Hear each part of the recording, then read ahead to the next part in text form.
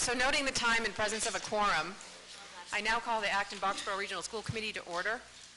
I want to welcome everyone, especially members of the public. Thank you for choosing to spend your day or part of your day with us. I'm going to open the meeting today with some introductory remarks, and then I will turn things over to the superintendent. Many years ago, I had an opportunity to tour the backstage area of the theater at Brandeis University, and it was really astounding to me to witness the sheer scope of the components that must come together in order to produce a performance.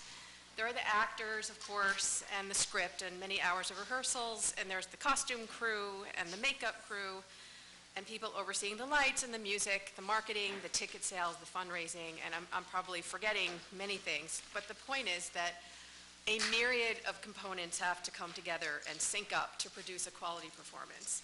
And as the onlooker, the observer, the member of the audience, you're not aware of all that was invested on your behalf. This will be my 5th Budget Saturday this year, and I can tell you that every year I feel that same sense of awe because I have had the privilege of witnessing all that happens backstage to produce a thoughtful budget that is not simply a financial statement, but one that reflects the values that drive us as a school community. So on behalf of the school committee, I want to thank the Acton Boxborough Regional School District leadership team for their many months of hard work and devotion to excellence that went into producing the FY20 budget. All right, so good morning everyone, and first thank you Diane for recognizing the amount of time and effort that goes into making this happen. I know myself, I got up very, very early this morning just to make sure my hair was just right.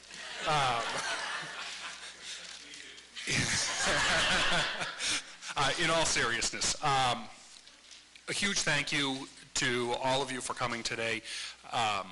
I know I have an opportunity to see just how much time and effort our school committee puts into the work that they do, preparing for meetings, making sure they've read the material, all the different subcommittees that happen as a result, and I'm just in awe that, you know, our committee does this as volunteers because this is really a full-time job in addition to the full-time jobs that many of them have. So thank you to our school committee. But I also want to recognize that even though I get to see the school committee up close, I also get to see the rest of you work on the various boards throughout the community, albeit a little bit further away, and I have a lot of respect for the work that you've done. This is an incredibly well-managed community, and by community, I mean the community of Acton and Boxborough, because it's really one community from a school perspective. And it's been a joy over the first 6 months to be able to come in and be with you. So, you know, I see this, I'm excited about the morning because for me this is one of the 2 main culminating events of the first 6 months of my time here at Acton Boxborough. Budget being one in the development of next year's budget, but then the second one will be coming up on February 7th where I'm presenting my initial report of entry findings to the school committee. I've been working through it with the leadership team, soliciting some feedback, and that's really designed to present back to the community my perspectives on the strengths and opportunities that we have as a district. Some of those will be reflected through the budget. I'm not going to tell you which ones because it's a secret, but you'll get to hear a little bit more about the budget. But a lot of this is around the work that we've done. So thank you very much. I'm wondering if we could just take a brief opportunity and maybe do some introductions. I don't know if everyone in the audience knows who our school committee members are or if our school committee members know who's in the audience today. But if we don't mind just going around and briefly introducing yourself, maybe Michael, could I start with you?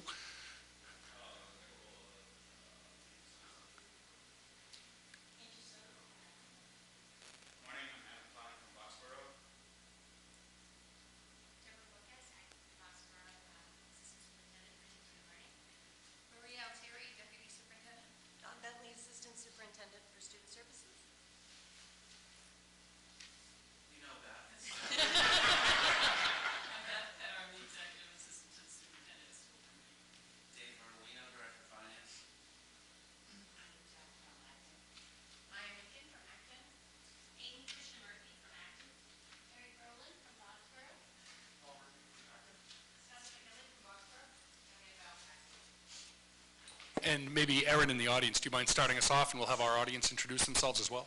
Sure. Erin Vitez, Community Ed Director. Christy Anderson, Acton Finance Committee. Christine Russell, Acton Finance Committee.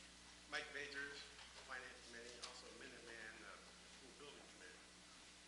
Gary Kushner, Boxborough Finance Committee.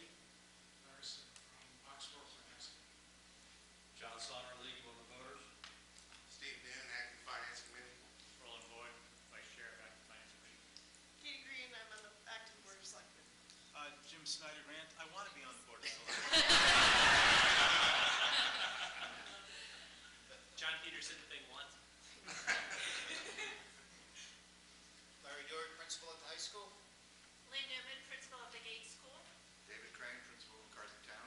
Juliana Schneider, principal of Miriam School. Danny Chagru, principal of the Cohen School. J.D. Head, the director of school operations. Jeff Burgard, active FinCom. Chris Beck, principal of Douglas School. David Lab, principal at Blanchard. Andrew Penn, principal of Junior High School. Amy Bisworth, director of educational technology. Jason Call, Acton Finance Committee and the School Building Committee. All right, so thank you, everyone, and thank you for taking the moment to do that, and thank you to Marie for suggesting that. Marie is a common theme here in keeping me on track. I want to make sure at the beginning of this presentation I recognize the immense input that both Dave Vertolino and Marie Altieri had in this budget, as well as all of the work that our district and school administrative team had. This is a long process. We start very early in the school year. In fact, probably just after the buses drop students off on the first day of school, we start thinking about what next year might look like. So thank you to the entire administrative team. It's been a wonderful first 6 months. The overview of the agenda, you can read it behind me, or if we've done our job, maybe you can't. I know it's very small print to try and get through everything, but just overall structure of the day.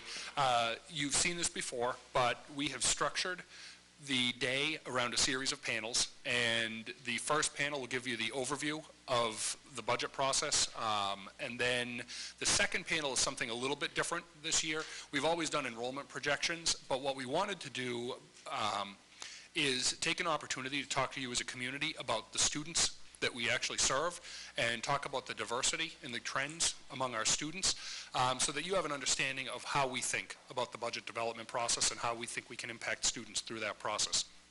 We then have a series of panels for the remainder of the day, and these are all focused on the various goals that we have as a district. One is around the social emotional needs of students, another one is around providing students with equitable access to our various programs, and then the third is around our capital projects across the district.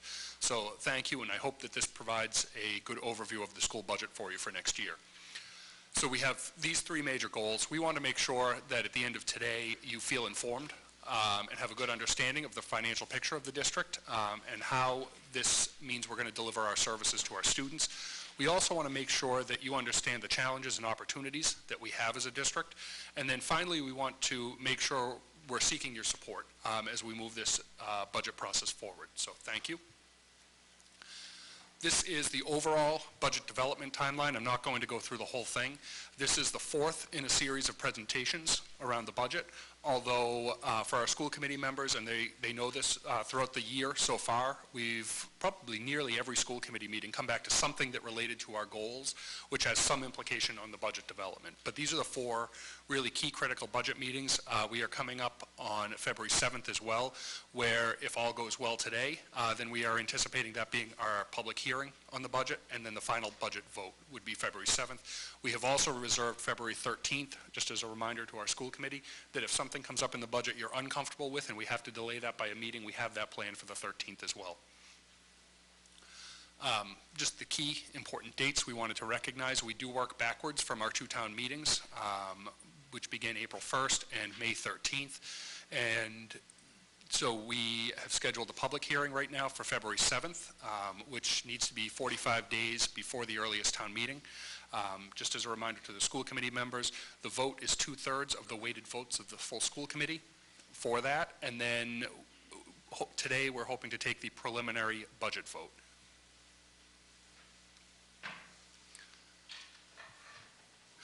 I'm pointing at the screen in front of me, and yet the computer is well over to my left. It's not lost on me. So at this point, what I'd like to do is invite Marie Altieri and Dave Vertolino up, and we're going to go over our first panel, which is the broad overview of the budget process. Thank you, Diane.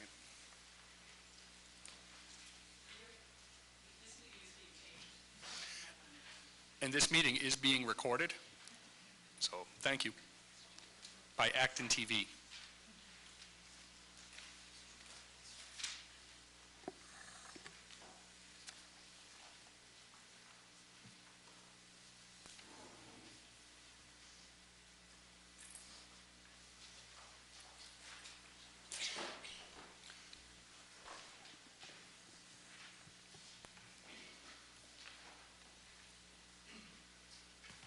So I think rather than try to read to you from our vision, values, and mission, I'm just going to point out some key words to you that stand out to me as I think about what we want for our district.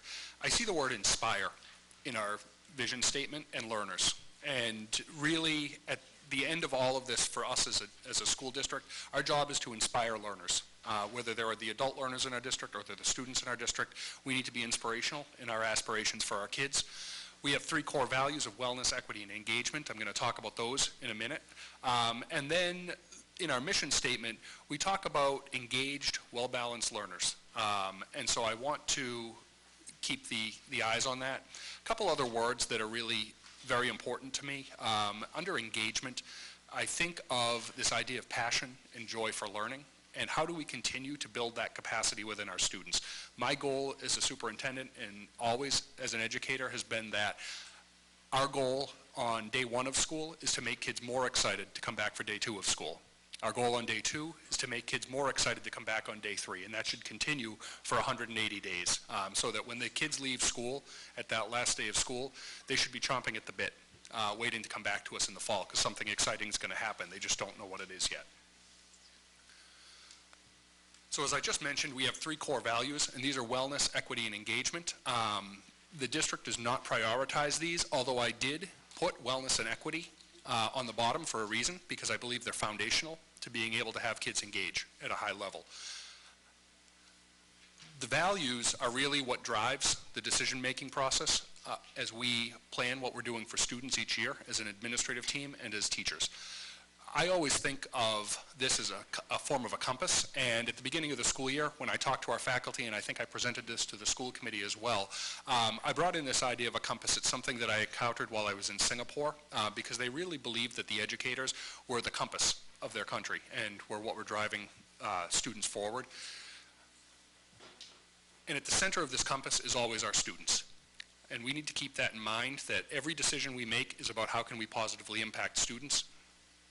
I also talked a little bit at the beginning of the year that I had 4 experiences that I wanted our students to have, which I believe are rooted in the core values of the district. And I believe that every student needs to feel loved in our schools. I think they need to feel valued. I think they need to feel challenged.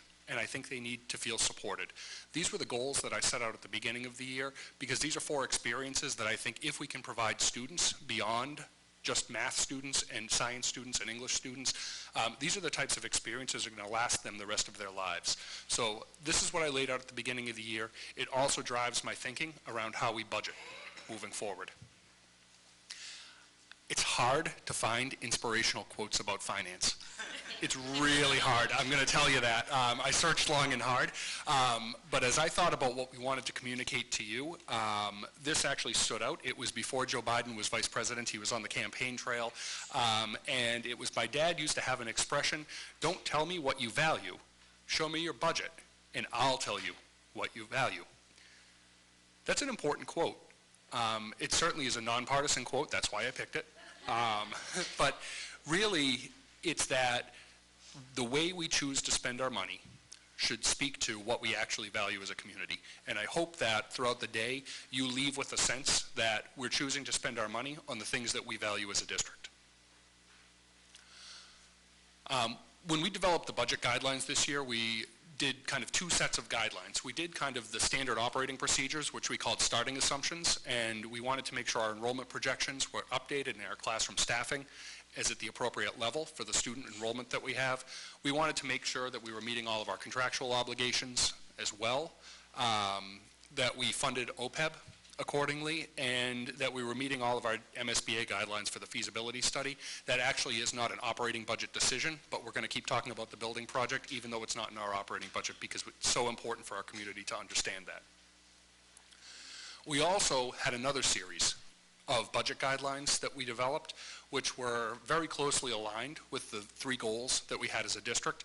Our overarching first goal was that we need to understand and respond to our students' social emotional needs, and so we wanted to make sure that we supported these by evaluating our staffing levels as necessary around student social emotional learning. For those of you not familiar with the term social emotional learning, it has a lot to do with mental health, but social emotional learning is actually a more broad concept around the skills that students need to develop in order to be mentally well So I just want to make sure I define that for a moment for everyone.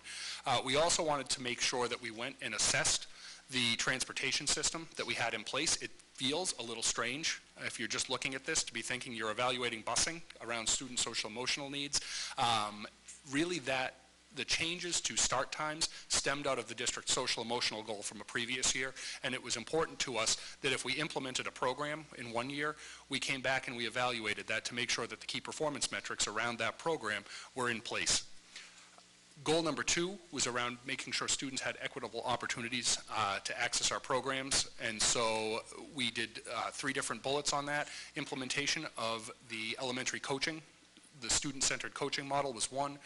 The district is going to review the increasing number of students who are economically disadvantaged and consider how we might budget funds for some of the waivers of fees and field trips that students who may not have the same access and means so they can access our programs equally.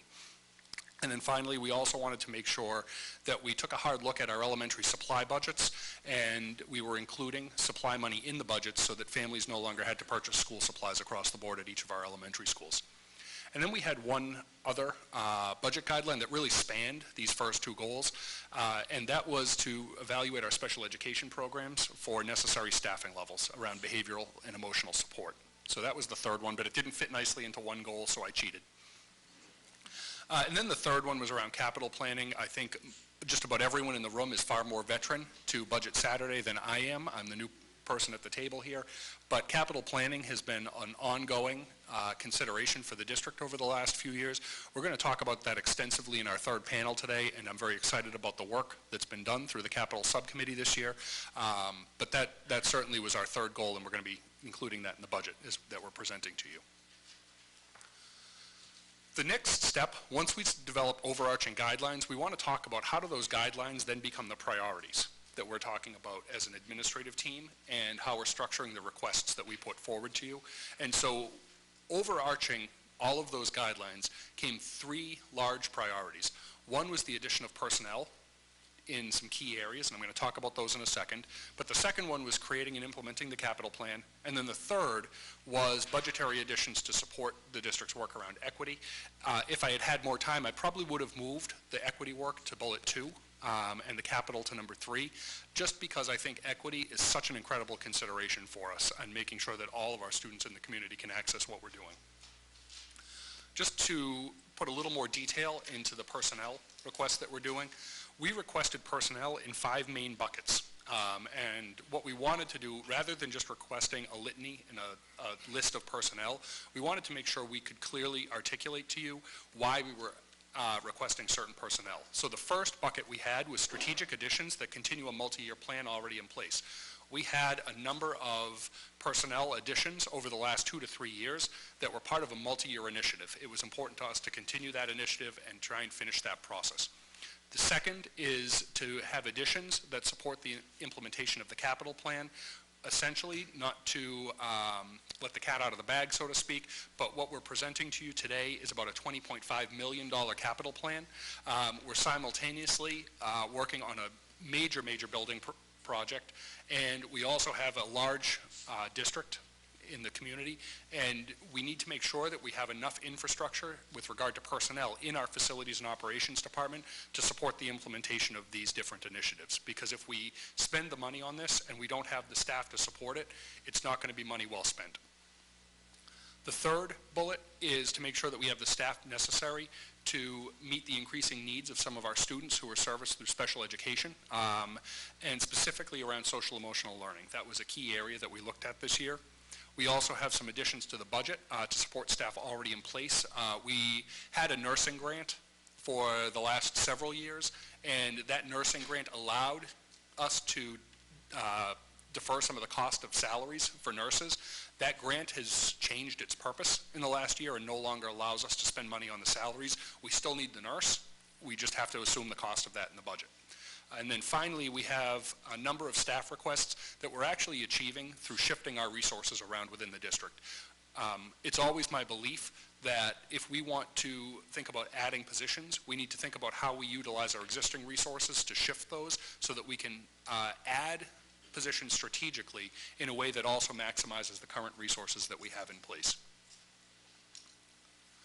Just as an overview of the budget, I wanted to have a slide that showed you a little bit of the history of budget development. The first column obviously is just the titles, but then we have the FY19 budget. We have a FY20 budget as we presented it as the preliminary budget on December 6th. Additional information has come in over the time period between December 6th and now. We did go to the school committee with an initial recommended budget on January 10th, and today we're presenting just a slightly updated version of that, which reflects the current recommended budget. So our overall recommended budget today is $90,982,111. That represents a total increase of 2.55%. That number has not changed. However, the assessments to the various communities have changed, and I'll talk about how that changed because that's going to be new to some of our school committee members today. But currently, the Acton change in assessment is 2.09% increase, and Boxborough's change will be a 1.51% increase in the assessments to each member community. The major change that took place, we increased the use of excess and deficiency by $180,000 in order to offset some additional capital projects. We also wanted to further reduce the assessments to the member communities. One thing that we were aware of as we talked through the budget with the two towns, Acton has been in a position to have to really look hard at its use of reserves. If you have followed the school budget over the last few years, we've had some significant budget increases, and Dave Vertolino will be talking about those, and both communities have been extraordinarily supportive of those budget increases. In Acton, a lot of those increases to the school budget have also been funded through the use of town reserves, and as Acton's reserves have dwindled, they need to be a little bit more concerned about how those funds are used, and we had some opportunity to use some of our excess and deficiency fund because we're doing very well with that, and again, Dave is going to talk about that, to defray some of those costs. I did receive a question from a school committee member around that, and just what was the purpose of that. I just want to be clear, you know, we're targeting that toward the capital because that's been a major increase, but it was also to be sensitive to the assessments in both communities and make sure that those are working within the two towns' fiscal budgets. So just in closing, you know, I think as we start to get into numbers, my hope always is that a budget is not just about the numbers that take place, but it's actually a story about our students and how we want to continue to grow our district and programs for the benefit of our students. So as we go throughout the day, the one thing I'd ask you to do is keep coming back to this idea that at the center of all of our decisions are our students. So thank you, and I will now turn this over to Dave, who's going to give you some overview of the financial highlights. Thank you. I have slide presentation envy from watching some of the superintendent's graphics. I threw the gauntlet down, Dave. Be that as it may. My presentation is going to talk about it's broken down into four main categories. The budget itself, and I've got a little sub-headline for each of my categories. It's the lowest, excuse me, the FY20 budget will represent the lowest % increase since full regionalization. We'll talk about revenues, or what gets offset from the budget request, and reducing the amount that needs to be assessed to the members. We've built up E&D using some ultra-conservative revenue estimates, and as a result, we have a very strong reserve position, and we'll talk briefly about E&D history.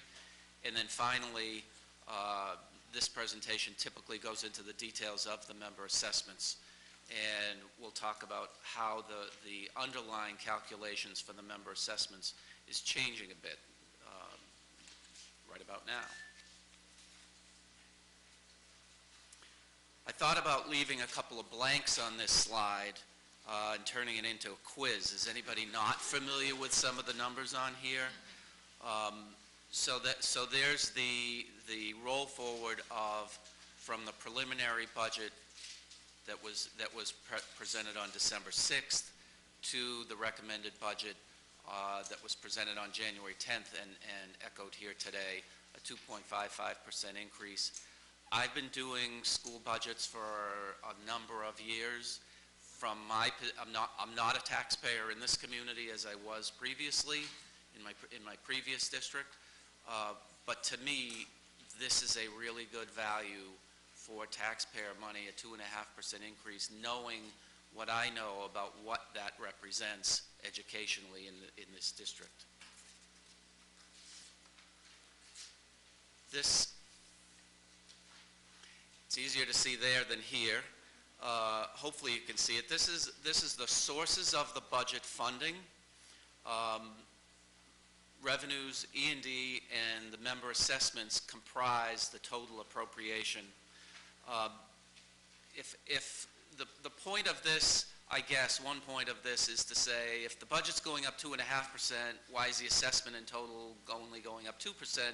It's because we have a stronger revenue growth as a component of the overall funding. So revenues were able to increase by 5.5%, and that brings down the need to assess at the same level as the budget appropriation.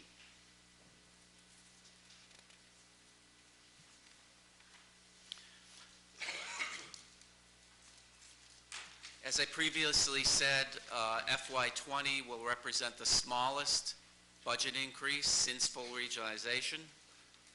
It's been coming down pretty steadily. There are some reasons for it, which I'll get into in the next couple of slides in this presentation. It's an exemplary trend. I would recommend that we all enjoy it and not expect it to continue. But certainly for FY20 and the presentation that we're doing today, it's a really good place to be. And this is my second time here and my second time looking at models of projections for outlying years, and we are way under, we're already way under as a base, if you will, of an appropriation level where we were expected to be in things like the ALG plan of 2 years ago. I think I'm going to take a guess and say that as of 2 years ago, we should be 92 million plus at this point. We're under 91 million. That, if you think about it, has implications going forward, not just for FY20, but that's the base on which future assessments, future tax bills will be based. So the first piece of my presentation is to talk about the budget. Have I said that this is the lowest percent increase since full regionalization? So I'm going to briefly talk about the major cost categories within the budget, the components of the budget change from year to year, and then I'll go into those 5 bullets just to provide a little bit of detail on some significant categories within the budget. I said last year, and I haven't improved on this, everyone likes pie, so I put up a pie chart. It's hard to read, but the key takeaway for me here is that the big blue slice and the big red slice together comprise almost exactly 80%. That's the people component of the budget. Salaries plus benefits is about 80% of the grand total. It's a people-oriented business, and as expected, that drives most of the budget request from year to year. This one's a little busier to read. I'll take a few minutes on it. It's an analysis of the changes between the FY19 budget and the FY20 budget. The first 3 components, harken back to the pie slice, the pie chart, relate to salaries. There you see the budget impact. So I haven't reconciled exactly to 2.55%, but you can see the impact of each of these line items on the grand total budget. The biggest one of all, teaching salaries. All of the salaries will be the subject of Marie's presentation in a few minutes. Health insurance, I'll have a slide on this. Tell me how many districts have our experience with health insurance. It's phenomenal, and frankly, is one of the reasons we're able to present such good budget news. The last, from capital outlay, the additional buses and the program initiatives, again, we'll have more discussion about these items later in the day. But this chart just shows an overview of it looks like about 10 items that comprise the significant changes between last year's budget and this year's budget. Absorb this slide for a minute. Can you see it? If the scale on the left-hand edge is not visible to you, it goes from 7 million to 8 to 9 to 10. That's the scale. And fiscal years from FY16 to FY20. Light blue budget, dark blue actual. Category is health insurance. I'm looking at this and just still shaking my head that how did I land in a district where health insurance is going the opposite direction as fast as everybody else seems to be going up. I wrote the MVP of our budget to be able to say that we have savings in this category is just not normal. The trend won't continue. Clearly, the trend can't continue because it's pointing at zero. Maybe one more year of moderation is in the cards. The health insurance trust is very sound financially. But what's important to realize, I touched on this before with the overall budget. If you look at FY16's light blue number, so our budget for FY16 and our budget for FY20, that $500,000 decline over a 5-year span is a permanent shift in the base for this cost category. That we could experience a unusually high year in the future of healthcare costs going up, but the fact of the matter is that would be happening anyway.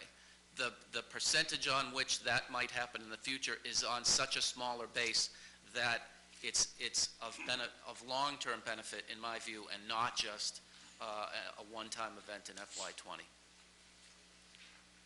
I just love this slide. I hate to go off it. It's going to be a long day.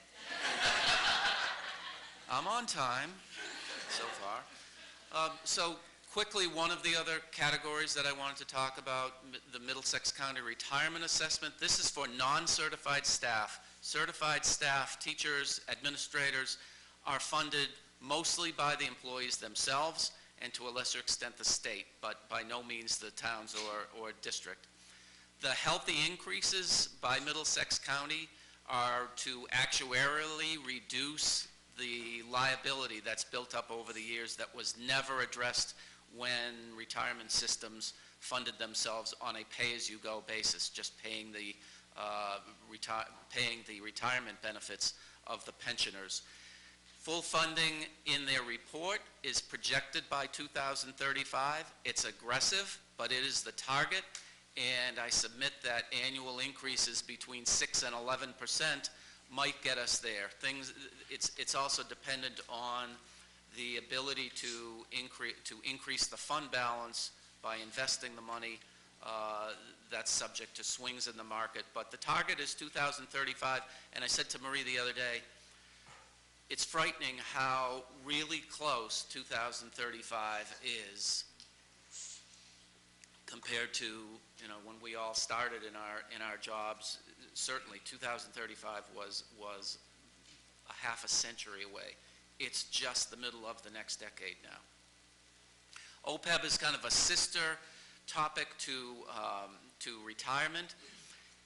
The district is preemptively making contributions to a trust fund. Unlike retirement funding, it's not mandated that OPEB be actuarially funded. OPEB stands for Other Post-Employment Benefits. Sorry for the accounting ease, it wasn't mine. But it refers primarily to the retirement benefits for current employees when they retire. that cost can be determined now based on their current service and actuarially valued in the future. What the district is doing is trying to get to a point where that future liability is brought under control. As of June of 2018, the last year for which we have a report, the value in the fund was about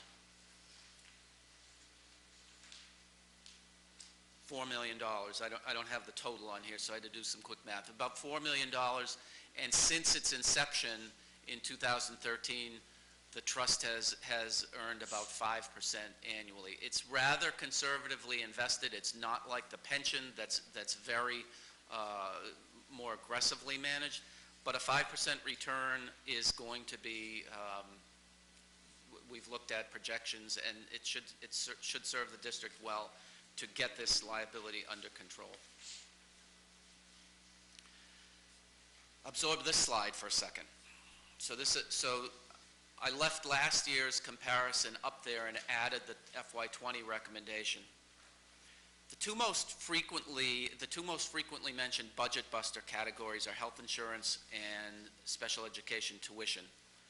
For the district, the last few years, these two are both under control, and so it's not surprising, in my view, therefore, that we can have an overall increase of 3% last year and 2.5% this year. What isn't shown here is that we were able to shift some resources through the use of circuit breaker and provide more cost-effective services in-house to better serve students. And so the last slide was about the budget for special education and the impact of circuit breaker. This is the circuit breaker fund itself. Numbers are probably pretty small. The takeaway is we've been able to build the circuit breaker fund balance up from a very low amount several years ago to a more robust amount now. The mechanics are, this is a reimbursement program by the state for high-cost special out-of-district students. Funding comes in quarterly during the year based on an estimated rate that's finalized at the end of the year. And it's available for use by the school committee, has to be spent within 1 year. This isn't going to grow exponentially.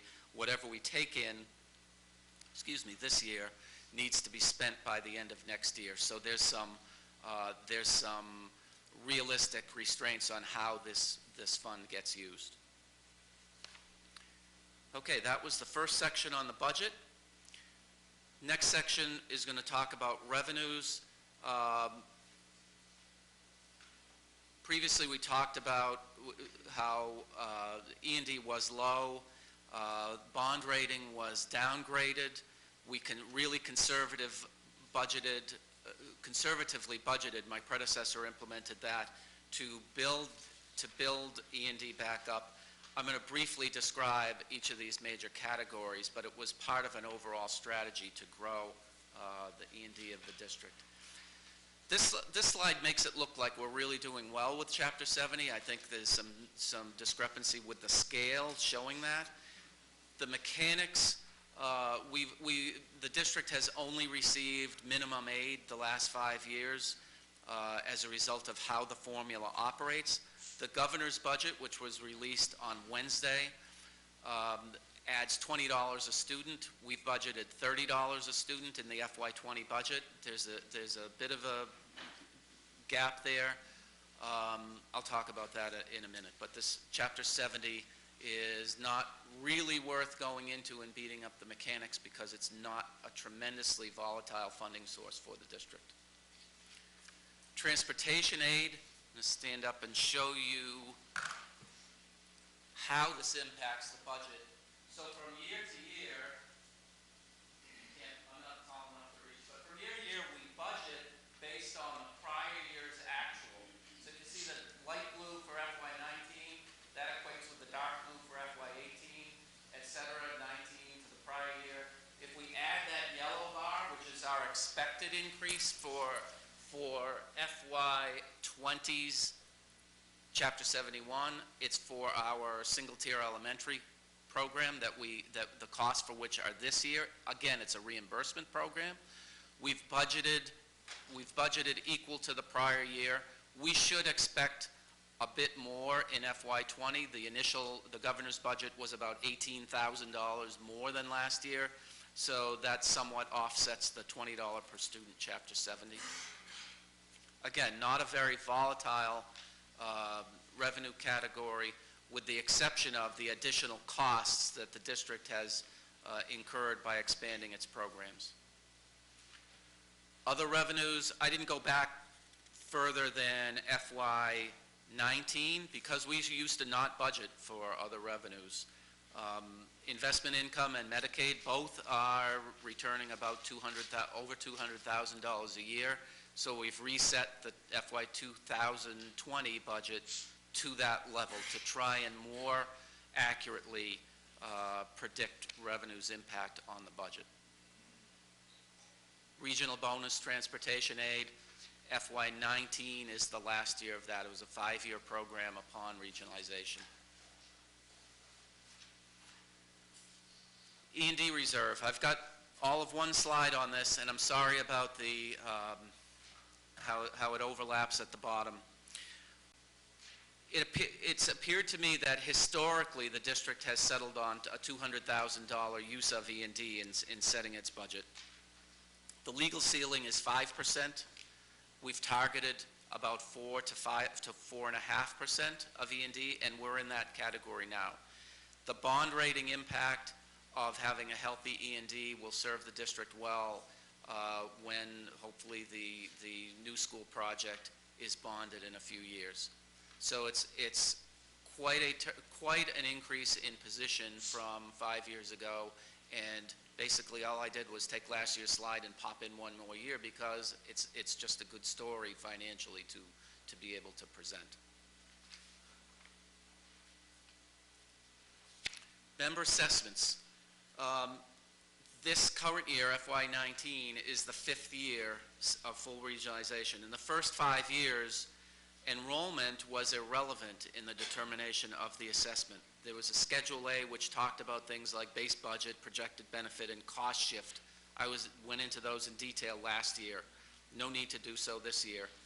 For FY20 and 21, it is enrollment based, but there's still a residual cost shift of a fixed dollar amount, and I'll briefly get into that. This is how the calculation works. Take the budget, subtract out the revenue use, subtract out E&D use. What's left is what gets assessed to the member communities. In the aggregate, it's a 2% increase. Because of the way the assessment is determined, it's slightly more for Acton, slightly less of an increase for Boxborough. But you've seen these numbers over and over again. Here's how the calculation works. Oh, sorry, wrong slide. And I'm sorry why. So less use of E&D, 690,000. You can't really see it, but the 690 is in the FY20 E&D usage, 250,000 to increase our CIP budget plan from $1 million to $1.25 million. $60,000, the estimated increase in transportation aid that we'll get the following year from adding 2 buses next year. And then the $180,000 that Peter talked about a few minutes ago, which was our last adjustment. That's where the $690,000 of E&D usage comes from, plus the $200,000 of normal, regular, historical. We're trying to find a word for that. $200,000 worth of E&D. Just, I'll quickly go through some slides on. I did. I skipped this one. To here? Okay, so the 2 town assessments, 2.09%, 1.51%, 61.2, and 11.5 million. And so I'll just briefly go through some stats. Historically, these will become less relevant probably by next year, but we're still in that first 5-year period where the Appendix A calculation took precedence over actual enrollment. But it's important to see that the trend, which began this year, is greater enrollment by Boxborough than Acton. It's moderated somewhat because what's used for the assessment is a 3-year rolling average, but you can see that from FY18 forward, the enrollment for Acton is going down significantly when you look at how much each 1/10% means in dollars. So from 85% on the dot last year to 84.39%, 0.6% doesn't sound like much, but 0.6% at $80,000 per 1/10% gets into real money. That's offsetting some of the elimination of the cost shift between Acton and Boxborough that I talked about before. The historical impact of this cost shift, again, this slide was up last year. $1 million a year cost shift in the first 4 years of full regionalization. The big changes occurred in last year's budget development from 18 to 19. You see a very drastic drop in the cost shift from $1.2 million to $509,000. A similar one, not quite as big, will occur next year at this time when the fixed cost shift goes from $425,000 to $25,000. And again, as we said last year, the value of that cost shift throughout the life of the agreement is over $6 million.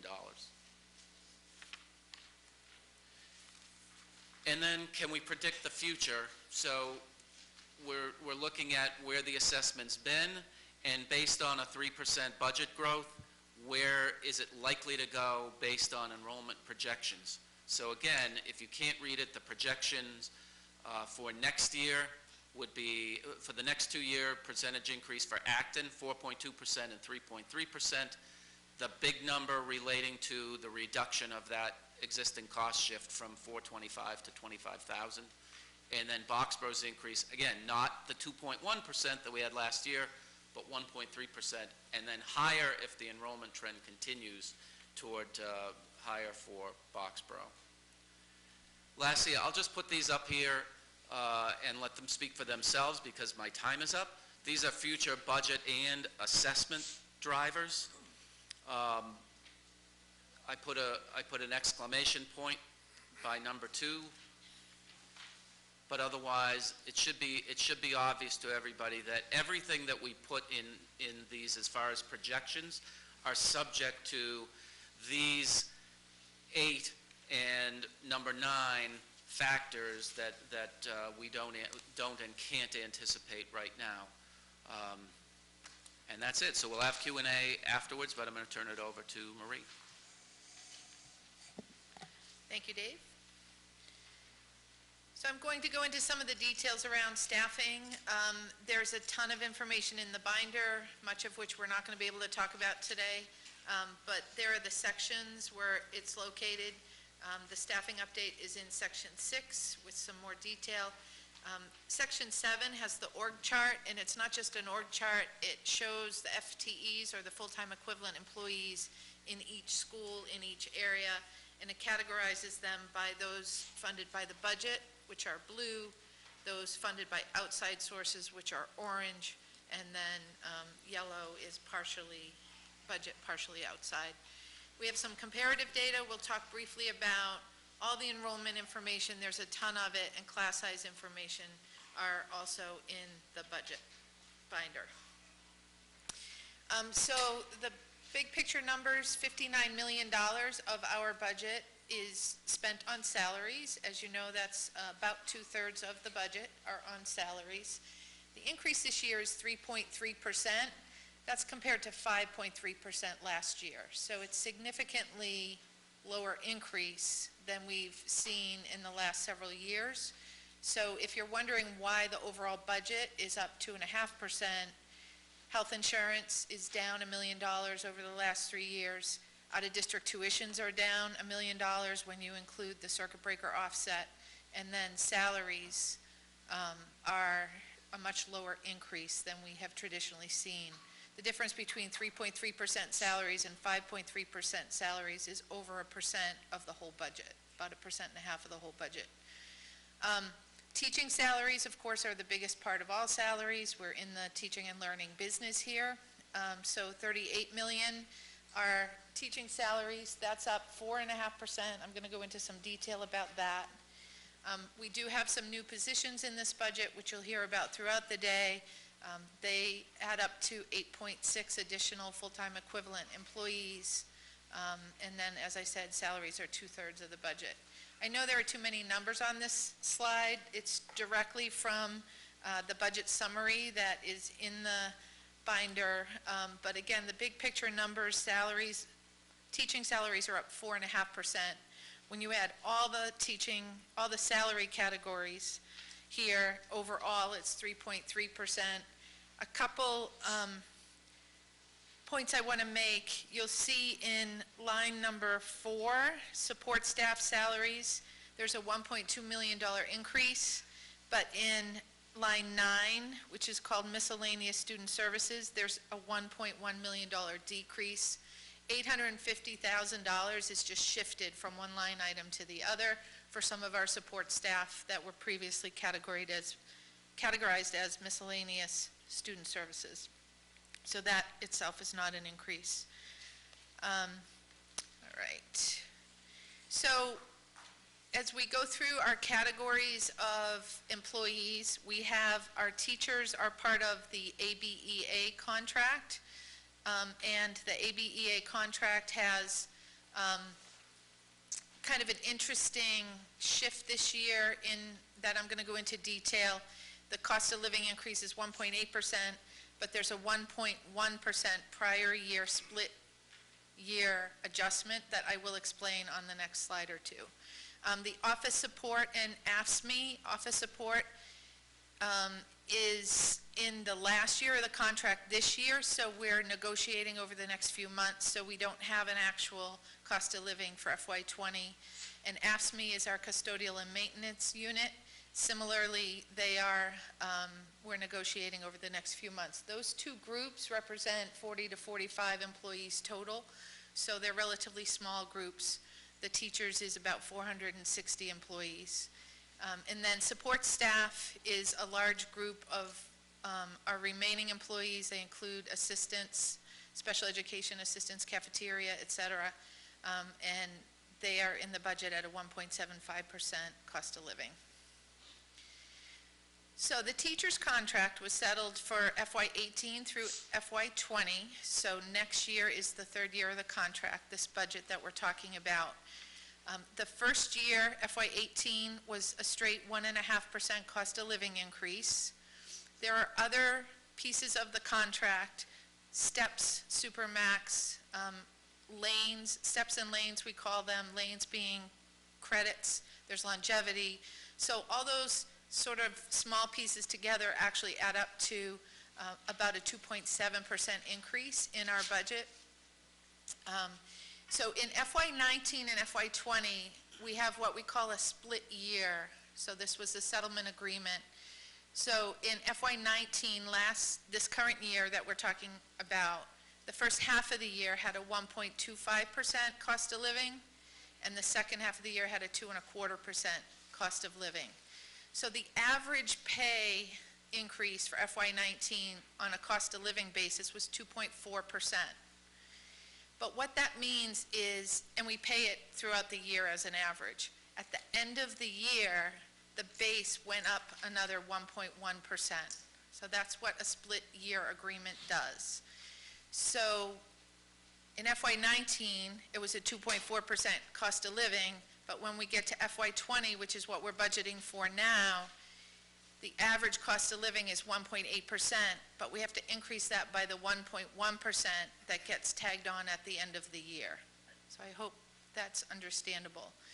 So bottom line, this becomes a higher year in total costs increase in that FY20 also has a split year in the contract, 1% for the first half, 1.5% for the second half.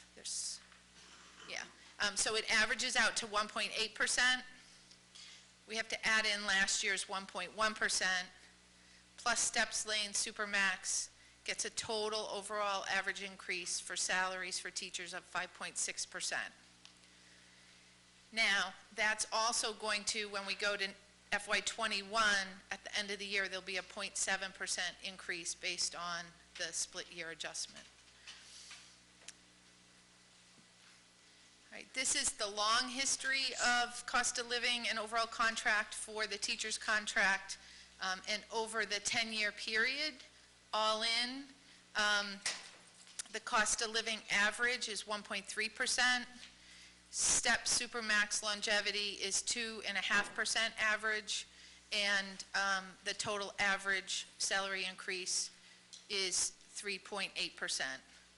This chart also has the premium rate changes for health insurance over time, which is really kind of interesting to follow. Similar to the market, there were years that it was 10 to 12% increases, but the last 3 years have been phenomenal with a 0, a -5, and a -3. So the average over the 10 years is 4%, but the last 3 years have been the decrease. There are lots of reasons for that, but one of the big reasons has been through negotiations. So this year, we added a health savings account, high deductible plan for employees, a $1,500, $3,000 deductible for employees in a health savings account. The district pays for half of it, and the employee pays for the other half of the deductible.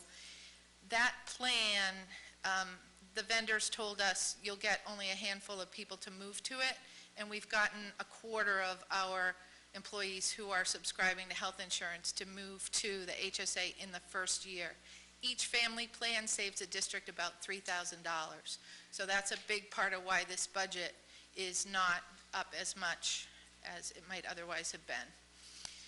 So overall increase for teaching salaries is 4.5%, and again, that's the 1.8% cost of living plus the 1.1 from the prior year. There are 14 retirements in this budget, and for retirees, they notify us by December 15th, and we immediately change the budget, and we reduce their salary to the salary of a third-year master's teacher. Doing that for those 14 retirements reduced the salary budget by over $500,000. We also have something called a vacancy factor, because we know that other teachers leave between now and next year, and we're going to have some savings from that.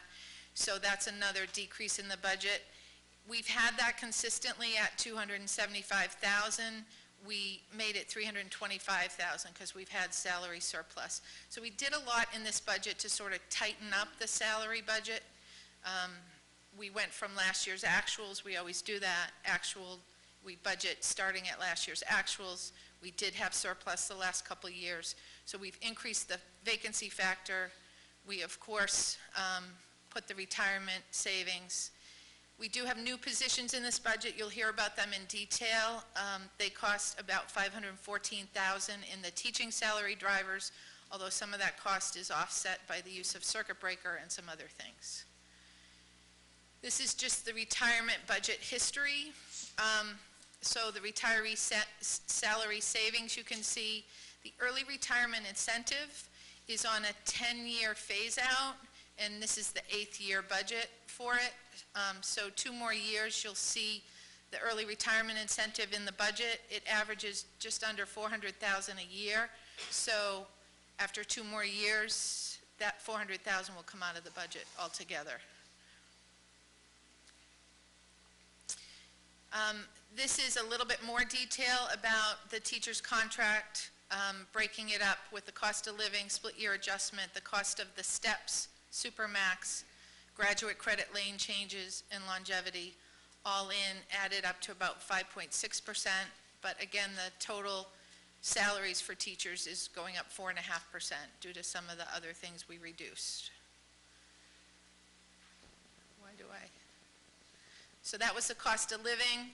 And then you can see when we reduce salaries, we add in new staff, we reduce the vacancy factor, we have some other turnover. That's where we get to the 4.5%. This chart shows the FTEs, the full-time equivalent. We have over 1,000 employees and roughly 800 full-time equivalent. And then the adjustments by category and the number of FTEs by category. I'm going kind of quickly because I don't want to miss out on the question and answer section. The next 3 slides list out the new positions. They're categorized. Peter already talked about them a little bit. Our next 2 panels will go into much more detail about them.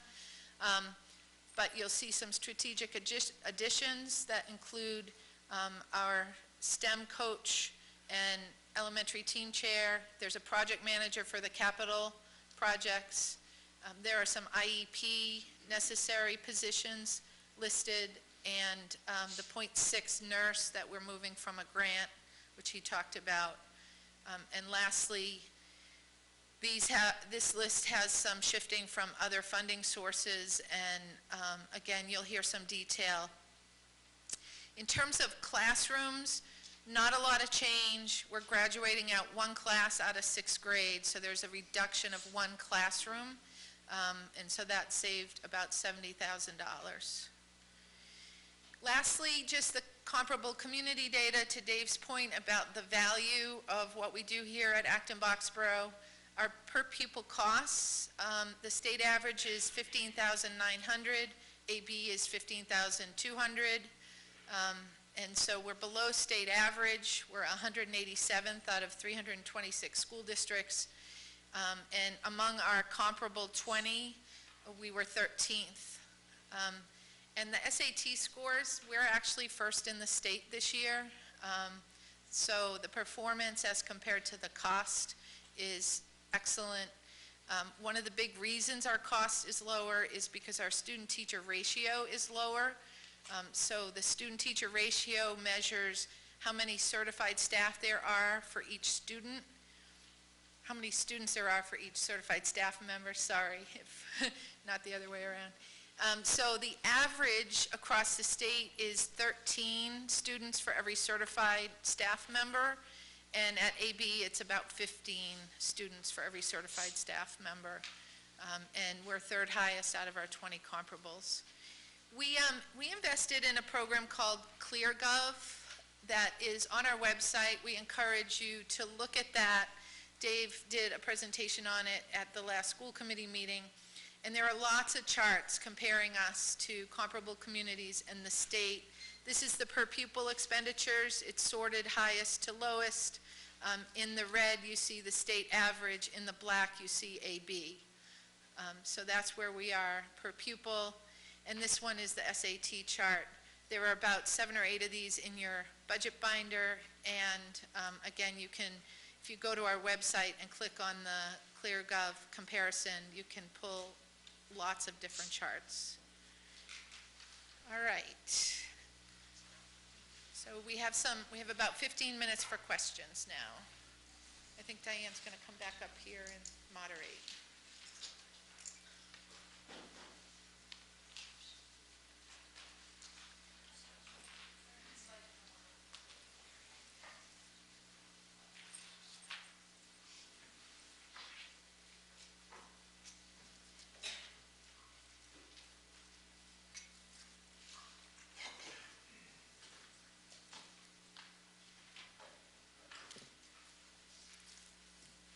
First question, Amy. So it's not really a question, but I wanted to go back to the Chapter 70 funding and the foundation budget, and the governor has proposed a shift in the formula that isn't getting the approval of the MTA. And so I was wondering if at a later meeting we could invite someone from the teachers union to come and talk about that. I know they're looking for school committees to endorse the MTA's plan. So I just wanted to throw that out there before we get started.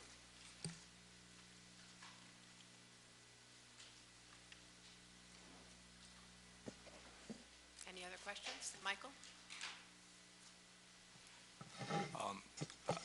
I have one comment and one question. The comment is that if we go back to the major cost categories, and we only show this year that pie graph, and then can we, because other, when I look at those tables, we are kind of present 5 years.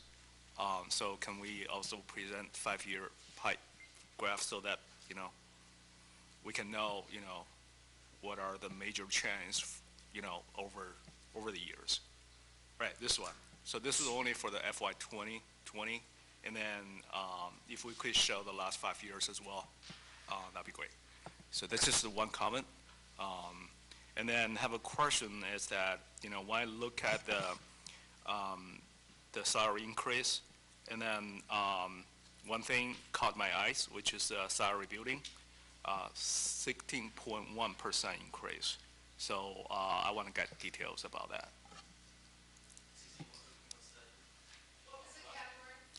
It's not a category, it's in the salary increase. Well, you have a table which shows the detail. I can explain it. I get the question. So there's a salary building, Yep. and then 16.1% increase. Yep. So in the salaries buildings category, it's going from 818,000 to 950,000, which is a 16% increase. It's a $131,000 increase. 80,000 of that is the new capital project manager. So that's the biggest portion of that. If you took that out, it would be a normal increase. So it's one new position in a relatively small base.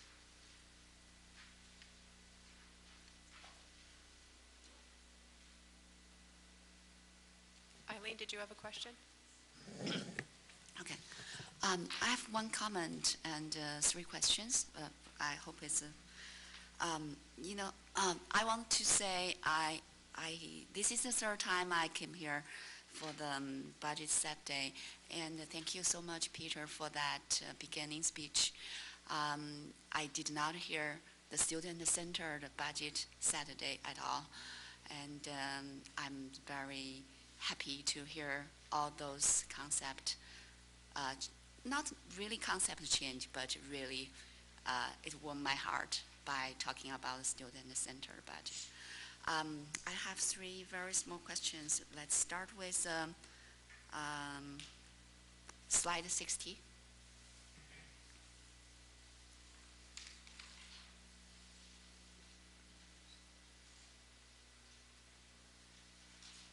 Oh, 60. But that's okay. Yeah, we don't need that slide. So Marie mentioned the SAT score, which we are the first in the state. That is 2017 or 2018 result.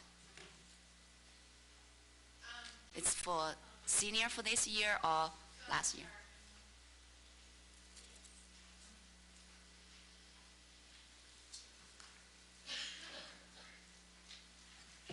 I'm pretty sure it's 2017.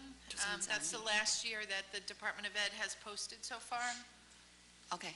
but I'll verify that. Yeah. Yeah. Okay, that's fine. Okay, so I just want to know that. And let's go to 30. 30.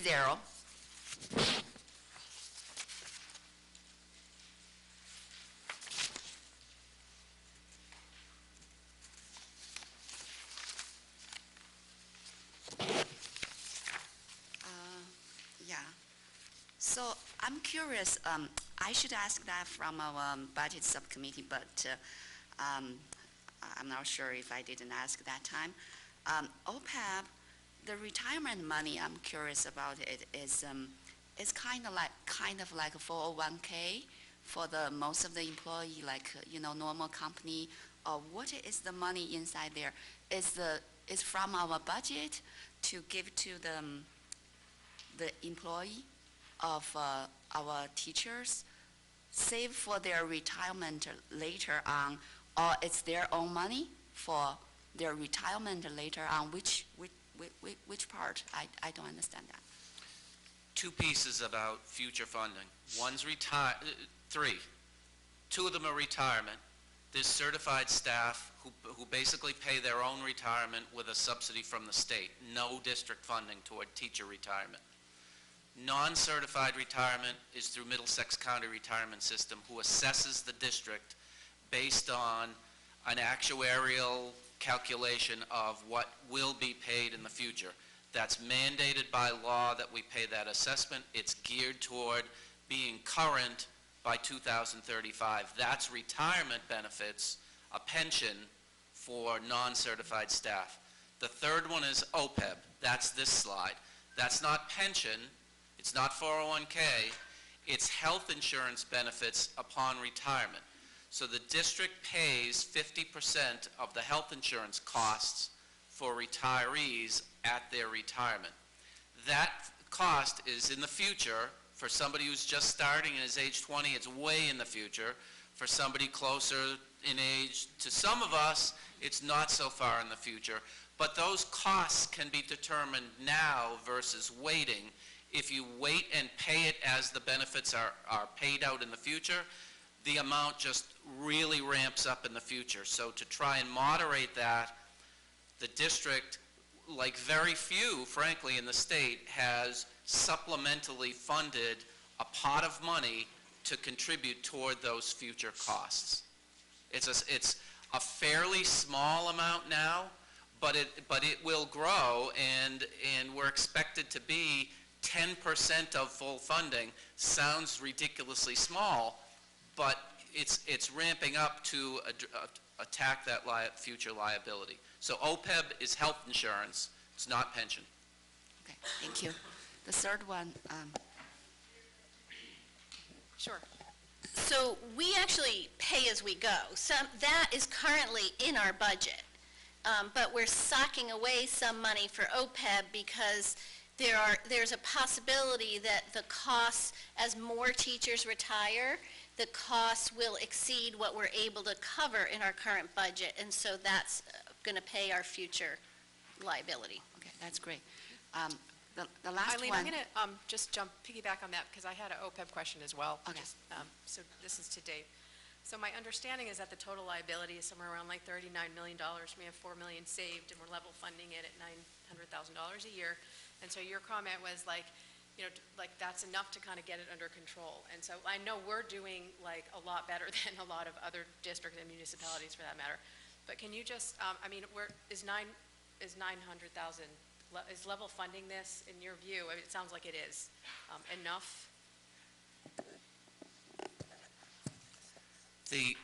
I put this slide back because if we don't do something, you see that our overall health insurance reduction is two pieces. Active employees is almost $250,000 reduction in the budget. But retirees, because we had 14 retirees, their costs are going up. Extrapolate that retiree costs as more people retire in each current year, each successive year, they live longer, that cost will explode if things aren't done to address that prospectively. $900,000 a year, is it sufficient? That's going to take a longer, more thoughtful presentation than I'm prepared to do today. However, just keep this in mind. It's a bit of a teaser. If the retirement assessment, this one, big increases, 11%, 6%, average is about 10%. If full funding is achieved in 2035, that assessment is going to be up there financially. If you continue to grow 2.6 million at that rate for another 15 years, what happens at that point? The past liability is fully funded. That cost will drop off the table. So a strategy that's been floated with our OPEB financial advisor is in 2035 or upon full funding of this liability, shift the district's resources to OPEB funding. I've looked at some schedules, and the teaser is the OPEB liability disappears a lot quicker than at 900,000. That's not to say that a level funding of 900,000 is appropriate, but I think we need a more thoughtful and careful and, frankly, a lot more detailed and wonky analysis of it going forward. Eileen, I'm just going to move to Paul. I will come back to you. So I just wanted to thank you, Dave. There's a summary in our packet that is very clear, very concise. I see the FTEs that we're asking for. I see the reason why. It's spelled out very nicely, and I appreciate that. And I did have a question on OPEB as well, and it has to do with the interest. And I wanted to make sure, because I thought I heard, I hear interest as revenue, but my understanding is that the interest that the OPEB account earns continues to go into the OPEB account. Is that correct? Okay, thank you. Okay, Adam and then Eileen. If we could go to slide 38, I have a question on the E&D planned usage, specifically around the $250,000 for the CIP and then the additional $180,000. My question isn't necessarily, is really about how that affects the assessments both this year and then in the future. And we may address this a little bit later on as we talk about the capital improvement plan long-term future, but I'm curious, those two numbers as they relate to capital, how obviously they're for use in next year and they'll help reduce the assessment, but in future years, is the plan to continue to do that, or how will our assessments potentially be affected in future years with that significant amount of money being applied from E&D? So this year, in FY20, we're using $690,000 total. We haven't talked about future years. If we were to continue close to around the 4.5% or higher percentage, we might keep putting some of that into capital or capital stabilization, which we'll hear more about later. If we were to go from 690 back to 300, then the assessments those years to both communities would go up more than they would otherwise. So it's a good question. You have to balance how much you're going to use in E&D year to year. If you use more, it decreases the assessment, but then if you go to using less, you'll have a higher increase. All right. So I have another one question on slide 28. So it looks like our budget is really great for the house insurance, and but it's not like, so my concern is, how is actual benefit though?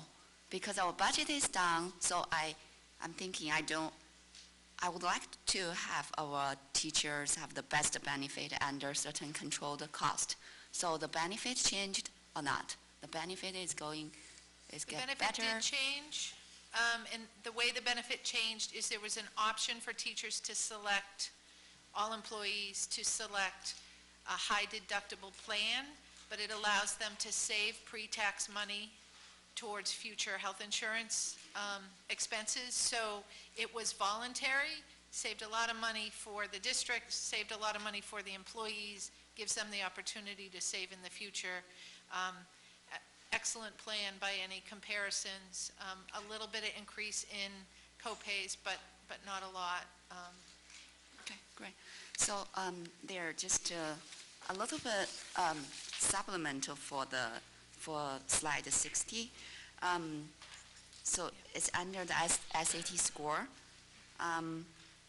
The student-teacher ratio, I always hear that, always. Our student and teacher ratio is really high.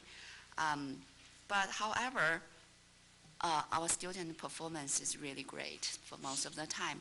So there is just questions on opposite side sets of this, under this kind of situation.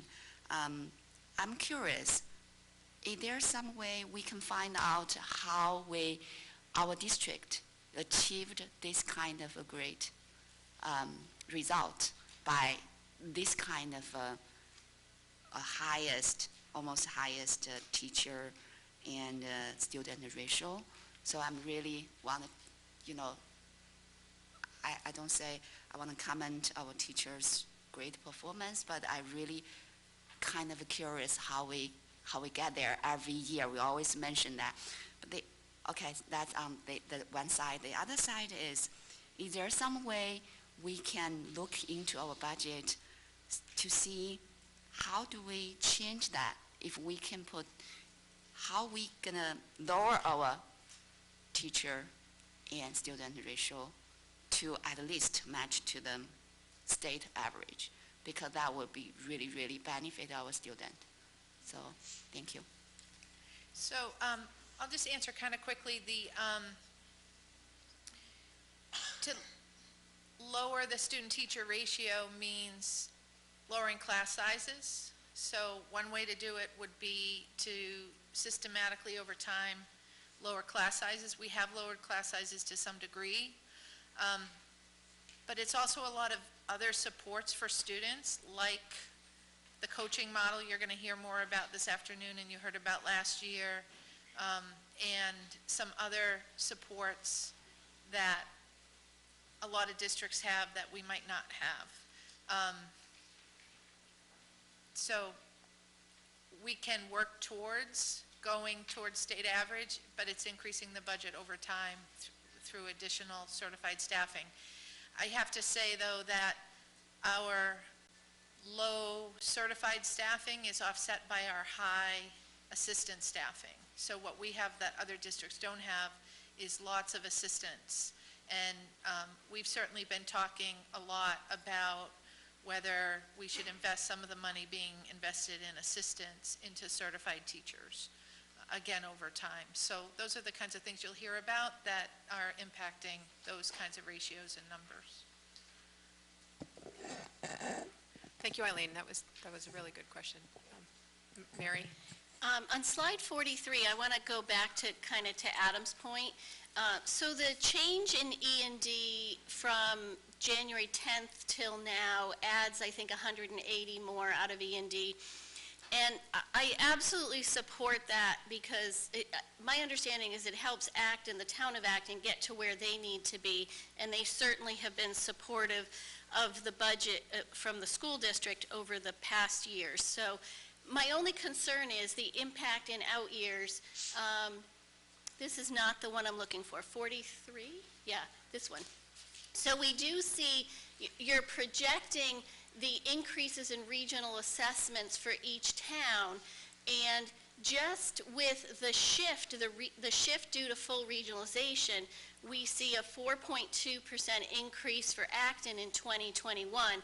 And my guess is this is predicated on the budget we have, which is kind of a high E&D use, doesn't lower the E&D. So it could be even higher if we choose to lower E&D in future years.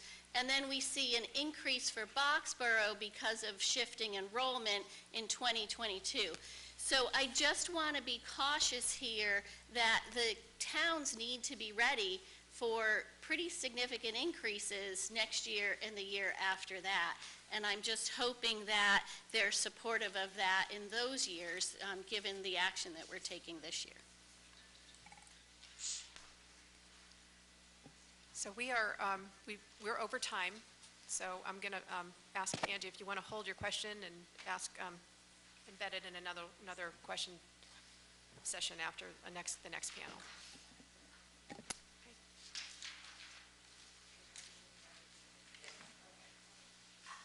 So I'm going to hand the microphone over to Marie, who is going to be presenting the next discussion phase.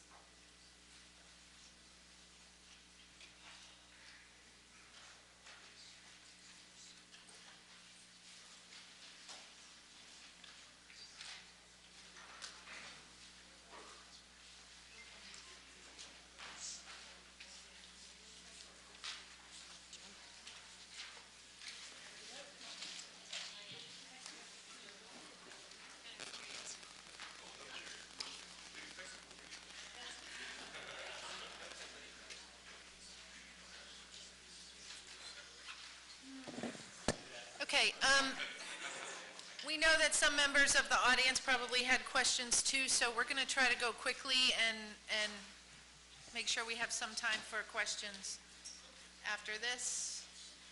We might have to eat into lunch a little bit. What? I did that on purpose. So this section, Dawn and I are going to be talking about the students we serve and sort of trends that are happening with the students we serve.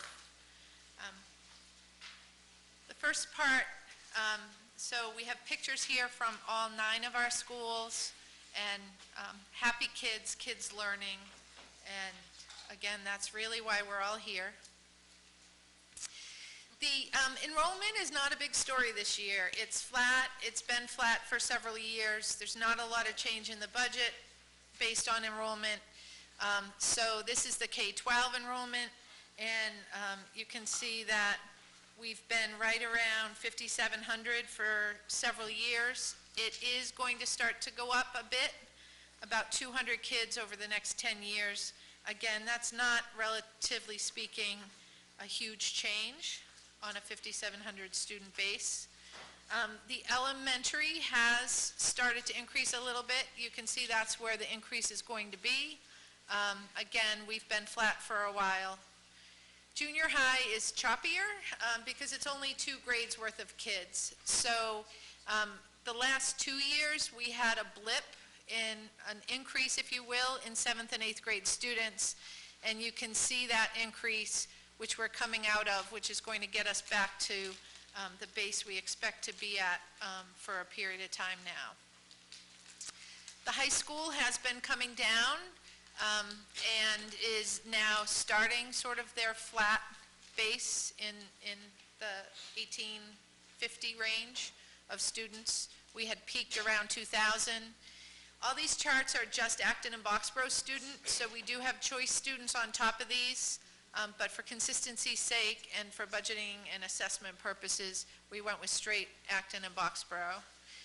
The place where it is volatile is kindergarten. It continues to be volatile at kindergarten. I presented this twice to the school committee in November period of time, but so the last 2 years we were way over in kindergarten. You can see the housing sales increased significantly over those 2 years and seem to have somewhat maintained.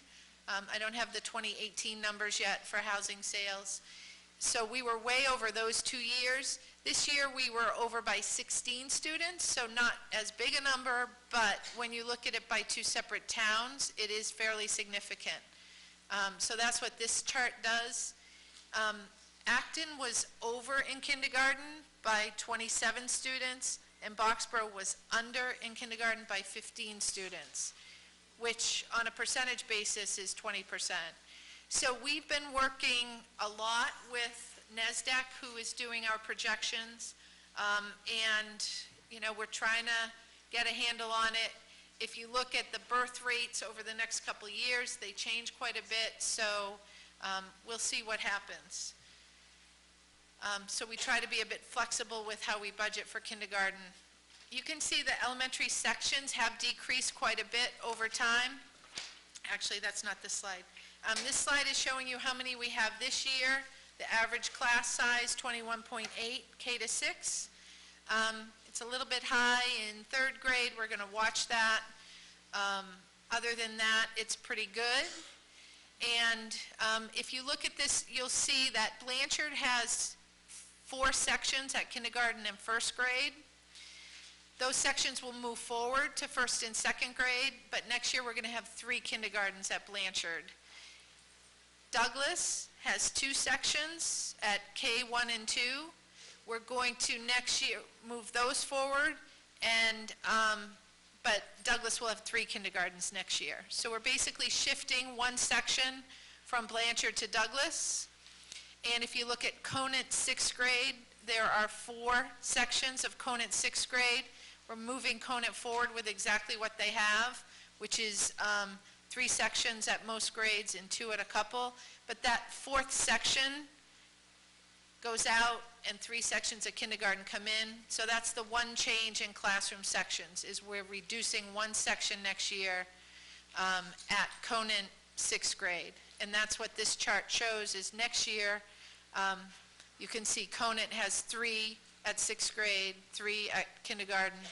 So it's an overall net decrease of 1 section, relatively comparable class sizes. And again, Blanchard will have 3 kindergartens instead of 4. Douglas will have 3 kindergartens instead of 2, so that's a net wash. Everything else moves forward.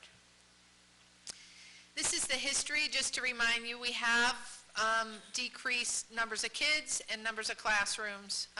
So we peaked over 130 classrooms in FY07, and we're at 123 in this budget. So we went down to 121, and we're gradually starting to go up a little bit.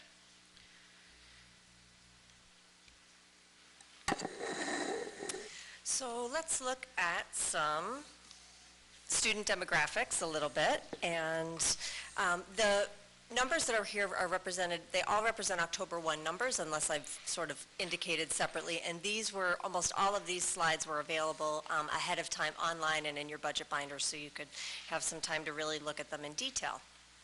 The first one, and before I even start speaking, it's important to notice DESE over the last number of years has changed sort of how it groups races, and so it is a difficult thing to track.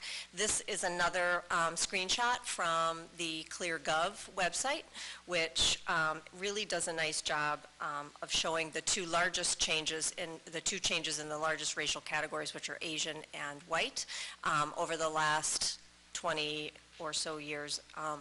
So this chart starts in 1995 and goes through what they're predicting for 2020.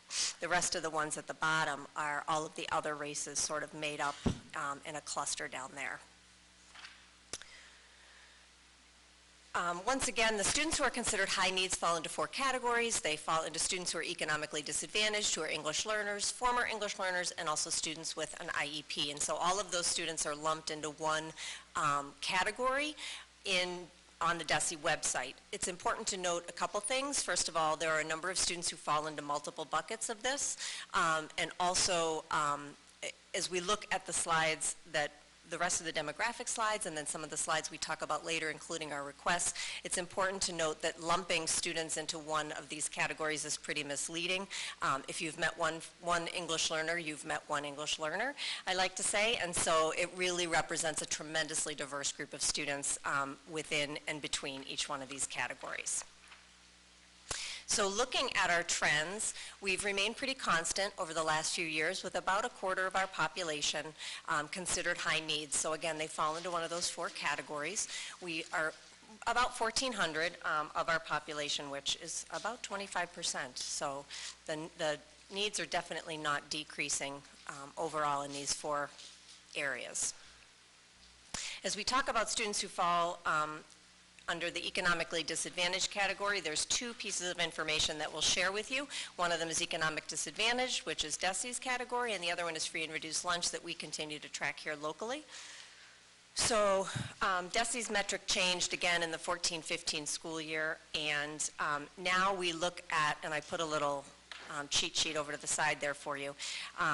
It represents these 4 categories, so students who receive supplemental nutrition assistance, the transitional aid to families and dependent children, which is the TAFDC, children who are in foster care, and children who qualify for a certain portion of Mass Health. And so we run checks 3 times a year through the DESE Gateway to match students. And so there are a number of students who automatically qualify for free and reduced lunch, but not all of the children who qualify for free and reduced lunch are considered economically disadvantaged, and you'll see that more in the next slide.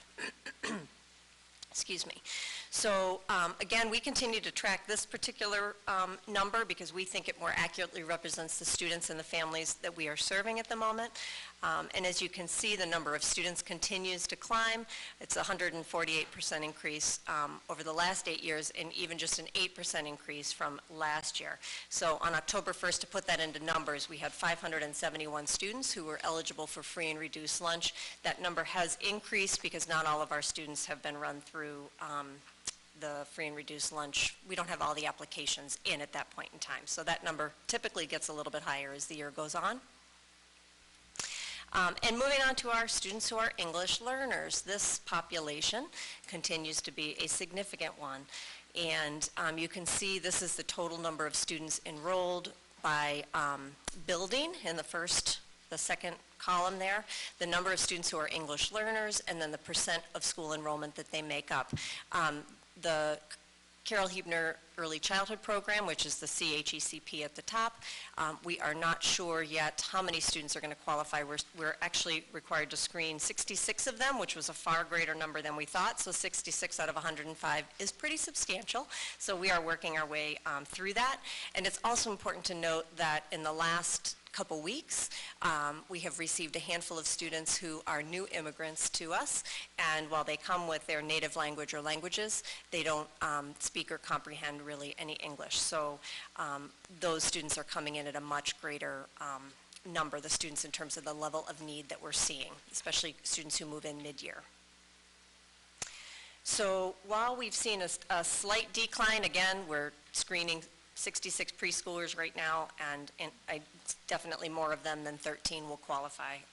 We should have that number in the next few weeks. But we've seen a huge increase over the past decade, and the community has been very gracious in supporting ongoing increases to our staffing to be able to meet this need that continues to emerge and grow. And the final section is around students with IEPs or individualized education programs and 504 plans. Over the last few years, the students with IEPs has continued to decline a little bit. Overall, we believe that that is because we're taking a really hard look at students who truly require specially designed instruction, which would be students with IEPs versus students who require accommodations to access curriculum, instruction, and assessment. And so you'll see in the slide after the next one that our 504 numbers sort of are increasing, and they match this particular trend, but in the opposite way. When we look at our out-of-district enrollment trends, this is something we've continued to track. The top number is the total number of students who are in placements that are not in the district. And then the lines below are various ones, case collaborative, other collaboratives. We have noticed that our collaborative numbers have sort of been a little bit volatile, and we've seen a little bit of an uptick in students who require residential programs and services. And this number is a tough number to follow because it doesn't necessarily represent the same students every single year. As students turn 22 and age out, or as students return to us, or as students end up in different programs, this is our most volatile population, and their needs do change pretty frequently. So it's not necessarily the same group of students. It's not a cohort that we're tracking. And finally, students with 504 plans. So this is where our counselors in each building work closely with families and with building teachers to ensure that students who require accommodations to access curriculum, instruction, assessment, or even just the physical structure of the building, have a verified disability. So again, we continue to see a rise in the students who, and you'll hear a lot about this in our next two panels, in the number of students who are diagnosed with anxiety-related disorders, school avoidance, emotional disabilities, and things that really require a lot of accommodations to support. And we've also seen a lot more family doctors that direct families to go and get a 504 plan. So that's another reason for the overall uptick. So Marie and I will take questions about this. So we're actually back on schedule. Awesome job, Dawn.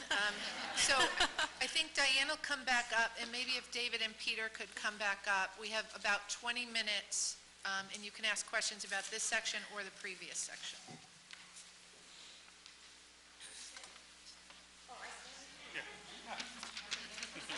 You can't go anywhere.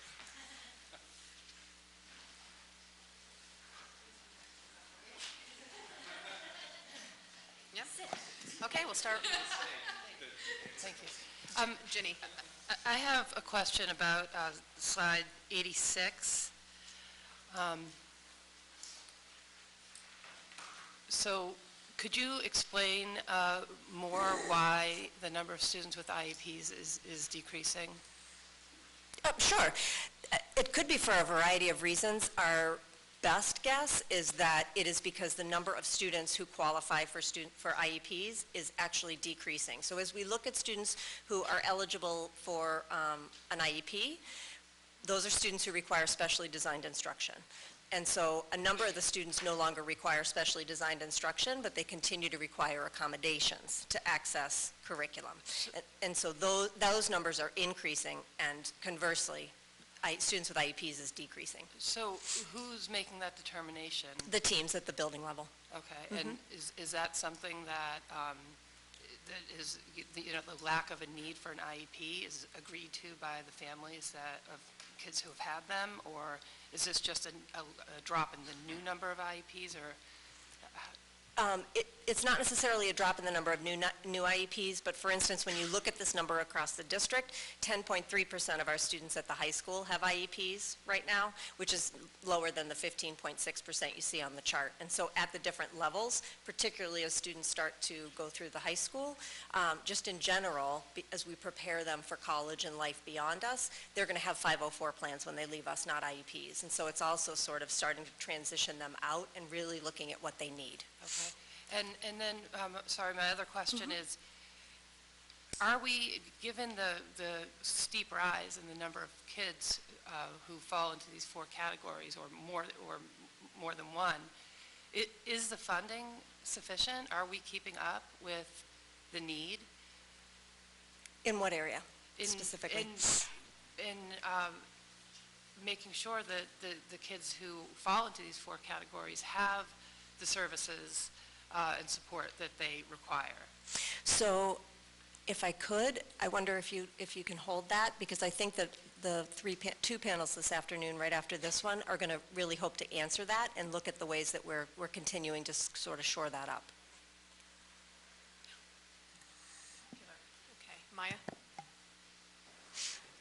Do you have numbers or an idea about how staffing changes once with the differentiation between 504s increasing and IEPs decreasing? So I see with the continual increase in IEPs, like that to me automatically translates into more teachers with special ed training. But how does that translate with 504 in terms of like eventually our need, like if this trend was to continue?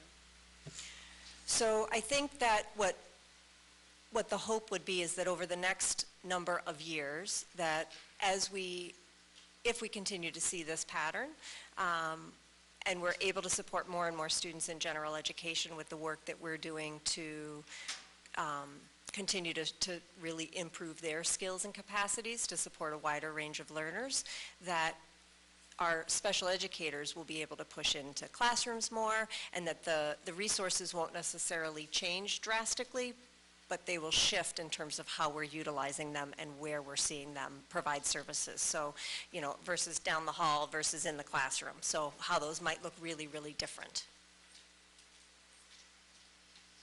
Amy?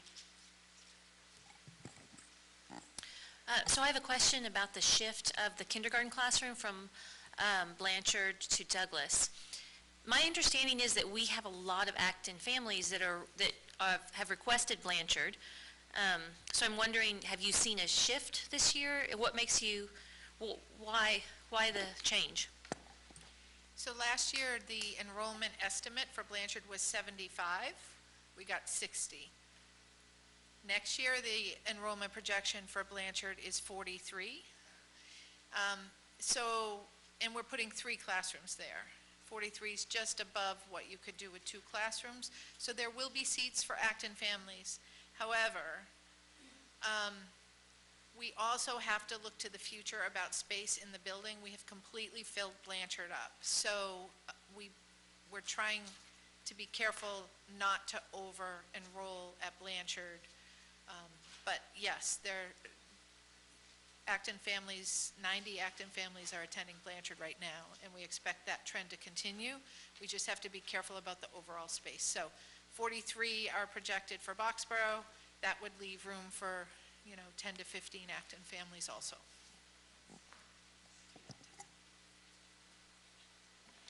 This is sort of a bigger picture question, but sort of piggybacking off of what Eileen asked. In other presentations we've had, we know that the percentage of students at the junior high, that the needs are increasing, and that some of our budget this year is going to help that. In terms of like student-teacher ratio, have we taken a look at research that shows the impact of class size on the relative need? I mean, anecdotally, my own experience has been that a child that had lots of needs last year in a classroom of 25 has way less needs in a classroom this year of 18.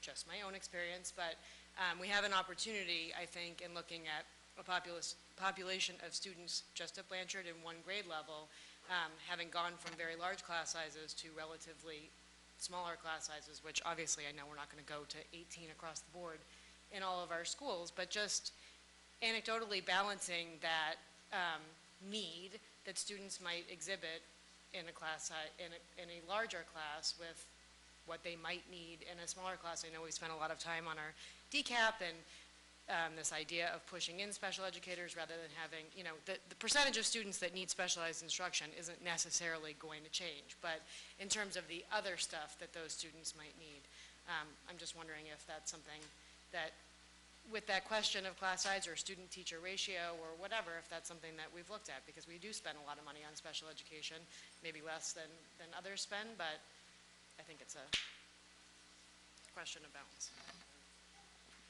So, point well taken. I mean, there's lots of research around class size. We've looked at it often over the years. It's not very conclusive. When it looks at where it makes a big difference, it's more like 15 in a class. Part of it is we've merged districts, and it takes time over time. The Acton class size average pre-regionalization was close to 24 per class, K-6. We're down at 21.9. That's a significant improvement over 5 years. I expect when we get more classrooms that we'll be able to continue that trend, and we'll be talking to the school committee all along the way about the right balance of where you want to end up for class sizes.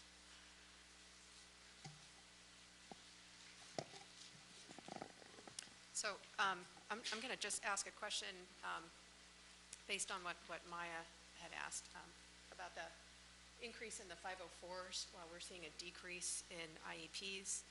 And at first, I hoped that there wasn't necessarily a correlation, although sometimes that's perfectly appropriate. So, you know, we just finished a phase-in of 3 learning centers at each elementary school. And so I'm wondering if that had, you know, if the supports are working and we're seeing the fruits of our labor, or if there's been some kind of a change in the eligibility requirements for being granted membership kind of in the club of IEP people. So. Okay. Did you want me to repeat or? Okay. So I noticed the increase in the number of kids on 504s. At the same time, there's a decrease in IEPs. There's a decrease in the case collaborative, and I'm wondering why. And we just finished a phase-in not too long ago of 3 learning centers at each elementary school, and I'm wondering if that has been impactful in terms of decreasing the number of kids on IEPs, and if that's why, or if there's another reason. And that's my question. So I'm happy to look into it more closely and sort of come back with a much more solid sort of an answer. I know one of the things we're working on getting away from is that a 504 plan is not a consolation prize for an IEP, which we've sort of used it as, and so that's also a reason for those numbers. I will say, though, that the medical community and doctors directing parents to go get a 504 is part of it. And the other thing, too, in those numbers that's interesting is that we can have students who qualify for 504s but don't require any accommodations at the present time, because 504s are very setting specific as our IEPs. So I think that it's a combination of things. I think it's greater awareness. I think it perhaps speaks to the level of support that our general educators are able to provide. I know 504-wise over time, that number will probably stabilize a little bit, because as folks become more comfortable using the district-wide curriculum accommodation plan, most of the things in our current 504s are in there, and so there may be less of a need for that. There's a whole host of reasons that, depending on the year, and with out-of-district, the trends, I mean, the work that, for instance, our secondary schools and our elementary schools do to keep students in district. We added the 2 pathways programs, which we would have seen 10 to 15 students go out. if that program probably wasn't here. So, and we added STEP last year. So I think that a lot of the programs we've been really working to build have also contributed to that. Angie. Just want to clarify that at the beginning you mentioned there we have 24.9 for the high needs. Is the 504 included in that number? No, that's a good question. It's not. It's not? Mm-mm. Okay. Nope. So kind of want to get a comparison of our district in the statewide average, because you mentioned earlier that we have 148% of increase in the free lunch, and also the 204 increase in the past decade for the English learner. Is that number very comparable to like statewide number? Is that kind of what we see in Massachusetts, or is that a strict district number that increased that's sharply higher or lower than the other? I'm not sure about the free and reduced, the economically disadvantaged numbers.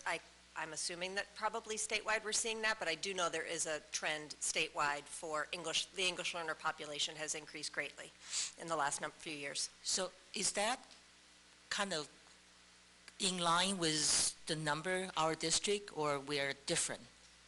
I have not looked at that specifically. Okay. So this is a little bit different answer. It's not exactly your question, but it's similar to the question you asked. You know, the Massachusetts, you know, is widely known as kind of #1 in the nation around education and test scores and everything else. But the other area where we're leading the nation is in equity gaps between the outcomes for our most advantaged students and our most disadvantaged students. So it's not just a tale of how we're performing as a state. It's really, and we're seeing that at the local level as well. While we have some fantastic performance, we also have some very wide equity gaps in the impact that we're having on students. And so a lot of the work that the district has done over the last few years is to gain additional access for our population of students. And a lot of what you're seeing in our budget is trying to provide more equity around that. So I think, I don't know as though there are statewide numbers available that speak exactly to what you're talking about. My gut is, and I don't want to be quoted like we're on TV or anything, but my gut is that we're probably somewhat outpacing the state around English language learners and probably even around economically disadvantaged. I think we're growing at a rate higher. We're certainly nowhere near the state averages on a lot of these numbers, though. But our rate of growth is probably a bit higher, is my gut feeling. Okay, so Adam, I'm going to take your question, and then I'm going to open it up to audience members who would like to comment on either the previous panel or this one. Thank you. I have two quick questions. Can we go to slide 81 quickly, up to, I'm curious, on the previous slide you showed what those determining factors were for students who are economically disadvantaged.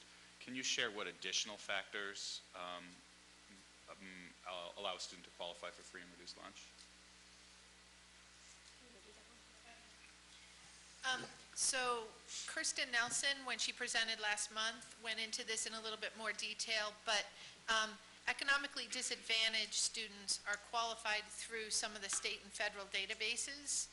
Free and reduced lunch includes local qualification, so people who meet those thresholds, but do so through filling out an application rather than through the state gateway databases. Great. Thank you. And then on slide 83, I was wondering if we could speak a little bit to how the numbers of ELE FTEs relate to the number of English language learners at each of the schools. So they don't right now necessarily. They did much better at the end of last year where we ended, but the state just changed last year the way that our exit criteria, and so we had at a few of the schools, Conant and Gates in particular, we had very high numbers that warranted a few caseloads. We are hoping to take a look at this at the end of this year and sort of shift a little bit in terms of how we're providing some services. But yeah, it is an interesting sort of a thing. We were at like 75 at Conant, and that's not how we're looking at the moment, so. Can I just add to that? So there's one full-time equivalent ELE teacher at each of the schools. Conant and Gates have 2. Blanchard has actually less than 1 because that person is also the department chairperson. So we are looking at evening that out a little bit better for next year. But Gates and Conant still have more students, and they have two educators. Yeah, I was curious if it related to those levels of proficiency in EL as much as it did to the number of students that were taking advantage of that service. That's a piece of it, but not certainly all the story, yeah. Is there anyone from the audience who has a question?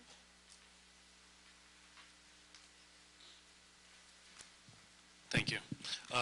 First, I want to say thank you for all the work that you put into this. I'm not going to do the cartwheel that Marie Altieri asked me to do, but yes, I'm very happy with the number that starts in the 2s. 2 questions. No. I have 2 quick questions. The first one on slide 29, it looks like the Middlesex retirement number is going up, assessments going up by about $150,000. I don't know if you'll be able to address this, but on the town side, we were caught off guard but to the tune of $500,000, and that's a much smaller group of retirees. Why the discrepancy between the 2 sides? I don't know.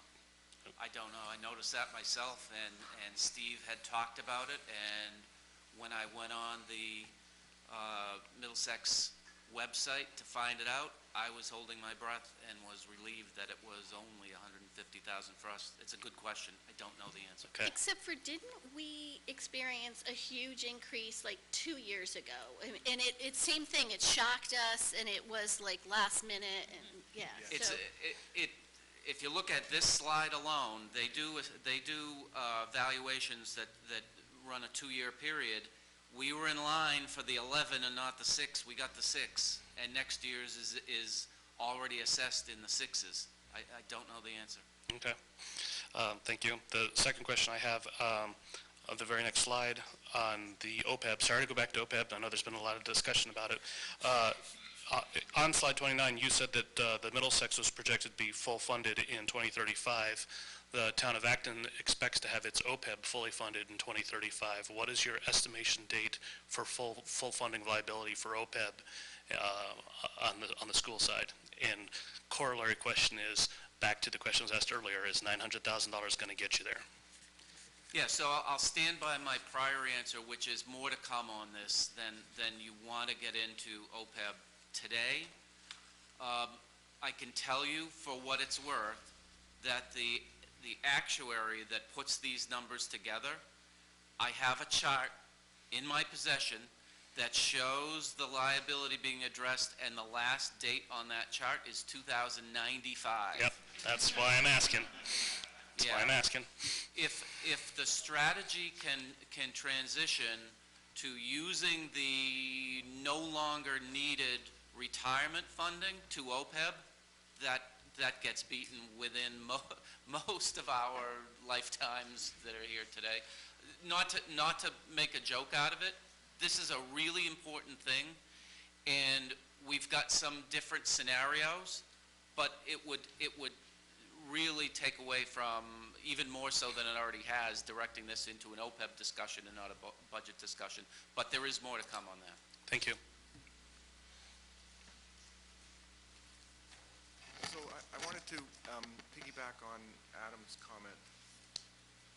Sorry, I wanted to piggyback on Adam's comment about the English learners and the chart on page 83 or slide 83. You know, when I look at the ratio between the FTE and the total number of ELs, I get a pretty consistent number, except when I look at McCarthy Town, where I have 1 FTE but 35 ELs.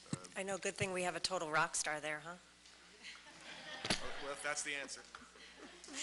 Yeah, there's not necessarily any way to predict where students are going to land. One of the things that Marie and I have sort of started to take a close look at every year with enrollment is sort of where our English learners land. And we've sort of noticed consistently that when we open up additional sections at a building and families register late, there's often not a lot of choice in terms of where they can go.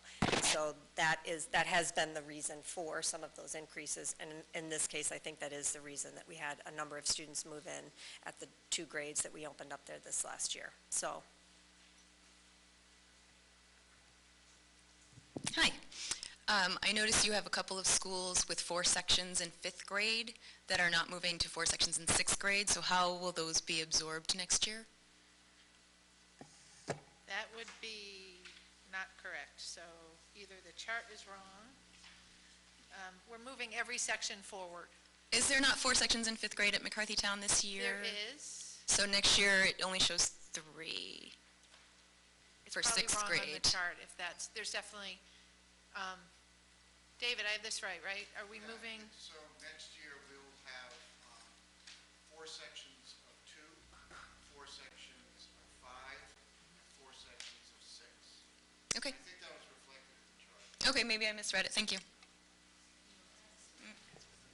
It says 3.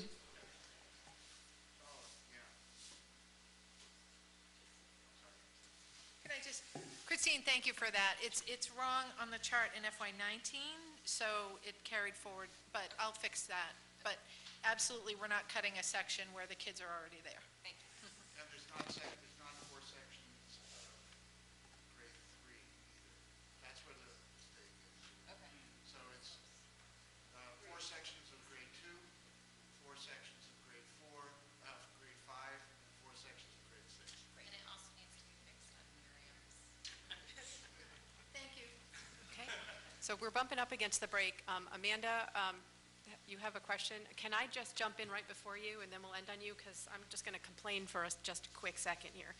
And I just have to do it. So our case transportation assessment is going up 11%, $152,000 in FY20, and our case enrollment is dropping, and it just didn't make any sense to me why that is happening. So I wondered if you could, someone could quickly address that.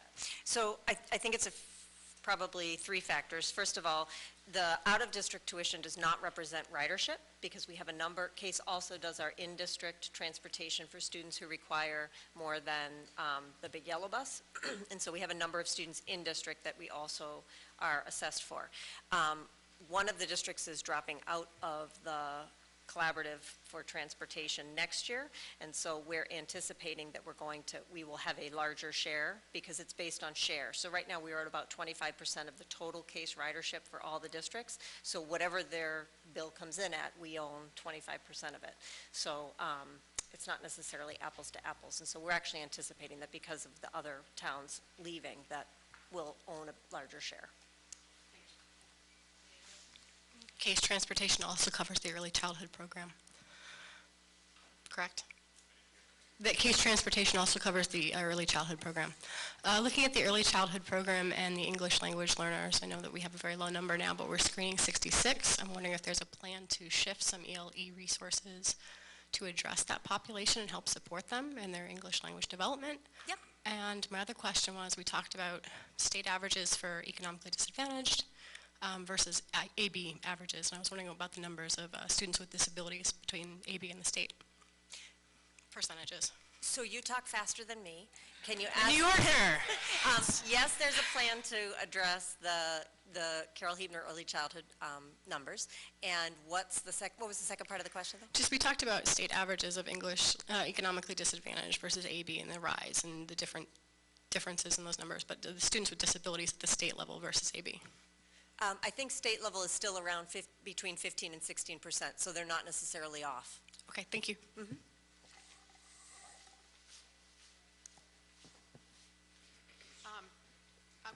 I'm going to ask you to hold your question so we can get a break in, a well-needed break, and then we'll move on to the next panel. So we will reconvene. Well, we're supposed to reconvene at 10:40.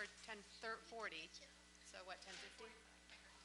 You want to come back at 10:45? We'll start. Okay.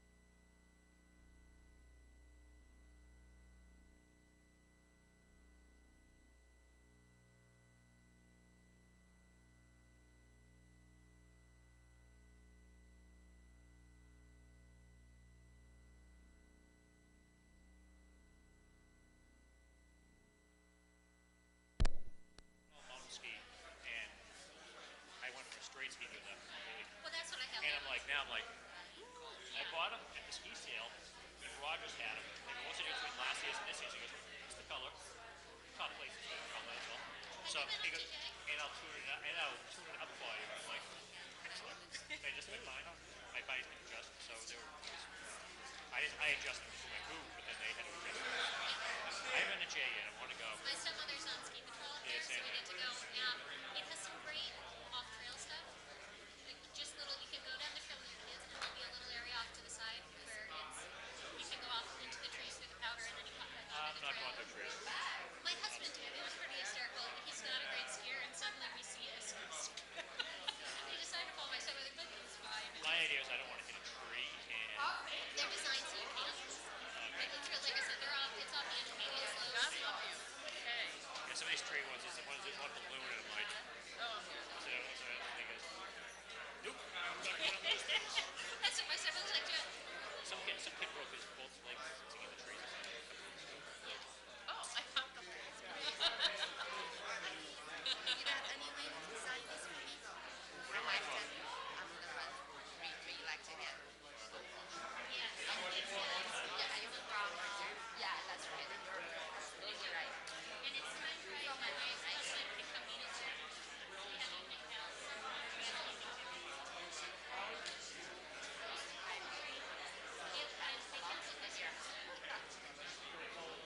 Because it's like wet. It's a typhoon. It was so warm. And my husband is I have a full-time job.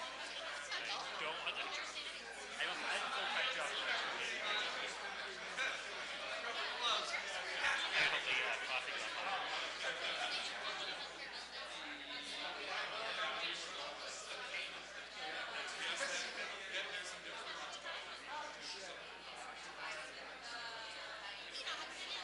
I love it. I don't go there much, but it's fun.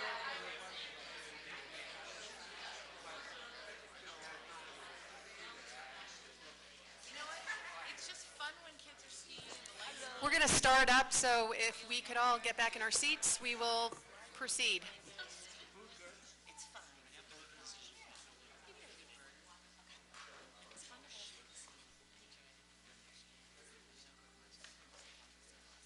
Taking advantage of the quiet, we're going to go ahead. So this is panel 2. I want to first of all introduce you to the panel member. Actually, I'm going to let the panel members introduce themselves.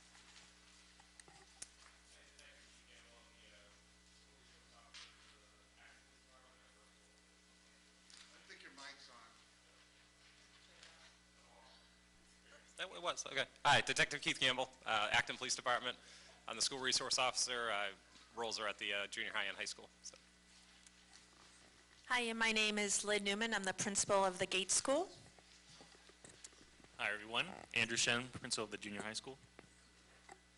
Hello, Larry Dury, principal at the high school. So the budget requests that we're going to propose today to you all tie into our first goal in our long-range strategic plan about responding to our students' social and emotional needs. I'm going to turn it over to Detective Keith Campbell to help us place a sort of a larger context around the information we're about to share with you. Morning. So I was asked this year to be a part of the panel based on the unique role I have as both being a part of the community and a part of the school. And there are challenges in the community that are showing themselves at the school each day. And our schools are really a broader microcosm of what's going on in the overall community. And what we're seeing in the last few years is that the social emotional needs that are being presented to us through emergency calls and calls for service, both at the police department and at the school, are becoming they're taking a greater toll on our overall ability each day as we get through in terms of helping students. So I have some statistics to go through here. So I just wanted to show kind of some of the stark increases we've seen over the past couple of years. So for those of you not familiar, 51A reports are abuse and neglect reports that we file with the Department of Children and Families. So these are just police-related statistics. I know the school has 51A filing capabilities as well, and those numbers are up as well. But so while these aren't necessarily numbers of individual kids, you know, the 102 and 103 in the last 2 years, those are just filings, so oftentimes I'd say 60% of the time we're filing on multiple children in a family, whether it's a domestic violence situation or some type of neglect situation, so there are multiple children included within those reports. And the domestic calls are showing a steady increase as well, so I don't know, there's a number of factors that go within that, but obviously when there's a domestic violence call, there are kids involved, and that can transfer over to the school setting as well.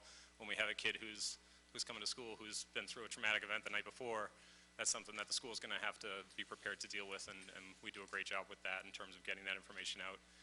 And for the involuntary hospitalization, that would be, for those of you familiar with the term, Section 12, which is an involuntary hospitalization for mental health issues, whether it's, self-harm or, harm to others, those kind of things. So those numbers have gone up dramatically. So part of the research we did here is, in 2010, our numbers were in the 40s.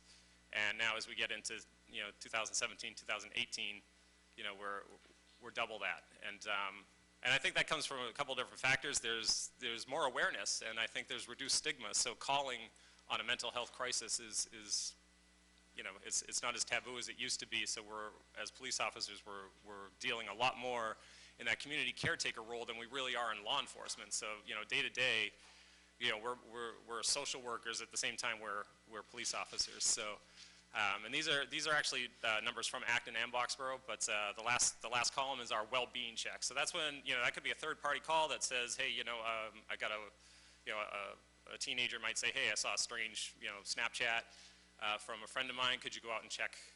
So we're getting those calls a lot more often as well. So the numbers are increasing substantially as we move forward here.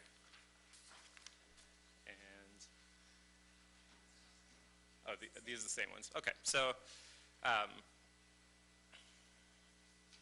I'm going to turn it over to Andrew for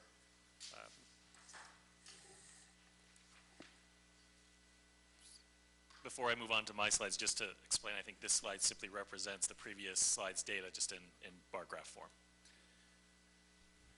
The next few slides I'm responsible for. I'm going to follow Keith, and he sort of presented our goal fairly well, where we're trying to provide context and a few data points that hopefully contribute to having a good and healthy conversation around some of the items in the budget proposal, offering some explanation and some context about our motivation for why we want to invest in certain areas, but also it gives us a chance to provide a snapshot of some of the ongoing work that we're doing as well, that either is pre-existing and that we're hoping to expand upon.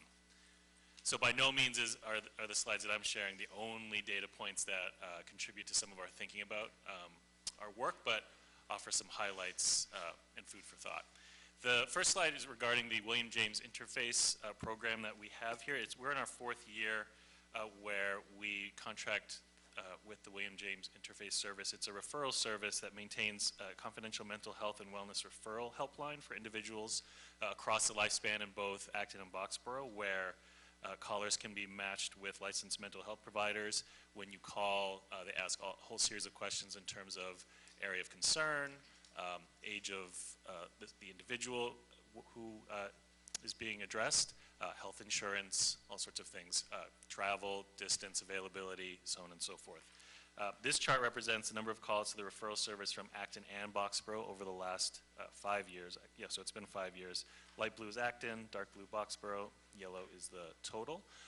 This service has been funded primarily through the AB budget for the past several years. The total cost is about $12,500.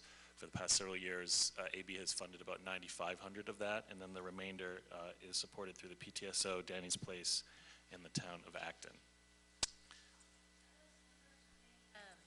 Just calls related to students? No, they're not. They're overall numbers. So you're right. So it could include calls in reference to adult need as well, as an example. Every 6 months, we do get reports about that break down a little bit more of the nature of the calls in terms of who, what, and why. So the top 3 referral sources, that meaning those who call, are parents, and then school staff, and then individuals themselves. Top 3 reasons this year: anxiety, depression, and family issues. And then the top 3 age of the clients referred are certainly teenagers, and then adults within the 24 to 59 range, and then children ages 6 through 12. I want to talk a little bit about, for the next several slides, some of our work and thinking around mental health, specifically of our students. According to the National Institute of Mental Health, as you'll see here, 20% of youth between the ages of 13 and 18 live with some type of mental health condition or illness. We also know that the adolescent brain continues to develop until the age of 25, and so many mental health disorders have onset before the age of 24. Consistent with this data, and I'm going to just preview this before I get into some of the details as you're reading it, the numbers may kind of hit you in the face a little bit. Last year, we had for the full year 54 students district-wide fall under this category of hospitalization. And just to clarify, hospitalization can mean both visits to hospitals and ERs for assessment, but not necessarily admission, and students who are admitted to hospitals after being assessed. This year, which is through January 15th, so about 4 months of the school year, we are now year-to-date at 45. So my thinking on these numbers, two particular thoughts. One is a bit more optimistic, and I share with Keith, is I'd like to think that, and do believe that some of these increases are because people are more willing to access mental health services, either through our ongoing work to destigmatize mental health support, perhaps community work, perhaps even just in the public, kind of the narrative that's been taking place about seeking out mental health. So my hope is certainly that these increases, and certainly the increase that we see this year, can be attributed to that. In addition, less optimistically and more in terms of some of our day-to-day work that I think a lot of my colleagues at schools would agree with, we are seeing some increased complexity and intensity of student needs when it comes to mental health. We continue to see more of our day and more of our own professional learning focused on how to deal and how to address effectively with behavioral health emergencies. Just yesterday, Don was sending an email to all the principals about some professional learning, and all of us are quite excited about seeking it out because it has become a more central part of our work, just like it has for the Acton Police Department, in terms of, in order to provide a good space for instruction and teaching and learning, we really have to think more globally about all the factors that influence a student's readiness to learn, not only in the classroom and within the school building itself, but all the factors outside of school for them, home, et cetera, et cetera. One of the areas that, or initiatives that we've continued to utilize in the area of mental health is certainly our Signs of Suicide program. For those who are parents and guardians of the junior high school, you know that we're actually working on that. That we've had 2 of our teams participate this past week and 2 next week. For several years, the SOS curriculum was in place at the high school, and then starting 3 years ago, we expanded the curriculum to include the junior high and the high school, and include a screening tool during that time where students would be asked, with consent of parents and guardians, to complete a screening to identify students who may be in crisis, and so we could seek out and find ways to provide support. During this curriculum, this is part of an effort to provide language and skill and comfort for students to identify students who may be in need, how to be proactive in trying to seek out help, encouraging them, again, to destigmatize the idea of mental health support, and provide support to their peers and friends. It's important to note, in terms of the numbers of students who screen in, so that screening tool where if you complete the questionnaire and you answer a certain series of questions a certain way, you would screen in, meaning you would be seen by a counselor or another mental health professional who supports our work. 2016-17 at junior high, you had 24 within 1 grade, and at the high school within 2 grades, 70. This last year, it was 11 at the junior high, 74 for the high school. This year, obviously, we don't have the completed numbers because we're still going through the process. It should also be noted that those numbers don't include students who we are already actively working with their families on their needs. For a variety of reasons, we would engage with the families to say this probably isn't what is needed for them at this time, as we're already in process with supporting them. Safety assessments for this year. So this data represents the number of times one of our staff members conducts a safety assessment on students who report in some way wanting to hurt themselves. So ideas of self-harm, whether it's verbally, in writing, or other means. To date, as you can see here, we've had district-wide 94 safety assessments across K-12.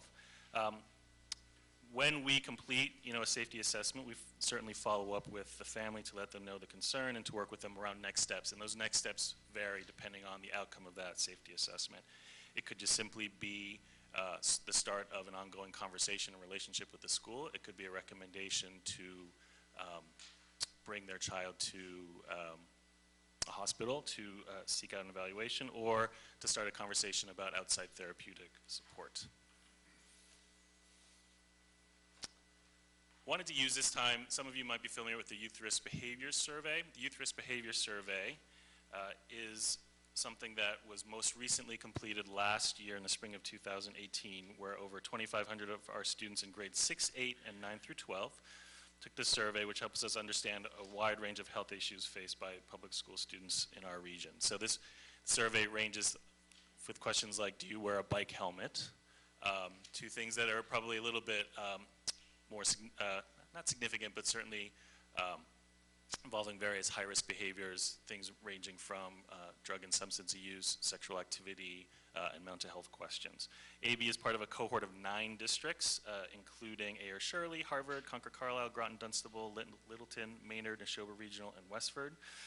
In total, there were 11,044 students who participated in this survey, so it offers us a significant cohort size that lends itself to using some important data for our work. If you're interested, this is a very small snapshot. The entire report for both AB and the entire cohort are on the AB website. I think under Student Services? Under Student Services. So one of the first slides we wanted to share with you is the percent of youth experiencing somewhat to very high stress due to academics. By far the greatest source reported in 2018 is academic workload, which in some ways is not terribly surprising given the number of hours you spend as a student kind of within your daily life centered around school or school-related activities. And then certainly there's some increases as you go by age. It's still worth noting that in terms of reports regarding somewhat to very high stress, events in school, but also events or pressures at home certainly contribute for various students in terms of how they understand their day and their experiences.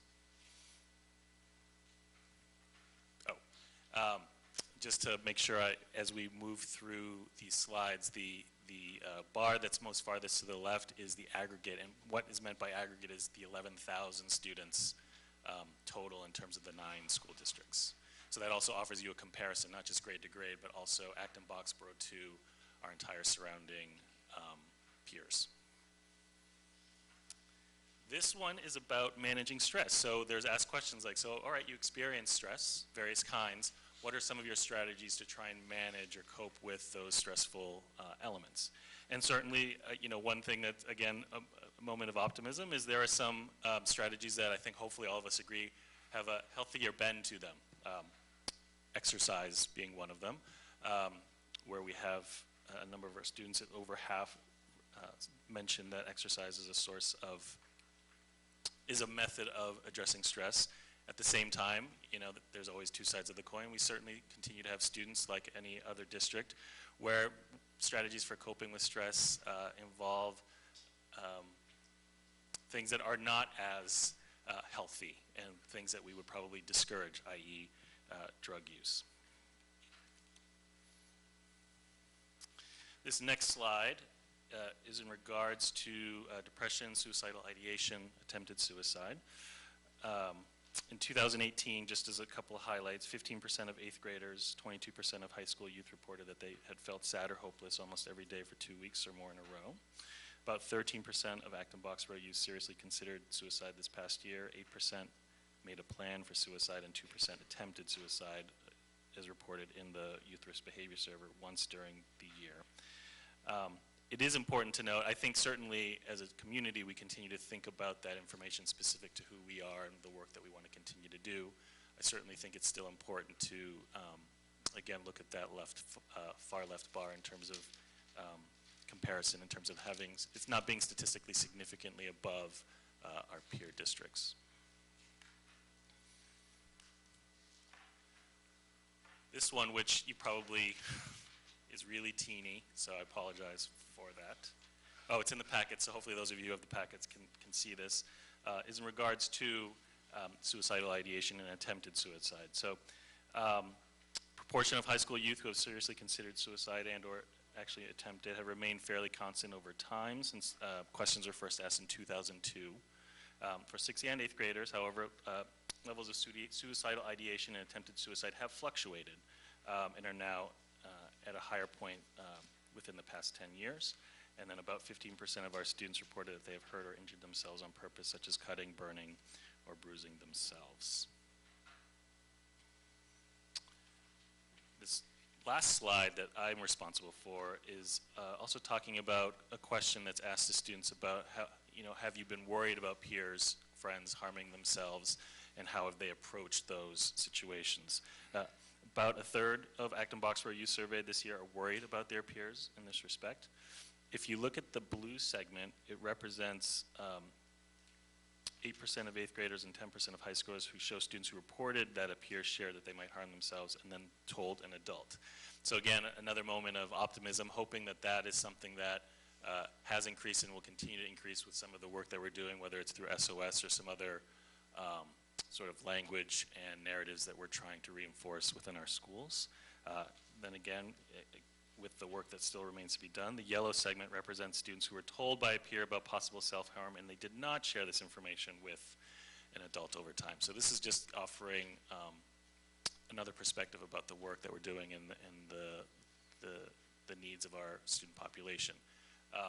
All put together, some of this is intended to sort of set up hopefully a conversation that's going to continue through the rest of the panel regarding some of the proposals that we have with areas that we'd like to invest in terms of services, staffing positions, and other initiatives that we're working on. So hopefully you found that to be the case, and now I'm going to hand it over to Dawn. Oh, no, Dawn, right? So excited. Not yet, Dory. Excuse me. So one of the things that we're going to talk about today that is in our budget proposal is around the notion of wraparound services, which many of you may be familiar with. But wraparound is it's an evidence-based, culturally responsive model that puts the child and the family at the center of the work. And with support of the team and the professionals, they really focus on the natural supports, but it's driven by the family's ideas and their own perspectives. And the goal is to keep children in the community. And so that is our hope with proposing this particular set of contracted services. And so in our case, we would be looking to contract with Assabet Valley Collaborative around FSPs or Family Support Partners. And this is just a graph that shows last year that with 6 clinicians, they were able to work with 7 different districts, over 170, they reached 177 students and were able to assist 552 family members. So you can see with not too many clinicians that it really is something that can be incredibly impactful across a community or across a district even, and especially across a family. Each family that participates is unique, and the FSPs are all licensed mental health clinicians, so they help the family develop goals and to identify resources that they need, and also to navigate the intricate process. If any of you have tried to navigate healthcare, insurance, state agency applications for a variety of entitlement-based programs, wait lists, and then they also help us address sort of the non-academic needs around the students. So again, we would be looking to contract this through Assabet Valley Collaborative. We've actually used them for a few cases in the last couple of years and have had good success with what we've seen in terms of their ability to support students and families. And we would be looking at 20 family cases across a year for a total of $71,904. The one important piece about this, though, is that it's a voluntary program, so it's not anything that we would require families to participate in. In fact, it has to be voluntary, and if you can imagine that because it's such a family-driven process, it makes sense that we wouldn't want to drag them along through it. But it doesn't just consist of working with that immediate family unit, and it really works with siblings. And in a lot of cases, as Keith mentioned earlier, there are multiple siblings across multiple schools, which makes our job hard to sort of coordinate here. And so that person sort of helps to bridge those gaps. Typically, these FSPs would be attending biweekly meetings in the schools where they have families, and they'd be working with the staff that know them and work with them the best to make sure that we're all on the same page and we're all implementing similar things.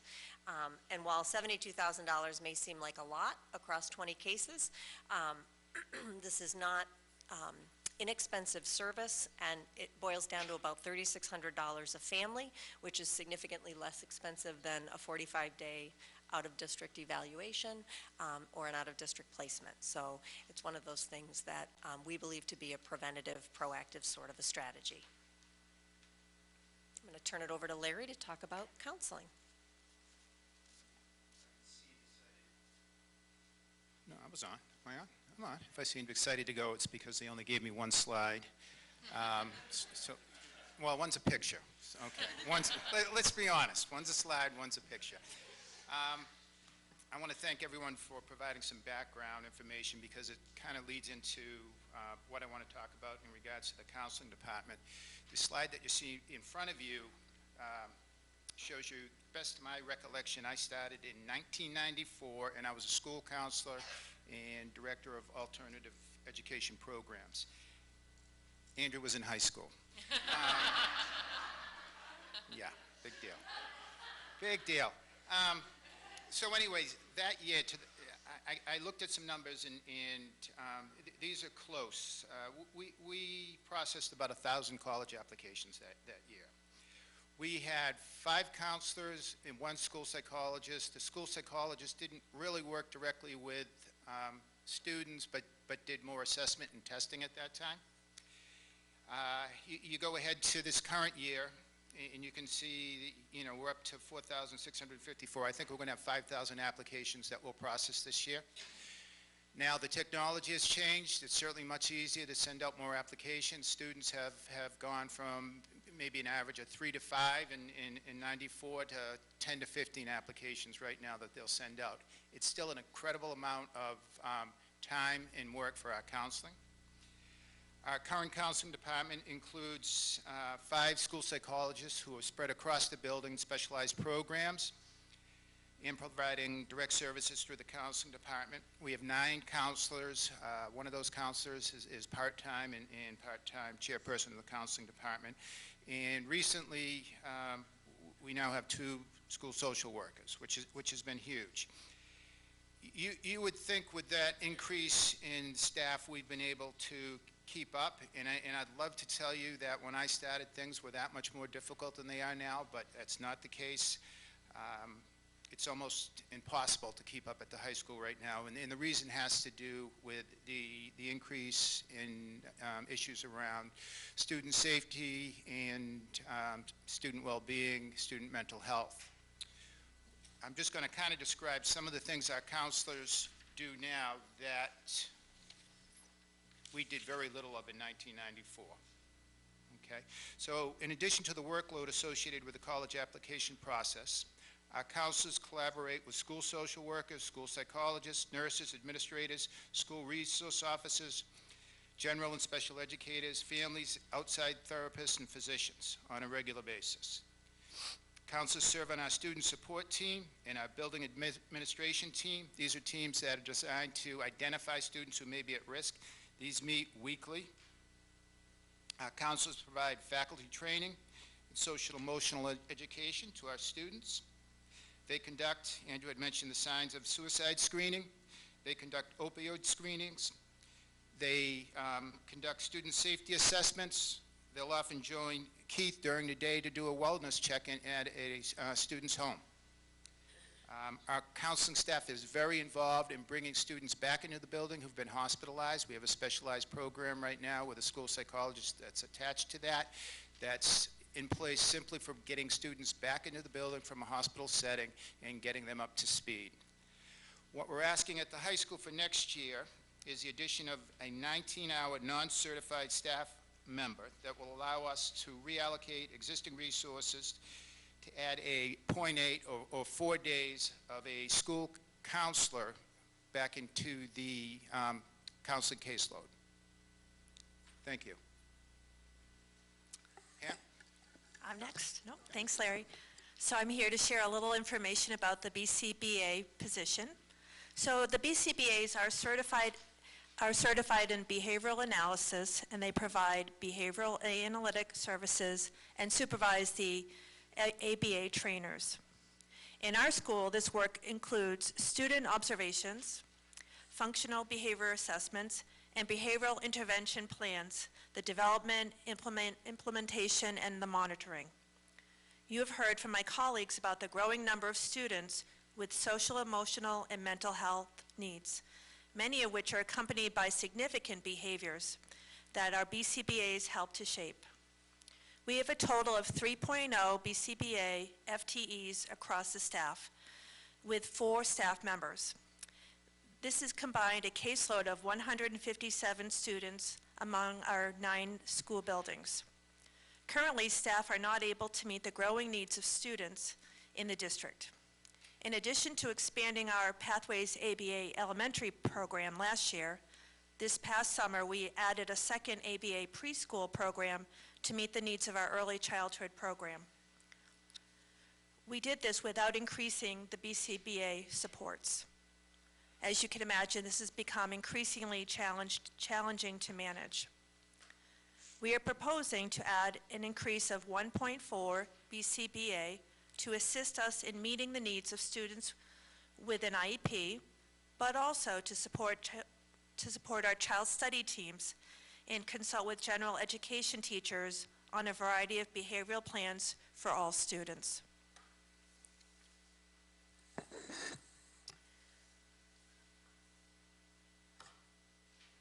We're also requesting a few needs that are driven strictly by student IEP demands that we're having difficulty meeting. The first is the addition of 3 days a week of psychology time at the junior high and 2 days a week of additional time at the elementary time. Currently, our school psychologists at the elementary level are supervised by a school counselor, and so we are looking to use the additional elementary school time to provide them with the clinical supports that they really need as we meet the needs of this of a growing population of students with increasing mental health and emotional challenges. The additional piece is the CLASS program special educator, which is CLASS stands for Center for Learning and Student Services at the junior high. We currently have 1 special educator in this position, and we have 22 students, which is really difficult for a student, for a program that's designed to meet the students at the junior high with the most significant emotional disabilities. So we're looking to increase that by 1 teacher in order to meet student needs. And finally, I think I'm going the wrong way in my slides. I am. And finally, thank you, the multi-year build-out of the special education team leader for McCarthy Town and Merriam. So again, the essential responsibilities for these folks include coordinating services, evaluating our special education teachers, collaborating across with families and teachers across the buildings, ensuring the IEP processes and our programs are implemented with fidelity, and supporting colleagues to learn and implement research-based practices in special education. So now we'll take any questions that folks might have.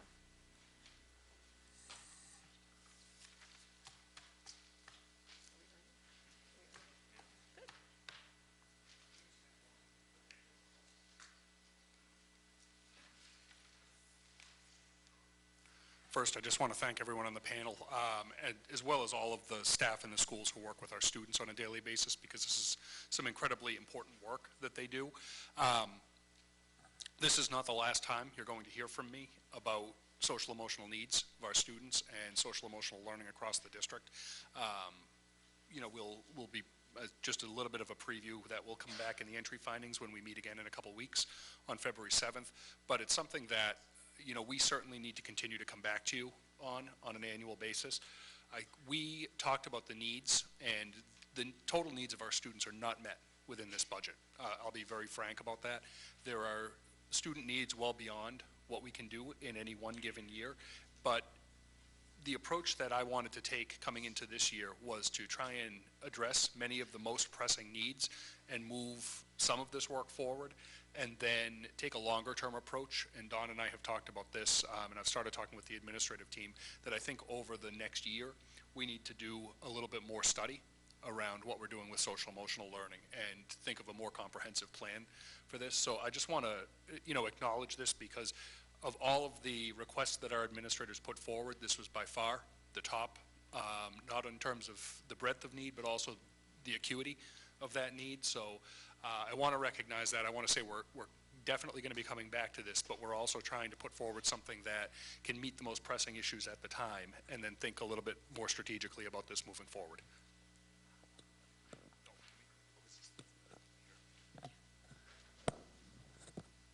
Okay. Amy. So thanks, everybody. I have a couple of questions. I appreciate what you're saying, Peter, and I support that. It does feel like the counseling request from the high school is a little bit less than what we should be doing. I just want to put that out there. And then my other question is for Keith. So you are the resource officer for the junior high and the high school. So considering the needs that have increased at the junior high, do you feel like you're able to cover both schools? Because I know Mike just does the K-6. So it feels like there's a gap right there at the junior high, but I don't know your opinion. Yeah, I can tell you that I am busier at the high school. Not to say Andrew runs a tighter ship, but I think the problems that high schoolers are experiencing are bigger. And I think, you know, day to day, I spend the vast majority of my time at the high school, but, you know, 200 yards away if something happens, and I'm usually able to get here within a decent amount of time. But that being said, you know, I mean, could you have more coverage? Sure, but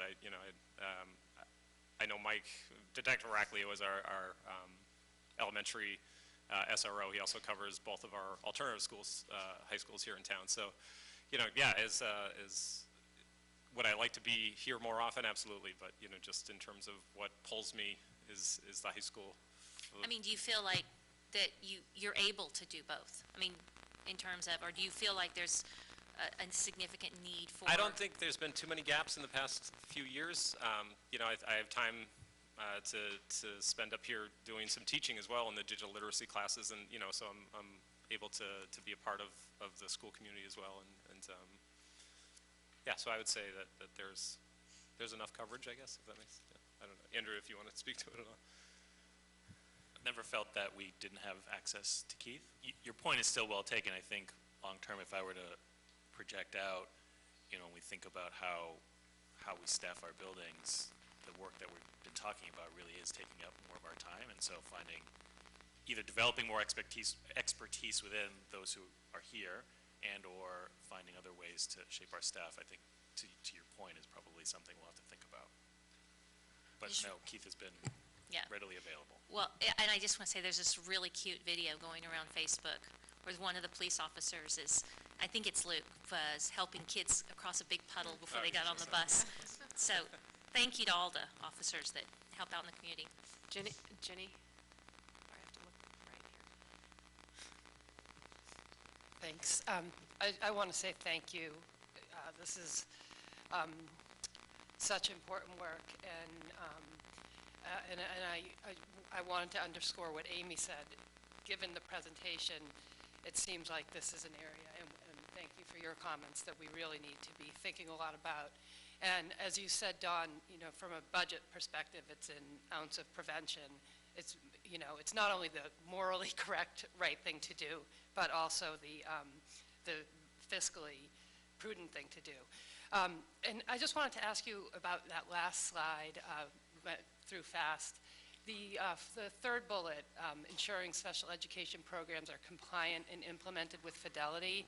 I think that that is something that I hear from just people in the community. That's an area of critical concern for parents with kids with special needs. So I just want to call that out and hope that that's, you know, an area of intense focus coming up. And I also want to thank Andrew Shen for your Gray Matters every week. I look forward to them, and you add to my list of things I need to read and want to read. So they're thoughtful, and I think as a school committee member said to Peter in an email, every week we're reminded how lucky we are to have you. So thank you. Maya, then Tessa. Yeah, let's go Maya, Tessa, then Michael and Paul. How's that? So I'm very grateful for the district's efforts towards increasing awareness and decreasing stigma, and it seems like that will serve students greatly. And I'm definitely in support of continued proactive measures like the wraparound services, not just meeting acute needs, but really trying to think about ways to be ahead of what kids need. I wonder if the decrease in our IEPs will later be measured to increased anxiety and trouble, and I wonder if we need to be a district that is more generous with IEPs in order to prevent future issues around anxiety and unmet needs for kids. And I think sometimes I just worry that the district prevents families for advocating for their kids in a way that really looks at the whole child and not just at one report. So that's something I just want to be aware of. I also had a specific question about involuntary hospitalization. How do we get reporting around that? Are families compelled to report to the school district if it's involuntary? How do we garner that information? So the statistics that were presented there are calls for service from the police department in terms of involuntary hospitalizations. What's interesting to see is that I went back, you know, from 2008 to 2010, looked at those numbers and to see how different they were. And one of the things we weren't seeing back then were voluntary hospitalizations, where a family would call and we would respond and we'd say, hey, do you want to go to the hospital? This year we had 17 of those instances where people were volunteering, so we didn't have to basically force their hand. But those are police-driven statistics, I guess, if that's what your question is. So, but we've seen a sharp increase. And one of the other things I looked at was the median age. 10 years ago it was around 32 years old, and it's skewing towards this, of the past 3 years, 24.5 years old is our median age there. So it's definitely going younger. So it's something that we're, you know, I mean, as you look at the well-being check numbers, you know, we're 5 out of 7 days we're doing some type of well-being check at a home here in Acton, Boxborough. So I'd just say we're involved in very few involuntary hospitalizations at the high school.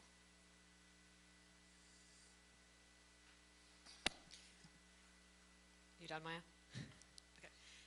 I want to echo as a concern what Maya brought up. I couldn't have said it any better about the IEPs and the anxiety and the connection.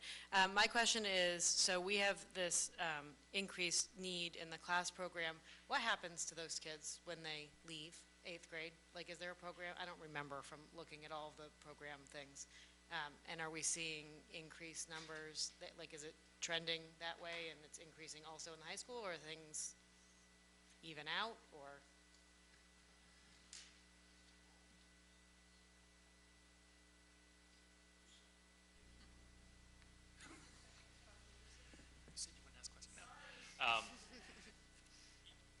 So our class program is has tended to average 7th and 8th grade total, you know, between 10 and 13 students, and now we're obviously, as Don said, we're around 21, 22, and that fluctuates.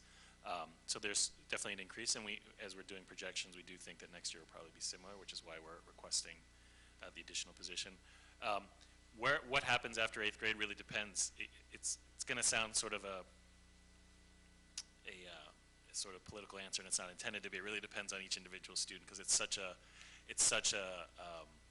broad range of needs. And so I say that to set up Larry, because there's, for example, in the high school, there's the MAP program, there's transition program, there's bridges. So there's a variety of programs where, depending on where they are in their sort of own evolution in terms of some of the skills that we hope they develop and some of the needs that still exist, there's sort of there's a broad spectrum. So if you want to sort of speak a little bit to that. We rely heavily on the junior high to help us decide where to place students, and it's typically part of a process where the team will meet and the parents will talk. We have a ninth grade transition program that is sort of an extension of the team process here at the junior high, where the students stay together. They travel together to the same teachers. The teachers meet on a regular basis. We have a counselor assigned specifically to those students, and we, along with the content coursework and skills that are being taught, we try to just give them the support to make a successful transition to the school. Our MAP program, my alternative program, is a much more self-contained program. We usually have about anywhere from 6 to a dozen students in that program. We actually transition the teachers into the classroom, so the students spend a good part of the day in the classroom. The teachers will transition in, and they'll work within that classroom setting. Students will take classes outside that program as they develop the skill and the ability to do that. We also have several specialized programs depending on what a student's IEP needs may be. The MAP program and the transition program is not exclusively a special ed program.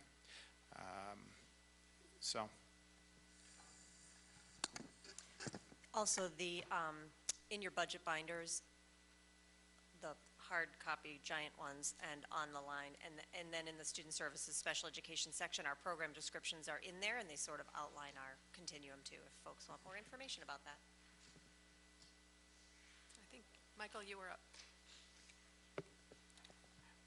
Can we go to, I have a couple questions. The first question, can we go to the slide 115?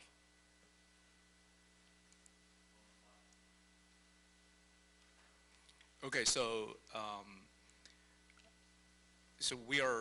this year we're adding school psychologists, right? Am I right? This year, okay. Proposed for next year. For next year, right, for the FY20, yeah. This is specifically IEP required. I just wonder do we know that, outside this IEP program, in the other student body, do they need this kind of a consulting service with this psychologist? Do we know that? Do we know if the other student body need? So, school psychologists, in a perfect world, yes, they could work with students who don't have IEPs, but at this moment in time, they're not able to keep up with their testing load and support students on their caseload that they are counseling. So we rely heavily on our general education counseling support to do that, and our school social workers at the high school. Okay, so for the FY20, we don't think, the other student body really require this kind of service, right? Not at this time. So, but the things that, my major question is that, did we launch a survey into other student body and then say if they kind of, demand, or they have such demands? So I can actually jump in on that. That's what I was referring to before. We actually want to start probably this spring, start talking about a year-long process to study this more and be able to come back to you next year at some point during the fall or early winter with a more comprehensive plan to do that. Yeah. My second question is, I don't know the slide number, but there is a slide, the title is The Science of Suicide Screening. Can we go to that?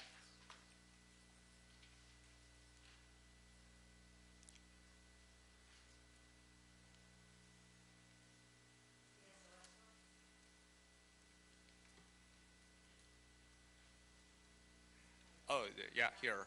So I'm curious about, what's the criteria of a screening, suicide screening? And that's my first question. And the second question is that, how did we develop this screening criteria, right? And then is this statewide standard, or is kind of we develop by ourselves? Do we have a committee, to develop this? Sure. Yeah. Great question. So the Signs of Suicide program is a program that is a research-based program that we did not create, but that was recommended to us by a variety of sources, including Riverside Trauma Center. The screening is also not something that we created. It is something that has also been created by mental health professionals to provide a resource for schools and other organizations that provide screening. So we do not create any of those. And in addition, the criteria itself is also set through, not by us, but through consultation with Riverside Trauma. So just to give you a little bit of a snapshot, the screening itself is 7 questions. It ranges from questions of, have you felt consistently sad for 2 weeks or more, all the way to questions that are a bit more direct in terms of self-harm. Have you, in recent, I forget what the exact wording is, but in recent times, contemplated self-harm or suicide? So overall, for example, if you answered yes to 4 out of the 7, that would be one entry point for us to say we want to have a follow-up conversation. In addition, there are certain questions where if you answered that one yes alone, as i.e., have you contemplated self-harm in recent memory, that would also be a criteria for screening in. And those criteria are set by Riverside and other organizations that do this. I hope that helps. This is a typical screener also when I go to my annual physical at Acton Medical, they give you the clipboard and you answer the questions. It's basically those same questions. It's a depression screener. Right, but I think that this is one thing, and then another aspect is that, after we identify, the students need to be screened, right? Yep. So, the next thing is that we have to not just only screen, we have to address their issues, their concerns, whatever, right? So to bring down. So, do we have such a procedure, or do we have such a program, or Peter, do we have, any fund for this to set up this program or this procedure, to go through the procedure? Don, do you want to answer that? So the short answer is yes. That's when, those are the things that our school counselors, our school psychologists, our school social workers are highly trained to do. And we also partner with families to look at what sort of counseling and supports are available to them outside of school. That's also where William James Interface comes in, where we help them through that referral process. So it's actually a variety of strategies and steps that we take to support them. So is it more like we rely on Michael, other, yeah. I think we're going to run short on time. Sorry, So who was next today? Mary, I saw your hand up, or Paul? Okay. So a number of my questions have been asked, so I won't ask them again, but I would want to make a comment that I know we've talked about these social emotional issues for a number of years now, and we've done a number of things with hiring psychologists and therapists and this kind of thing. But this is the first time that I've seen the level of detail. It's on. You can turn it up, too. Oh, turn it up. There. There we go. Is that better? I just wanted to say that this is the first time that I've seen this level of detail, although we have had some data before, but I just wanted to appreciate that we're, taking these issues seriously, and we're, this data is sensitive and it's intimate, but it's what we need to do to be honest to our kids. So thank you very much. I just want to say I do research on substance abuse and mental health issues, and I have tried to get counseling services, and it took me 6 months to navigate the system. So I am in full support of the William James Interface. It's just one thing to alleviate barriers. Some people cannot wait 6 months, and one of the things I keep learning in over 28 years, again and again and again, is the thing that helps people the most is case management or wraparound services. And so this is a way that we can really help prevent issues, increasing the severity of issues. And I fully appreciate, too, that it's a family approach so that sometimes the student's issues really relate to the parents' issues. And so I am in full support of all of this. Thank you. Angie. Yeah. Want to say, first of all, thank you. But I have to say, when I look at the statistic of the students, the suicide, and all the statistics, that make me very sad, actually. So the question I have was a process question. So apparently the school has a very in-depth understanding of the student, particular student, and the police get a call. What is the process? Is there any kind of collaboration in between when the police get a call and to be able to understand, is there enough resource in terms of the level of understanding at the police level and versus the school? How is that integrated? Do we have enough funding of that resource? And that's the first question. And the second question, Can we have them answer? Yeah. So we want to talk about the process? Is that, okay. So the vast majority of our well-being check calls, I mean, during the day, I'm able to handle those, and Detective Rackley was able to handle those if they're school-driven. If we're doing a well-being check for a truancy issue, those kind of things. But if it's, mental health well-being check after hours, that's something that responding officer is going to have a report on what the result of that call was. The following morning, that's the first thing that I'm bringing to the attention of each school, and then we're putting those services in place at school when, if that child is coming back to school that day or for when that reentry happens. So there's definitely, one of the things, I've been doing this for a long time, since 2004, our communication between the school and the police departments is fantastic. I couldn't ask for a better situation to be in place, and a lot of towns envy what we do from other officers that I speak to. So there's definitely, follow-up at the school from those individual calls, yes. So, and exactly what was done from the police perspective, and then that's given to the school to follow up on. So I don't know if you want to add anything to.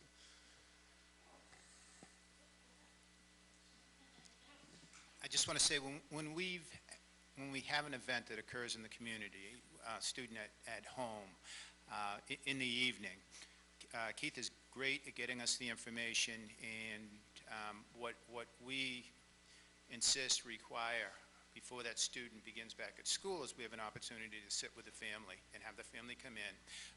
We hold sort of a reentry meeting, and we really want to assess as best we can that everything's been done to support that child before they just go off and attend classes. And I think we do that very well. Certainly there's information, there are times and there are things that happen in homes that we don't have that information, and students walk into the building not prepared to learn and needing a lot of support. When we're lucky, we find that out during the day and we're able to support them. But our relationship with the police is fantastic. So Angie, can I'm going to have Eileen go. I have a question, and then we'll come back to you, and Adam too. So Adam, why don't you go first, then Eileen, then me. Then we'll end with Angie, and I think that'll set us up well for being on time for lunch. So if we can go to slide 114, and as you forward up there, I'll start my question, which is in the increase in BCBA, you mentioned in there that the BCBAs are overseeing the ABA trainers, and so I'm curious, with an increase in BCBAs, do we anticipate an increase in ABA trainers? No. Thanks.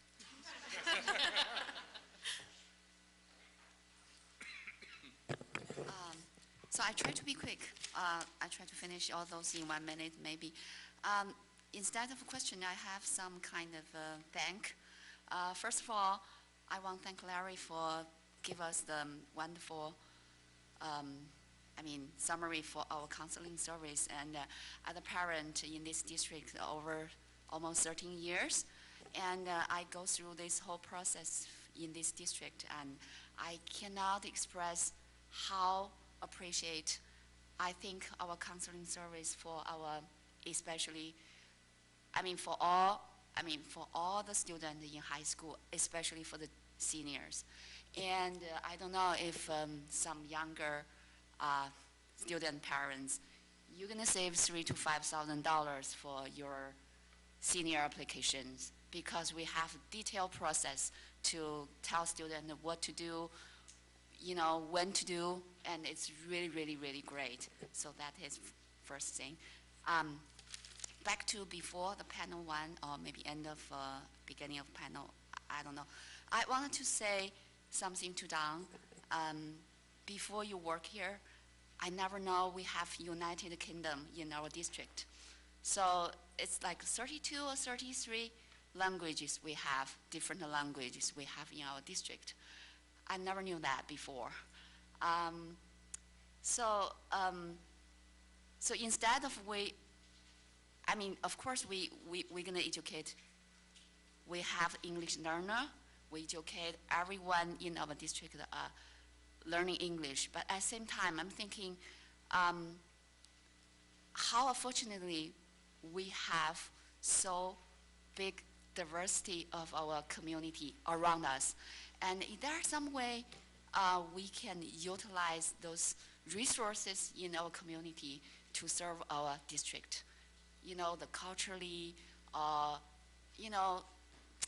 it's just a kind of like United Kingdom, district. How can we use those resources? Once I called my friends, and she's doing some wonderful works has been doing. So I love that so much, and she's doing something like career presentation for the high schooler, or those things we are not very well known by the community members. That's so very, very wonderful. I like that so much. And the last one is for Andrew. So thank you so much for the very clear presentation.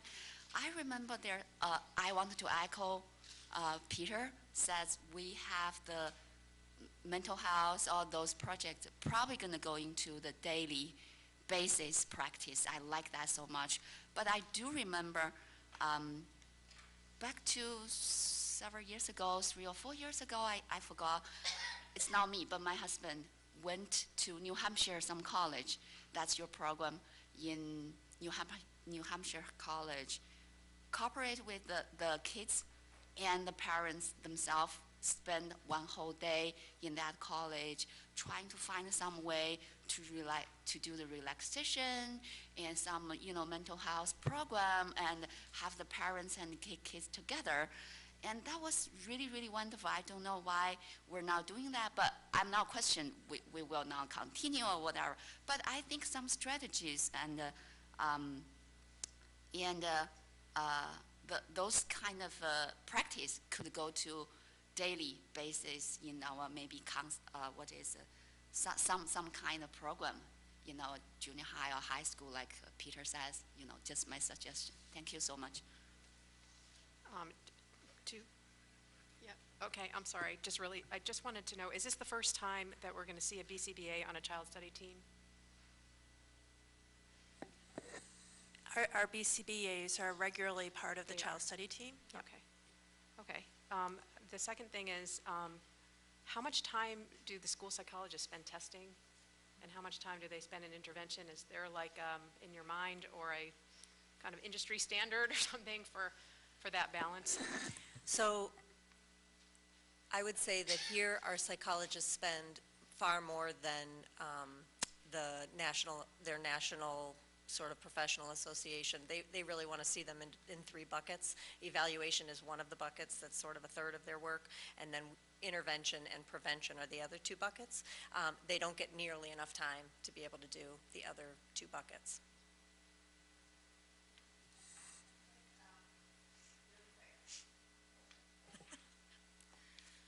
This is regarding the kind of follow-up with Eileen's question. So is there in the budget that we have percentage for supporting the programs that I heard that in junior high there's a lot of demand on gym, but there's limited facility because we're talking about children pressure, then how we be able to create an environment to let the children to be able to release their pressure.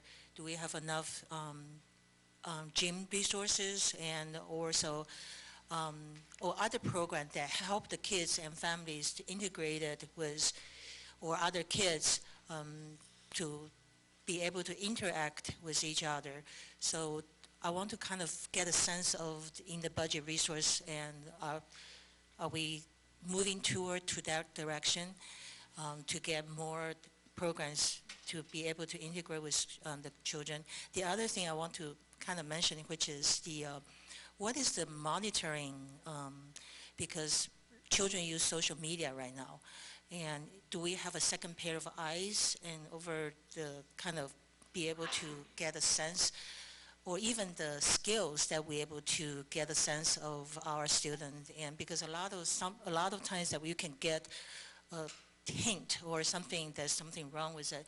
Do we have the skill set in the district or resources be able to support the student in those area? And it's like a second pair of eyes, that be able to monitor and helping, even physical monitoring, in the bathroom they're vaping, I'm just using kind of general, something monitoring resources. Thank you. Do you want to take the first? I'll take the second. Let me try and understand your question first. When you were mentioning gym space, were you referring to the physical space or more about time and opportunity in terms of interaction? I just want to understand your question before I answer it. The question, the problem I heard from some parents is they're trying to enroll the student physical in gym, and because they have a free period, but there's only that many, you can only allow that many students to the class, to the gym, so there's a limitation. That's the question. I think I know what you're referring to, but so let me give a broad brush and then let me give you a sense of what I think you're referring to. Physical education, first and foremost, is something that's built into every student's schedule every year, where they actually attend PE every other day. So if you are a 7th grader, you go to PE every other day. If you're an 8th grader, you go to PE every other day for the entire school year. Embedded in that is certainly a health section and a life skills section. I think what you might be referring to is starting this year, we created what's called a grade block elective program. So kids during that period who want to take our performing arts programs like band, string ensemble, and choir, thank you, would go to there. And then students who are not participating would select a variety of different elective options that we've offered. I think there are about a dozen of them.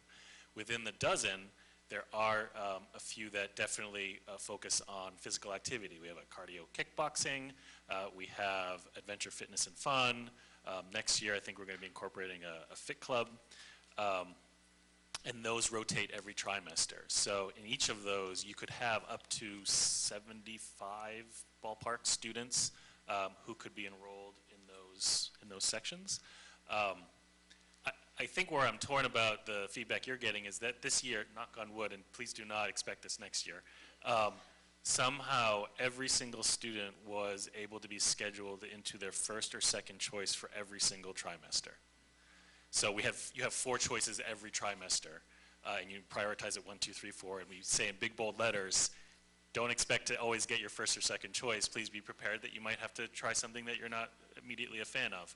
Somehow this year the heavens opened up and every student we were able to schedule every student to their first and second choice. So I think that's what you're referring to, and yet I appreciate that collides a little bit with the narrative that you got, but I do feel pretty good about the options that we're providing kids. And just a quick answer to the social media piece, I think. There are a variety of strategies that the district has that we can get notified in case if there was an emergency that we found out about on social media. And I think we collaborate with the police around that. We collaborate with schools. I think what we found over time is the best intelligence that we have is human intelligence, in all honesty. There's far more reports that students bring forward about concerns to peers that they find out about, either directly from friends, things like that they bring to staff members than we ever find out about through third-party sources on social media. I think a lot of that has been the advent of kids understanding that if they lock their accounts down, information is no longer publicly available. So we really, first and foremost in things like that, have to rely on making sure that we maintain as administrators great relationships with our students, and our counselors maintain great relationships with students, so that whether it was a mental health issue or a school safety issue or anything like that, it was that see something, say something mentality. And that really has been the best. Do you mind if I just make one comment? Also, along those lines, we have digital literacy and media education throughout the grades that starts in elementary school. We start even telling kids that they need to own their reputation, because it starts early, and your digital footprint is your digital footprint. Deb's going to talk a little bit more about that in panel 3 as we talk about our library media specialist proposal. I also, just since I was starting this, I want to just comment too. I heard a couple different committee members talk about, maybe it was kind of a question in the heads around special education services potentially as a way to reduce some of the anxiety that students have. That's it's so interesting to hear that, because that's something that I've been thinking about as I come in. And I think is an interesting cultural piece that we need to explore a little bit more, because there's no student in our district who should ever feel like in order to receive supports, they need special education or services or a 504. Support should be available to any student at any time in any classroom that we have in our district, and that's actually work that Deb and Don have been leading along with all of our principals over the course of this year, to really look with our teachers at how we can make that shift happen. Because, we don't want our special education department to become preventative for things like anxiety, because that means that we have failed to support the student as they need to be in the moment where they needed the support. So that's certainly something that you're going to hear more about as we go over the course of the year and into next year. But I want to recognize that, because I think it's a really important comment to pay attention to. But I just want to acknowledge that we're trying to do a lot of that work through the regular education program and the general education program, as opposed to through the special education program. It was interesting. I came back from a conference with a book the other day, and I mentioned it to Deb and just offhand in a meeting, and she ended up forwarding me a TED Talk because she had watched it 2 days earlier. If you want to watch a fascinating TED Talk, there is a book out there, and there's a TED Talk to a company out of Harvard Graduate School called The End of Average. And if you haven't seen it, it will profoundly impact the way you think about what it means to be average. Essentially, to summarize it, they analyzed a brain researcher who had studied memory in brains, and what the brain researcher had done is, across thousands of brains, they had highlighted in blue the parts of the brain that were responding to memory recall functions, and they came up with this composite average of what that looked like. They then went back and looked at that same research, and they found out that there wasn't a single brain in the study that was represented by the average. Not one. And they said, we're in the place now where medical treatment is not average anymore. It's not based on averages. It's based on the individual's needs. We're at a place with genetics that we know more. And learning, there's not a single learner who represents the average. And every person learns just a little bit differently. And I think the fundamental shift we need to make in schools is, how can we stop thinking of the average and teaching to the average, and instead figure out what each student needs and make sure that student gets what they need when they need it. And so it just really made me think of that, and I wanted to close out this section of it by just putting that out there. But The End of Average, fantastic resource. I would highly encourage you to watch that. Okay, that closes out our panel session. We're scheduled to reconvene at 12:30. So our next panel presentation is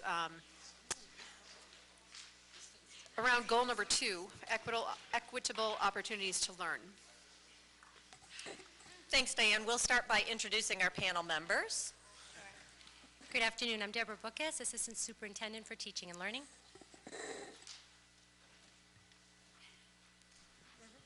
Hi, I'm Dana Lab, Principal at Blanchard Memorial School. I'm Heather Haynes, the Elementary Mathematics Coordinator. Okay. So the staffing budgetary request that we're going to be speaking to connect to the long-range strategic plan goal number 2. Our students will have equitable opportunities to learn. And so last year, we shared with you that our that learner diversity is increasing, and that we have very complex educational standards. So it's time for us to start thinking about and moving away from a deficit model at what students can't do to a more positive narrative that looks at what students already know and can do. This involves a system-wide shift from the question, how do we fix this student, to what do I need to do differently as an educator to support the student? And it involves working to identify how our own beliefs interact with our existing structures, our processes, and our practices, particularly those that do not support all students. And it also involves building educator skills to support all students. So at the bottom, this little beehive little diagram is Deb and my best attempt to sort of visually represent what we're calling our path to equity, because it's not just one thing or a few things, it's really a combined effort around professional learning and allocating resources and shifting hearts and minds around a whole bunch of things. So our goal, we're working with our digital literacy curriculum coordinator, Peggy Harvey, and she's helping us to hopefully turn each one of these into something that if we're on a website, you could hover over and a little box will pop up and say, what the heck is a decap? And it'll tell you what the decap is. So that's a work in progress, but we wanted to give you a little sneak peek today. So I'm going to turn it over to Heather, who's going to share some very specific information about our data inquiry teamwork. Thanks, Dawn. So I'm just going to give you an overview of what the makeup of the team is and a little bit about our work in the district. And then Dana's going to take you through an example to hopefully make that work a little bit more meaningful. So the goal for the team was to have it be about 12 members and to have it be representative of folks from all the different grade bands in the school, as well as to have, thanks, is that better? As well as to have building-based leaders and district leaders, and ABEA leadership and parents. Because we wanted to keep the team small, but also have it be representative of that larger number of people, some of us on the team wear multiple hats. So for example, I represent the elementary level, and I'm also a parent.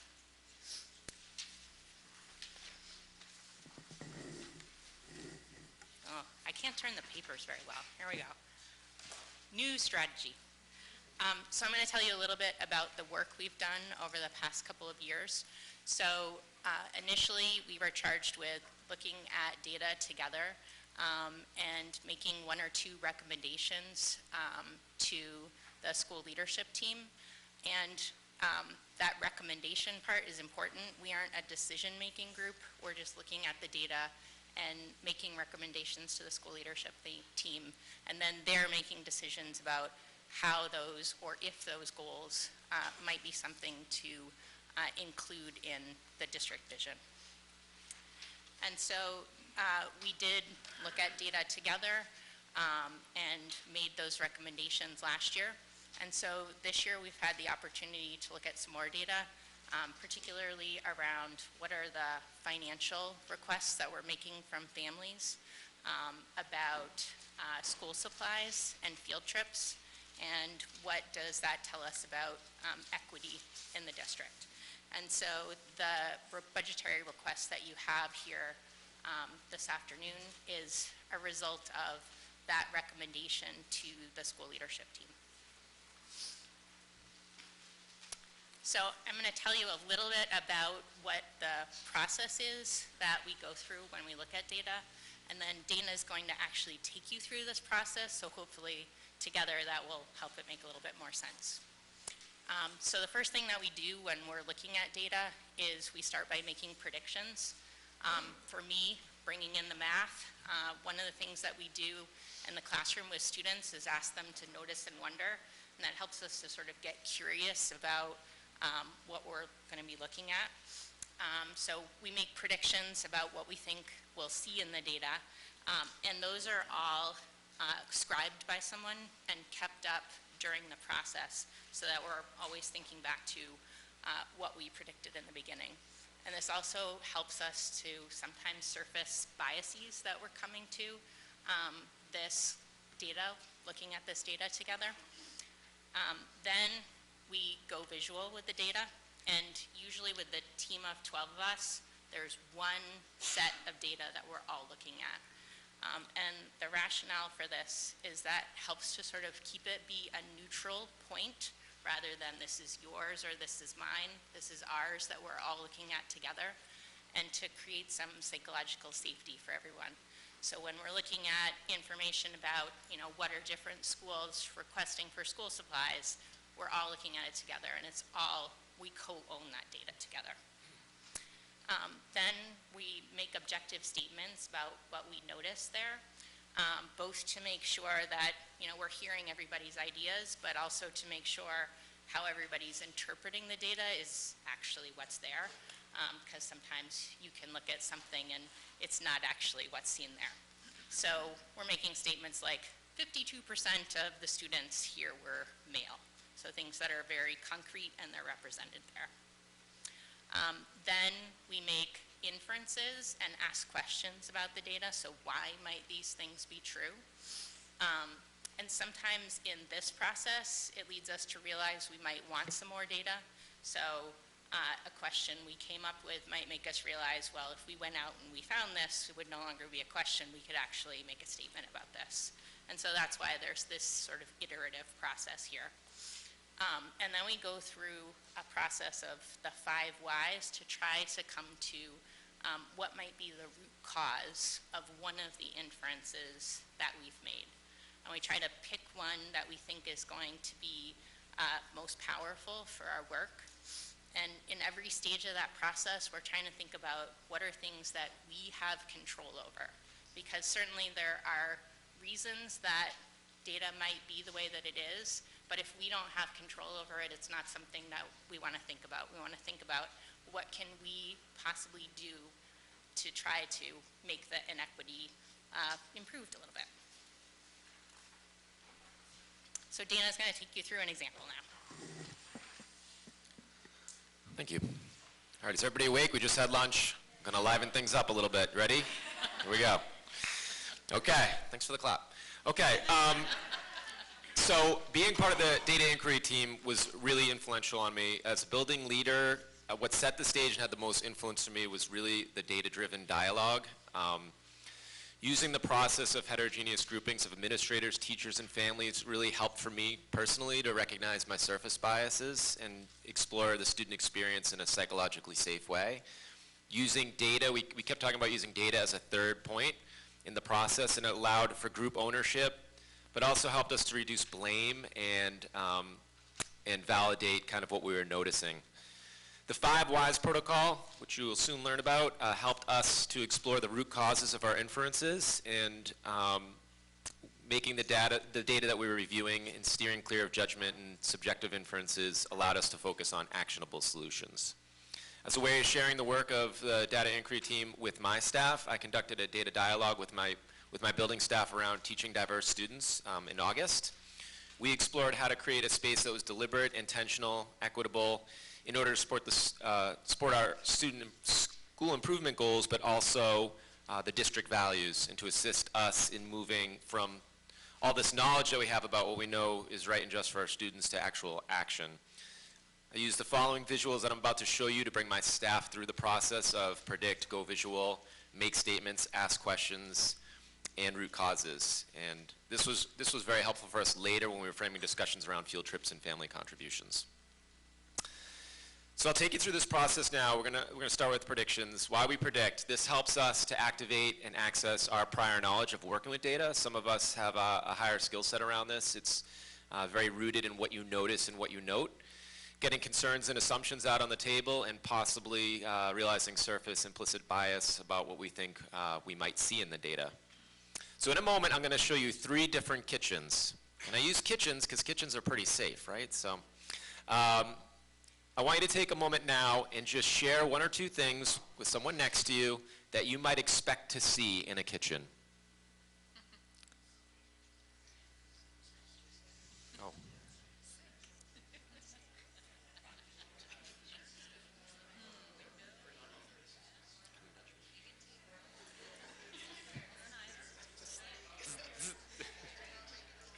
So what might you expect to see? Does anybody want to share one or two things? A spoon. Okay, I didn't expect that. A spoon. Yep. What's a stove? Yep. Pots and pans. A sink. A pile of dirty dishes. Yes, my household. Well, hopefully no one sees that. Okay. All right, here we go. So, this is going visual. What is important about this exercise is everyone has their own opinion on structure and setup, whether we're talking about a classroom or a kitchen. And none of them are incorrect, you know, if they work for you. There's a lot of different options and factors that go into determining what you value. Teaching Tolerance had an article on honoring the student experience, which we used as a guide with my staff on how we wanted our classrooms to reflect the learners that are using it. Determining what classroom design reflects what you want based on the needs of the students in front of you. So I ask that you apply the same to the kitchens here. Think about the people that are using them. In this space, what works for each of these spaces. So a prompt that I have for you is jot down 1 or 2 predictions and share with your neighbor, looking at each kitchen, which one would work best for you. No judgment.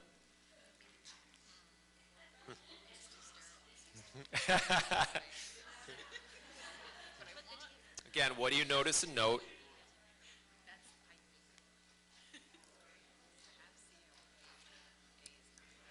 Whatever would work best for you.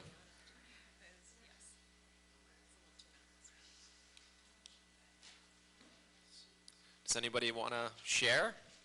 Yep. Somehow, I know where everything in Kitchen C is. You know where that's very interesting. Yes, you do. Very efficient use of space. Nope. Do you want to share? So Kitchen C stresses me out tremendously. Kitchen A is where actually I would know where everything is, and I would have the room to create and do what I want to do. Yeah. Okay. No right or wrong. Anybody else? Last one. So I would say I aspire to Kitchen A, but I think if I were to look at that just offhand, even though my sister's kitchen looks like that, and I know she loves to cook, I would say it was somebody that doesn't use their kitchen at all. That it looks sparse, it doesn't look like it's used for cooking, it looks like a showcase. Okay. Yes. All right. I like B better because I think there are going to have more people there, and also it's pretty function of the kitchen, and pretty much we're talking about serve who going to be there, people and food. Yep. Okay, thank you. Great, thank you. Okay, so we then move to objective statements. So some examples of these might be Kitchen A has 3 pendant lights hanging over the island. Kitchen B has a table and 4 chairs in it. Kitchen C has a number of items out on the countertops, which we pointed out. At this point, we may elect to gather more data on the kitchens or whatever it is we might be talking about, but for time's sake, we're going to move on. So the next thing we do is we state these inferences, which are best guesses based on the available data, and I'll give you some examples. Kitchen A is cleaned weekly by a cleaning service. A firefighter owns Kitchen B because there's a fire extinguisher hanging on the wall. The family of Kitchen C just moved in yesterday and are still trying to organize their things. In our work with the data inquiry team, we made inferences about the data we had about field trips and school supplies. How are the current practices ensuring equitable, connected, and appropriate tools for all learners? So the root cause analysis, the 5 whys protocol. The data inquiry team then engages in root cause analysis by using a protocol called the 5 whys. This protocol uses repetition of the question why to probe and go deeper. Asking why 5 times generates many possible answers to each question. Sure.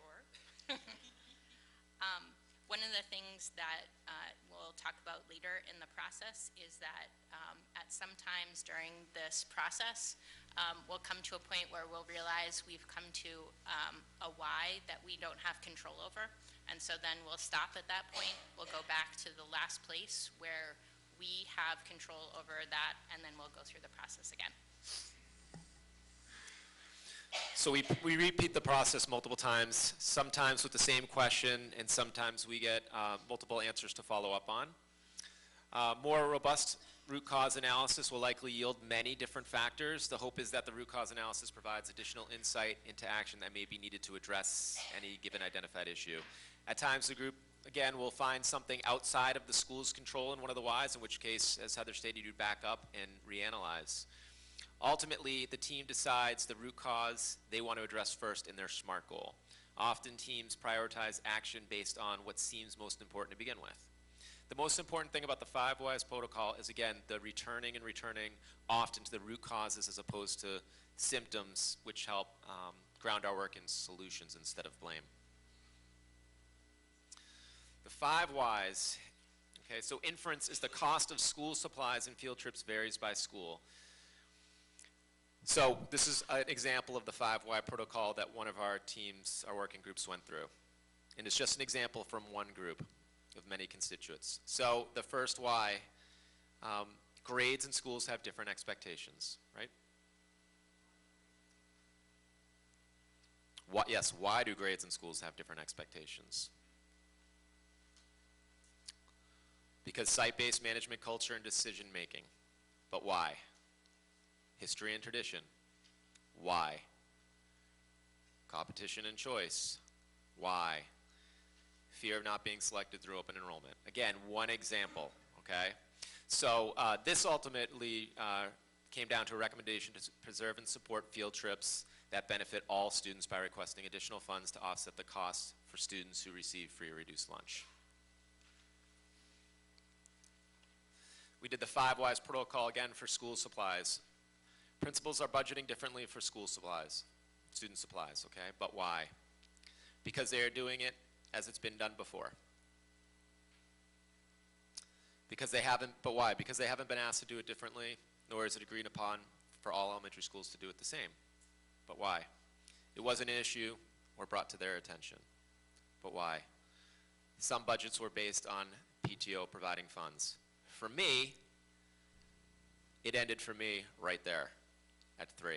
I didn't need to go any further. Here's an example. So this exhausted itself at me for free, and my final recommendation here would be individual elementary schools pay for school supplies by allocating money from within their budgets.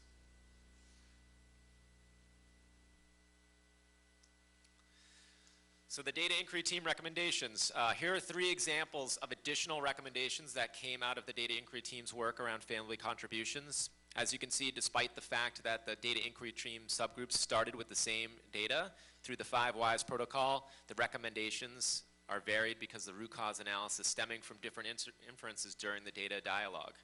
And now Dawn is going to share another equity request. So that process that they brought you through in about 10 minutes takes us basically an entire day to go through and do it any justice. It takes quite a long time within the group to sort of identify these, but these were some sort of concrete examples of things that we've actually sort of come up with over time.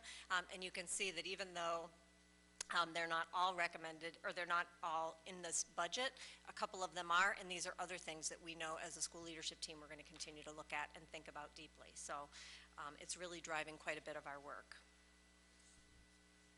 So that brings us to the budgetary requests that relate to these. The first is by allocating $100 per student who is on free and reduced lunch as of this past October 1, which would amount to about $57,000, and that would be a field trip assistance fund that lives in each of our buildings that principals and their staff can use to allocate for different things related to field trips to ensure that the playing field is level and that anyone who needs to access those sorts of things can.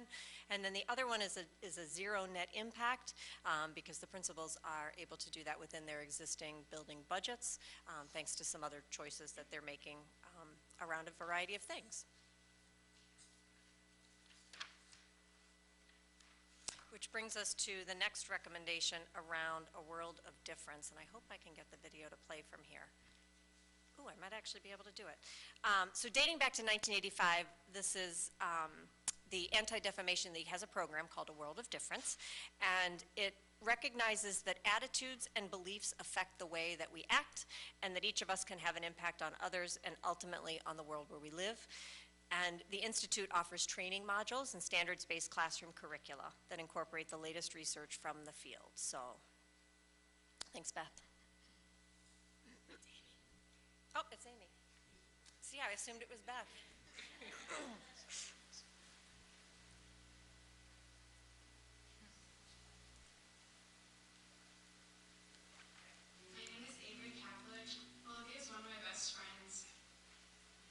Avery and I have always been close our whole lives, and being Jewish, I feel like we're able to connect on a different level. It's just something that makes me very happy. My name is Robert Treston, and I'm the New England Regional Director of the Anti-Defamation League. When I received the call about what happened in Marblehead, my heart hurt. One night last winter, I got a text from Olivia, and it was a picture on Snapchat of a swastika in a chemistry lab at school. In the back of the picture, I saw one of my friends. I was very upset, and I was scared. The night that it happened, I lost a lot of sleep. I could not stop thinking about it the next day in school. Suddenly, you're faced with a challenge. You see something, you know it's wrong, and you have to figure out a solution. And we talked through what the options were, and that decision that they made has impacted the entire community. I just wanted to get people educated. What they were doing, what they were saying can really hurt others. Olivia and I raised money to get the ADL involved in the school system. The ADL has trained 30 students from Marblehead High School, and we will be able to teach other students in the school about hate and anti-Semitism. The students that are participating in the World Difference Institute training, they're learning leadership, and ultimately, it will make whatever community that they live in a better place. I think that Olivia and Avery's courage gives some courage to some other kids that might not have had it, and it hopefully becomes infectious. As a police department, we can't do everything. Our partnerships are extremely important, and I think a very vital partner for us is our partnership with the ADL. I would love to see that this never happens again. I would like to see a world that everyone can feel accepted for who they are and not feel like they are judged. I don't want people feeling uncomfortable because of their sexuality, made fun of for their race. When I get older, I want to see a world where people feel truly comfortable being themselves and accepted for who they are. It's planting seeds. It's all about making tomorrow better. Our tomorrows look pretty good based on Olivia and Avery.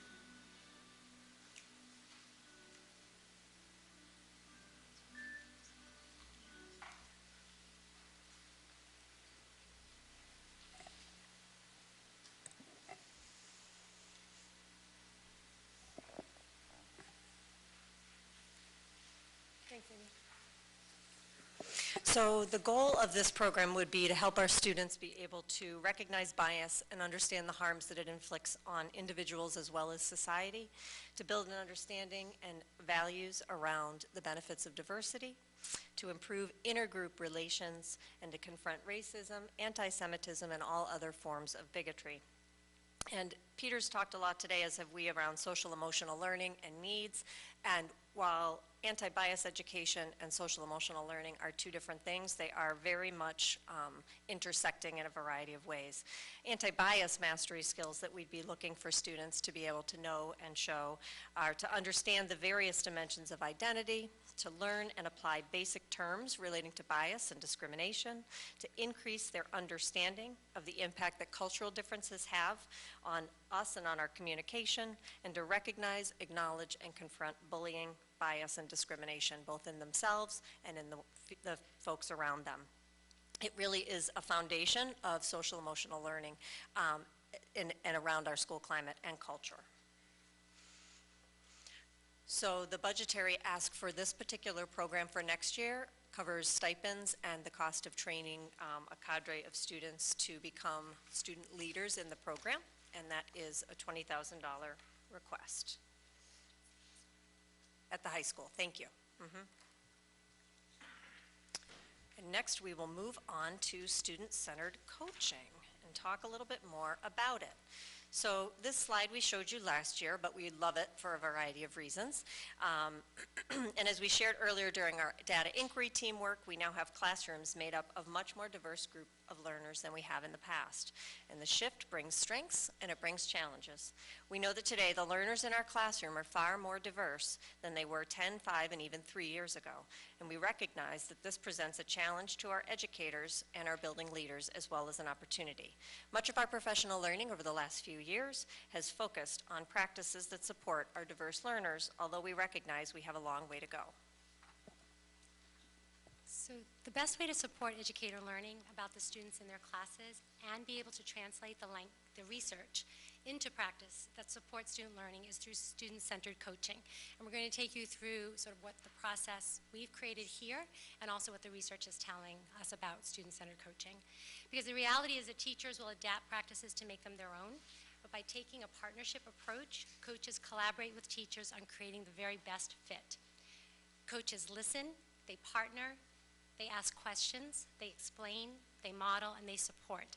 And on this slide, we've listed out the 6 specific ways coaches in our district partner with educators, and in a few slides, Heather's going to speak more specifically about those different ways. Coaches also help educators engage in what we call generative learning. And what that is uncovering understanding in a specific lesson that can be then applied later in teaching other students. And it's really powerful because it impacts the way teachers think about teaching and learning. So I'm going to turn this back to Dawn for a second. So any changes that we implement with any depth have to be coupled with professional learning. This chart is an old chart. It's from Joyce and Showers, who have done some of the most research around the impact of coaching over time. And you can see in the far left column, there are 4 sort of professional development modes. So there's presentation of theory, which I call sit and get. There's modeling, where somebody's going to show you. There's practice and feedback. And then finally, there's coaching. And as you can see as you go across, you know, we want to see really high numbers in that far right column around application and problem solving. And you can see without a doubt that coaching is the one, because it is such a job embedded type of a model that is obviously one that can be easily applied, and then we see folks actually implementing, which is where we want to end up. And then just this past year, Kraft, Blazer, and Hogan conducted a meta-analysis of 60 research studies on the impact of coaching. So this is a much more recent study. Their conclusion is simply that coaching works. On average, teacher coaching raises the quality of teachers' instructional practices and their impact on student achievement by 0.49 standard deviations and 0.18 standard deviations, respectively, as much as or more than the difference observed between a novice teacher and a more veteran teacher. They recognize that their analysis indicates that large improvements in teacher practice is needed for improving student outcomes. But one finding was very clear. Teacher coaching is able to improve student outcomes because of the very specific attention to teachers' core instructional practices. And we've been talking a lot today about what happens in the gen ed classroom. This is specifically tied to that finding that we've been sharing with you. They also shared some recommendations or some considerations if you're implementing a coaching system. The first is coach quality, and of course that speaks to the experience, the content knowledge, and the rapport, the interpersonal skills of the coach. Certainly financial considerations, and one of the reasons why we're here with you today, because the primary intervention is a one-to-one interaction. It's costly. The second is the standardization. So you need to implement organizational structures and systems that provide supports to coaches that also allow them some flexibility and for them not to restrict their judgment when they're working with teachers. And then the last is teacher engagement and the social climate. Again, as Dawn was talking earlier before about that trusting relationship and creating a culture of respect. So now Heather's going to share with you some more specifics about the student-centered coaching model we've implemented in Acton Boxborough.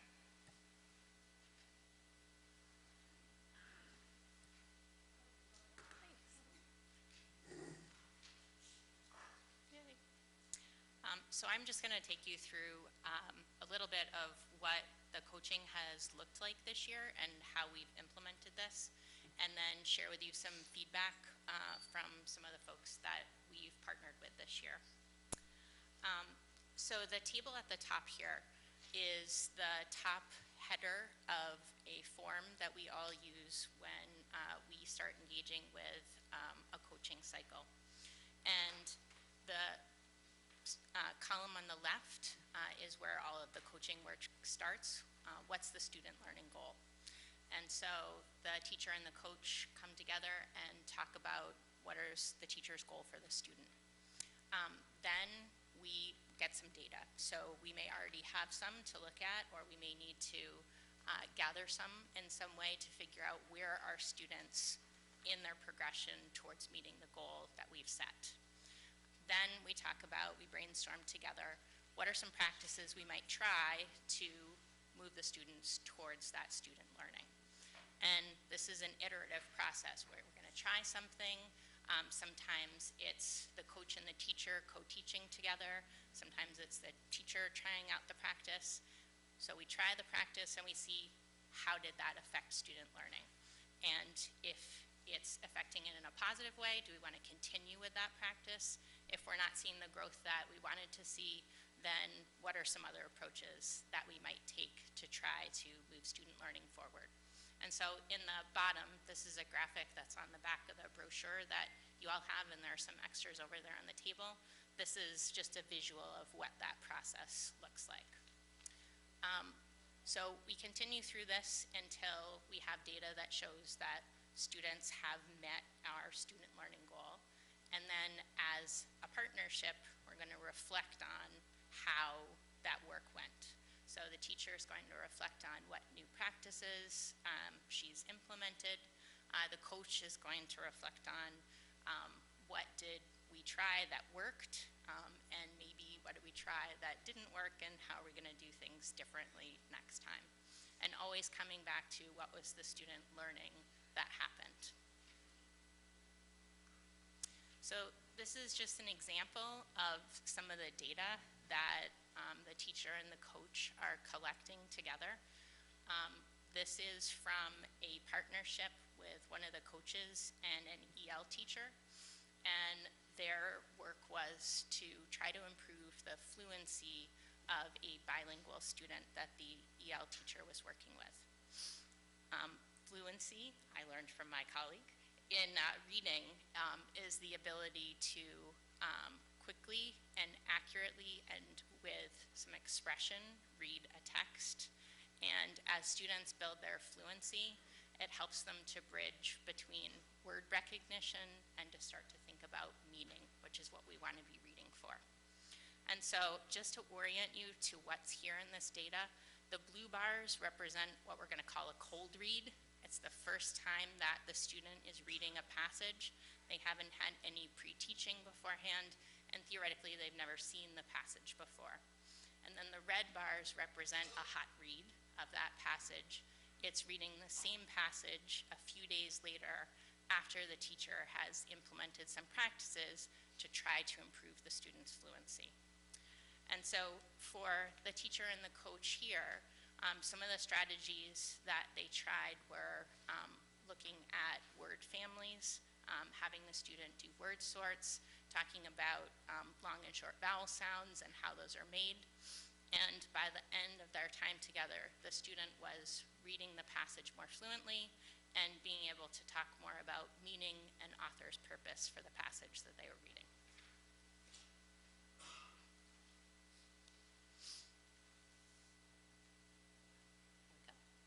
So as I mentioned before, a part of the process is this is a partnership where the coach and the teacher are learning together. And so at the end, we both fill out a Google form to collect our feedback about how the process went and what our learning takeaways were, and maybe some things that could be improved next time. And so the difference in colors here, the light blue questions are questions that are slightly different on the educator and the coach form, and the other questions are questions that appear on both. And so, as I said, things that worked, things that we're going to try, and as Tracy Zager shares, something called a call to action. What are your next steps? Because when we sort of verbalize those, when we say this is something that I'm going to do, we're more likely to do it. So far, our team of 5 coordinators have partnered with 10 educators. We all started a partnership at the beginning of the school year, and we've each had the opportunity to finish that coaching cycle and to either complete or be almost complete with a second coaching cycle. And as Deb said, this is something that's time intensive. It's a one-on-one interaction between the coach and the teacher.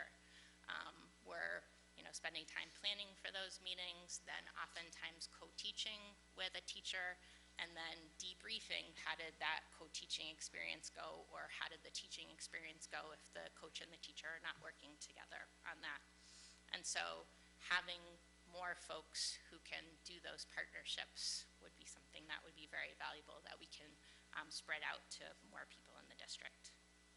So I'm just going to share with you 2 of the quotes. These are all quotes from that Google form I told you that we both complete at the end of our cycle. You can read the rest of them on there. But one teacher said, "The collaboration allowed me to ask questions I wouldn't have considered on my own." And another said, "I tried things I normally would not have on my own, especially with technology."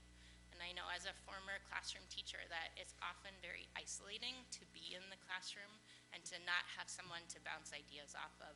So I know that this is a very valuable partnership for me, and that I learn a lot working with teachers, and I know it would have been really valuable for me as an educator in the classroom. So we have 2 videos from 2 of the folks who went through the coaching cycle with the coordinators. And as you can see here, we have folks from a range of experience levels. We have a teacher here who has 18 years of teaching experience, and one who has 2 years of teaching experience. We have veteran teachers who are engaging in this work with us.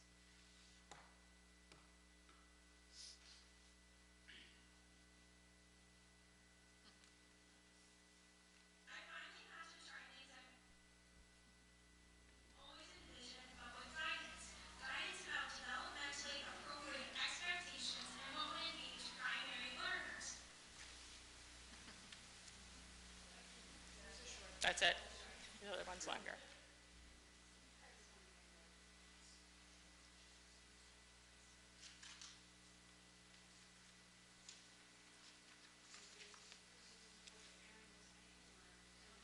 We can, but it wouldn't be nearly as nice if I said it as it would be if Erin said it. Yeah, we'll try one more, and if it doesn't work, don't worry about it, Amy. Then you all can watch it later. Maybe.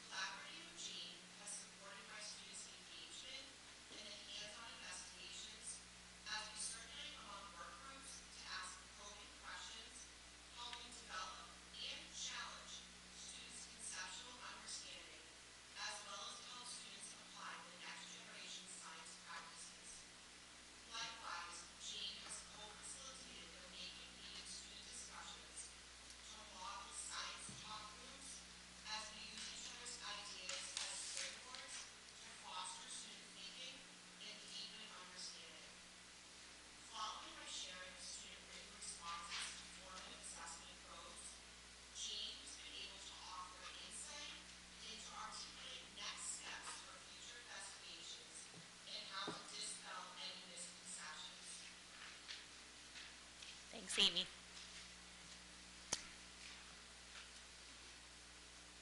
Yay. So to end here, Diane Sweeney says that student-centered coaching helps us to build a community of teachers who who are skilled at analyzing student work to make decisions that best support student learning. I'm going to turn it over to Deb. Great, thanks. All right, so I'm going to talk a little bit about library media specialists, and I'll try to do this quickly because I know we're just about out of time.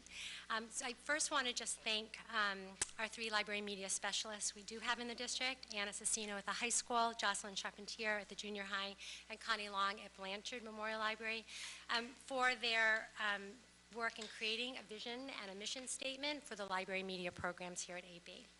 So the library media centers are learning commons, and they really are the hub of school life. The learning commons provide a dynamic physical and virtual presence that support learning outcomes from every academic discipline and provide students with the information and technology resources they need to build knowledge. The mission is to empower our students. They will live and work in a global environment that will differ markedly from the world today. The continuing evolution of our society will both transform their personal and their professional lives. And increasing globalization will alter their world perspectives, and converging technologies are going to change the way they create, consume, learn, and interact with others.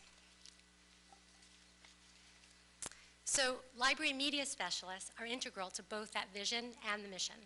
They cultivate curiosity and the skills to be ethically responsible and successful in a global community.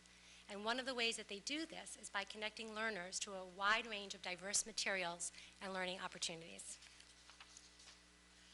So we are all very aware of the challenges associated with changes in technology, tools, and devices. I think there's a new one every day, and we try to stay ahead of it. Library media specialists are integral in teaching media and digital literacy skills. These are skills that are so important for our students to know. Library media specialists also support our cultural, linguistic, and economic diversity. You've heard us in the past talk about windows, mirrors, and doors, and that our students need access to all kinds of literature. But what if, in addition, that some of our books also acted like prisms? In her 2019 January article, Uma Krishnaswamy states that a prism can slow and bend the light that passes through it, splitting that light into its component colors. Similarly, books can disrupt and challenge ideas about diversity through multifaceted and intersecting identities, settings, cultural contexts, and histories. No other educator receives as much training in selection, evaluation, and integration of educational resources. A certified library media specialist evaluates online databases for potential licensing, investigates open educational resources, and locates resources in languages other than English. They also seek out texts, sites, and web tools for specific assignments and help our educators integrate those resources into their instruction. Library media specialists also teach our students to engage in the information literacy process, and that is to assess, evaluate, and communicate informational text. They also demonstrate how to use technology responsibly and ethically, and of course, and always, to cultivate a love of reading. The research about the role of library media specialists and their positive impact on students, especially for our most vulnerable and at-risk learners, is abundant, and is quite clear. In March of 2018, the state published its Massachusetts School Library Study. The primary purpose was to study the public school library programs in the Commonwealth and evaluate whether they were adequately serving the needs of students. Based on their research and their findings, they made 5 recommendations. And you can see that the very first recommendation speaks to having a certified library media specialist, from which the next 3 recommendations flow. The study found that 80% of schools in Massachusetts have licensed school librarians. The study also stated that access to library instruction helps ensure that a hybrid and electronic library collection is well used to promote 21st century learning and teaching. And without adequate time on task and professional librarians who collaborate with teachers to deliver information and technology education, access is denied to the Commonwealth students and educators. So interestingly, when I took a look at our comps, they indicate the exact same percentage of schools with certified library media specialists as the state study. So out of the 16, and there's a little variation because I was only looking at elementary schools in the comparison, 10 of our other districts, comparables, have certified library media specialists for each school, and then 3 of those also have a library assistant at each school. 1 has a certified librarian and 6 full-time library assistants for 6 schools. This next one is in a different color. It's the most like us. 2 of the districts have 1 certified librarian for 4 schools. We have 1 for 6. But 1 of the 2 also has a library assistant at each school as well. And then 1 has a part-time library assistant for each school. And again, there are a couple of regional districts that don't have the town comparables, so they were on the list, but the towns weren't necessarily in the comps. So with 79%, we in fact mirrored what the state study showed at 80% of schools having a certified library media specialist. And so again, just our school libraries close the resource gap by servicing all types of learners in the most inclusive way possible. And if I can get right to the staffing requests, this is a chart I think I shared with you last year, and you might have recalled we had a STEM position for the junior high. Given the fact that there was a real lack of candidates certified at that level who applied, and knowing how important the quality of the candidate is for the coach, we decided to forego that position at the moment and move that to the elementary. So that's why you see 2 green circles now on this slide. And then this next slide shows you the 4-year implementation plan. So the top row speaks to how we plan to achieve 1 library media specialist at each elementary school, remembering that we already have 1 at Blanchard, 1 at the junior high, and 1 at the high school, and to achieve having a STEM coach at every elementary school, and then again 1 at the junior high. So we're only a little bit over. We will take your questions. Thank you.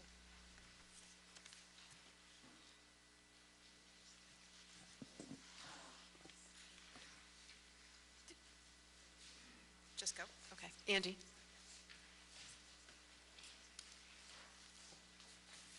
So is the coaching system available for every student? Coaching. I'm sorry, can you say that is a coach available for every teacher?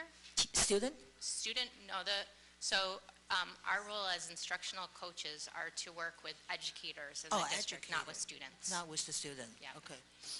That's it. Michael?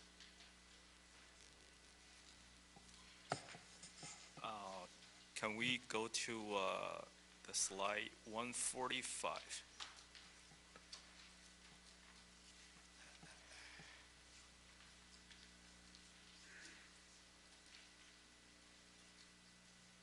Okay, so if you look at the first box, so what is the goal for student learning? So I think this is the goal is to identify the goal is the most important thing, because any hard work based on that goal. So my question is how to identify that goal.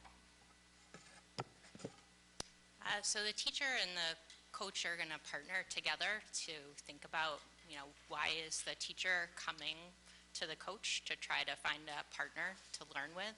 And so often the teacher has a question in mind that they're thinking about. So for example, for the EL teacher, the data that I shared with you before, the teacher knew that she was working with this student and wanted to figure out what are some strategies that she could help to move that student forward. So often the teacher is coming to that collaboration with a question in mind and where she wants the students to go.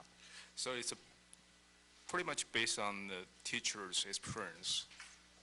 Am I right? Or because I thought that when we talk about the goal of the student is the one that who should speak out, right, about the goals, right, instead of teacher speak out. Because teacher is just,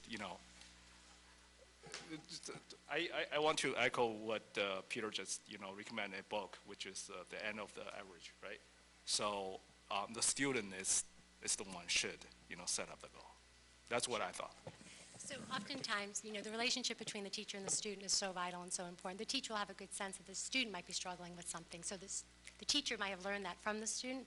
But the other thing that we also have in place are certain benchmarks and certain expectations at grade level for different disciplines. And so the teacher may also see that a group of students or a particular student is not progressing the way that we would expect, and so that they might ask for some help from a coach. So it might come from a variety of resources as to why a teacher might reach out to a coach. Maya?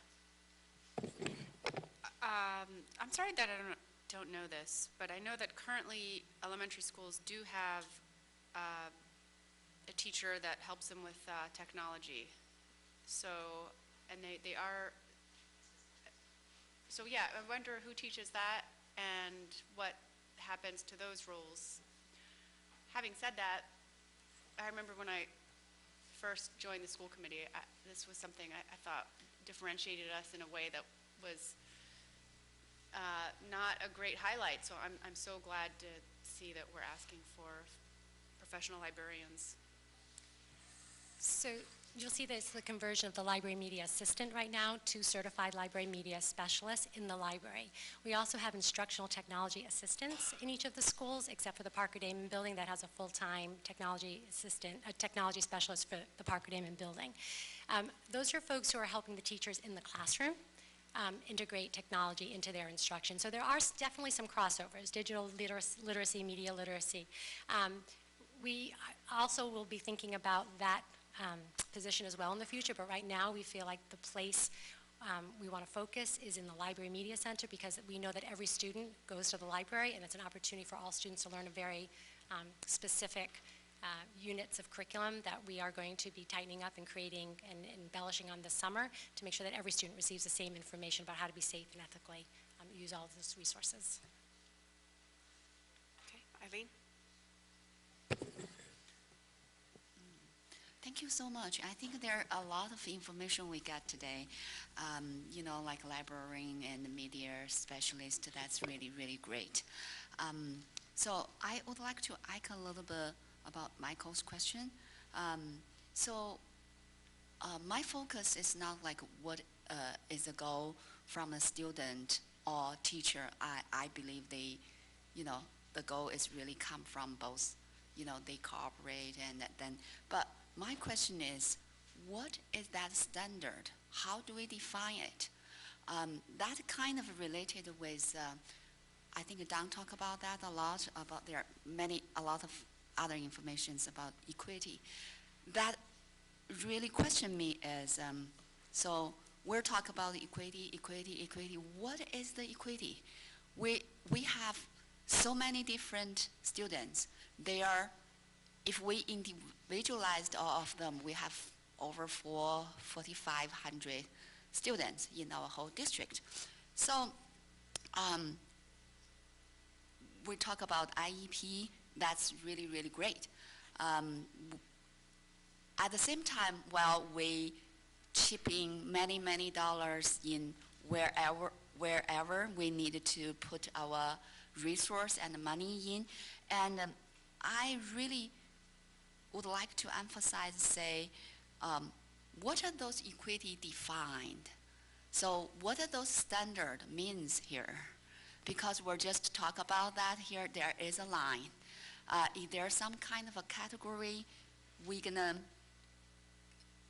I know it's really hard to define it, make the clear pictures, just like Dana gave us the really exactly the metaphor about the kitchen, because we have different interpreter what we like. So we like, you know, number one and number two, and there are many things, but however, what could be the relatively equity for all of our students' needs? We need to reflect that.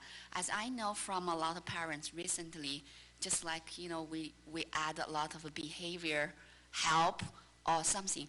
Some students, especially from our elementary school, it's not necessarily they need academic help. A lot of academic help, as Heather gave us the, you know, the chart, the words, counting, and who get what. But a lot of kids, they don't need a lot of those help, but they are quite challenged, very challenged, some of them, in the classroom. So how do we make sure the equity work on them? So that's really, it's like another kind of IEP, but I can't define that. So how do we define our standard-based learning goal, and what is, you know, for the different, we don't categorize our student, but everybody is different. They fall into different learning styles and categories. How do we make sure everybody gets what they want? Thank you. I think you asked a question that would maybe take me 10 years to think about an answer. But overall, I guess I think what you're asking about, though, is how sort of do we look at equity and maybe measure a change in equity over time? Is that sort of getting at how do we know that kids are getting an equitable education? So I guess for me, it would be really around, can we reduce the gaps that currently exist in the way that students are performing across a variety of, so that there's minimal variance due to race, income, socioeconomic status, disability status, all those things, so that folks are performing more similarly than they are right now. Eileen, that is a very important, deep question that you asked, for sure. I'm just going to jump in, and then I'll get to everybody. So the coaching is incredibly time-consuming. Is there a caseload, and how long does it take, that process, from start to finish? So a caseload, if you mean like, do we each have a particular school? No. I mean, the 5 of us are working with all the educators in the district. Theoretically, we could, work with anybody who was interested in partnering with us. In terms of how long does it take, it depends on, how many times you have to go through that iteration, but usually it's about 6 weeks, sometimes a little bit longer, sometimes a little bit shorter.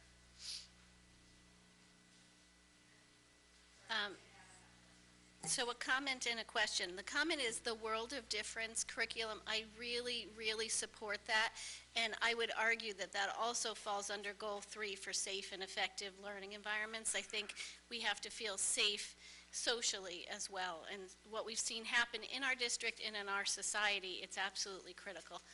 On the coaching, so I'm kind of hearing you say little things. It's the teachers requesting.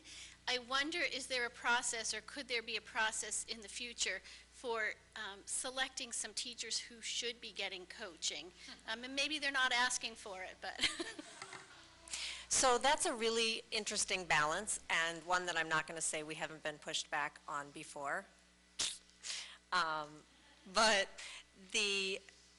this is not an evaluative process, and so it is so important to keep it separate in order to really maintain the validity of it as a support. And if, as soon as it crosses the line of being seen as punitive, that's a problem.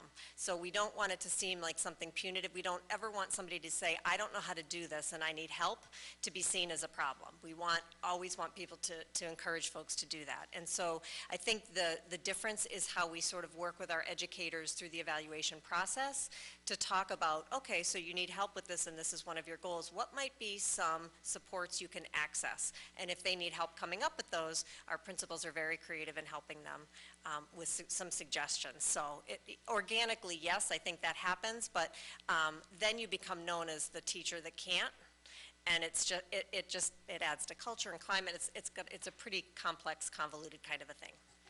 I'll just add that through the evaluation process, if we do have a teacher who's really struggling, then we have a mentor program. And so through that mentor program, someone can be assigned to work with a teacher. So trying to keep those two things very separate.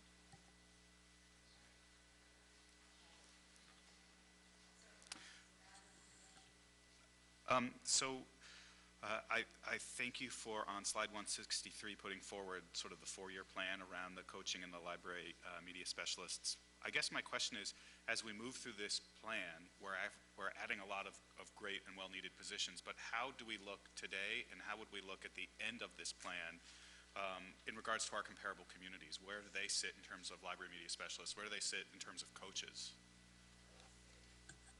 The library media, we're in that 20% who don't have, so it'll be a couple more years before we get there. And then when it comes to coaching, so many of our, again, districts on that comparable list, and I don't have that in front of me, but I was a former curriculum specialist coach, and so many of our other districts have already moved to coaching systems. They don't have specialist systems anymore, they have coaching systems, because when you've worked with an educator and you've been able to help it change practice, that, again, that's that generative process, it keeps going. Yes, there are times when you do need to work with students specifically, but that need should become smaller and smaller, that intervention, as you're building the educator capacity within the classroom. So I would say we're more on the late end in getting this going, which is why there's so much research out there to support the teaching right now. I am going to have us move forward. So if you have a question, hold it. Doesn't mean you're not going to get it answered. It just means you're not going to get it answered right now. So thank you so much. And our last panel sorry, I don't know where mine went. Our last panel presentation is on Goal 3, access to safe and effective learning environments.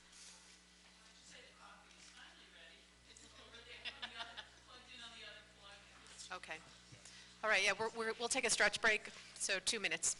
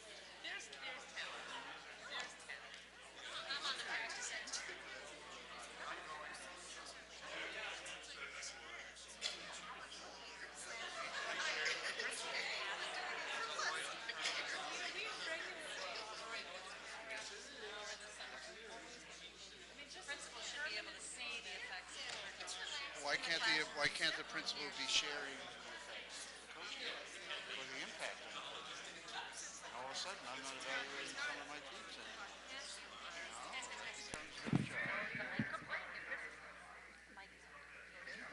I just started for you, so I kind of ran. We're loving it.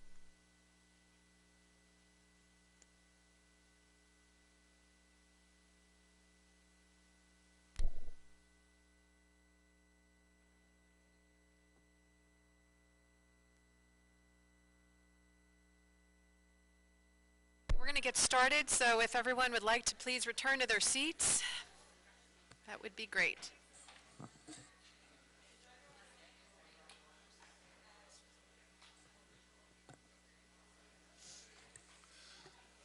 Okay, so welcome back, everyone. We want to continue on with the presentation so we can stay on schedule. The goal we're talking about now is that we want our students to have access to both safe and effective learning environments. So we're going to talk a little bit about a number of different things during this presentation. It's a little bit wide-ranging, but this is kind of mostly focused on kind of the operational side of the district. So what we're going to talk about today, we are going to talk about a capital improvement plan. We're going to talk about facilities and maintenance budget. We're going to talk a little bit about school security and what we're doing there in the budget. We're going to talk about transportation, and then we're going to finally end with giving you a, excuse me, we did insert in here, we're also talking about technology, and we're going to end with a building project update just to make sure we're giving you the most accurate, up-to-date information with regard to that.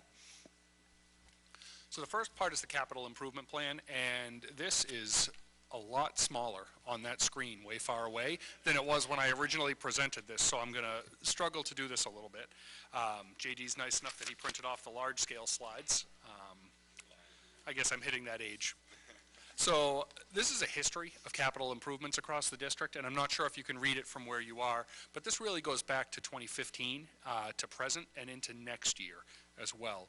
So this whole capital process has been about 5 years in the making, and it's been a work in progress for the district over those past 5 years.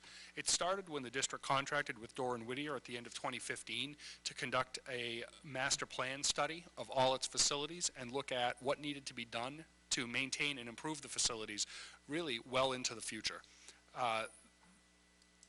When that process started, the district's allocation to capital in its operating budget was $155,000. That grew over time. In FY16, Dorr & Whittier unveiled what was $120 million worth of capital improvements that needed to be done to the various facilities across all of the districts. That was sticker shock, I think, to many in the community at that point, and there were certainly a lot of questions about how are we ever going to allocate $120 million to improve our facilities over this time span. At that point, the district also began submitting a statement of interest for the Douglas Elementary School building project. In FY17, the district started to chip away at that $120 million and allocated $240,000 into capital, and the big piece of that was we were accepted into the MSBA feasibility study process for the Douglas School, and then Dorr & Whittier went back through the $120 million and was able to identify about $14.1 million in priority projects. Fast forward to FY18, and the capital budget was again increased, but this time by about $500,000, so we went up to $770,000. And at the end of the year last year, if you remember, Bill McAuliffe, as he was preparing to end his time here, unrolled kind of a draft 5-year capital plan, and that was based on the $14.1 million that had been presented previously. At that point, he recommended that we, again, continue to increase the operating budget to $1 million for capital, and that brings us to this year. At the beginning of this year, the school committee formed a capital planning subcommittee, which is comprised of members of the school committee, the school administration, and members of both finance committees in Acton and Boxborough. We met throughout the fall in order to take a look at the capital plan that had been presented by Bill, but a lot of the feedback was that we needed to go back to the $120 million and really make sure we understood how we got from $120 million to what we actually would need to do in a revised capital plan. We ended up contracting with Skanska Associates, who is also the owner's project manager for the building project. They were able to assist us in reviewing that list with JD and make sure that the projects we included in the capital plan not only needed to be done, but had reasonable cost estimates. You can't be perfect, sometimes 5 and 6 and 7 and 8 years out, but had reasonable cost estimates associated with them and could be bundled in such a way that they were executable from an operational standpoint. So that continued. We have continued with the process and are recommending next year to increase capital funding to $1.25 million and are also proposing a program to bond $7.5 million or just about thereof in order to be able to complete a large chunk of these projects. This is a slide you've seen before, I think multiple times, but we do think of capital planning in 3 large buckets. We think of short-term projects, which are what we include in a normal operating budget. We think of medium-term projects as this kind of 5 to 10 to 12-year capital improvement plan, which has been under development. That has 2 key elements. It has the development of a project scope and sequence, as well as a plan to actually fund that work that needs to be done. Finally, the third bucket is what we would consider very long-term projects. So those include some of the things like the Douglas Gates building project, which is now underway, the Conant project. Conant was just ruled out, for those of you keeping score at home.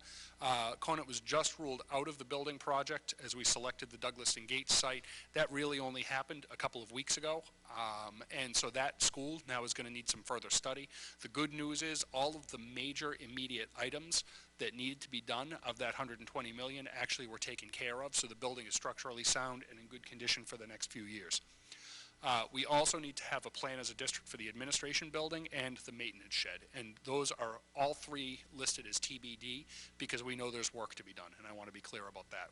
We didn't solve every problem, but we knocked off the next chunk. So There were 4 elements to the capital strategy that I just want to talk about. One was the development of a project scope and sequence, and again, this was really important to us to be able to come up with an accurate list of projects that needed to be completed and to start to talk about what is the order that we need to pursue these various projects in. What's the relative priority to the district? We also then pursued a strategy to increase funding. And what you're going to see is we're proposing to increase funding again to $1.25 million in this current year's operating budget, FY20, and then we are going to propose to do that again to $1.5 million the year after, and then continue to increase that at a rate of 2.5% over the life of the capital plan.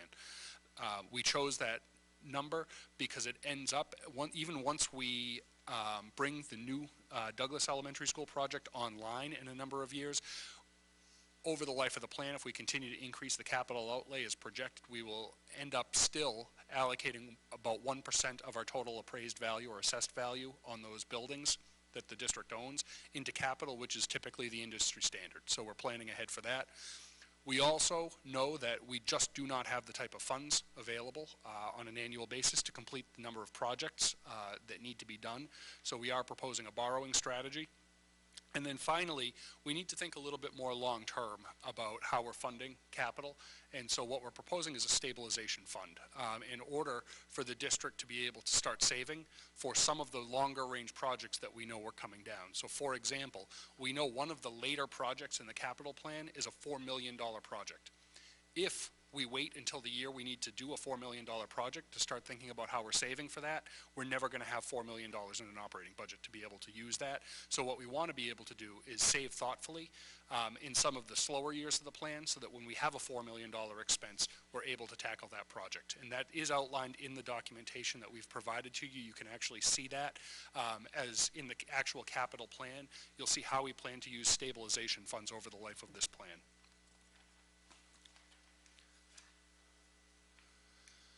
So just some overall big picture thinking about how we went from Doran Whittier's 2016 information to what Skanska helped us do in 2019. Originally, Doran Whittier had identified $120 million in projects.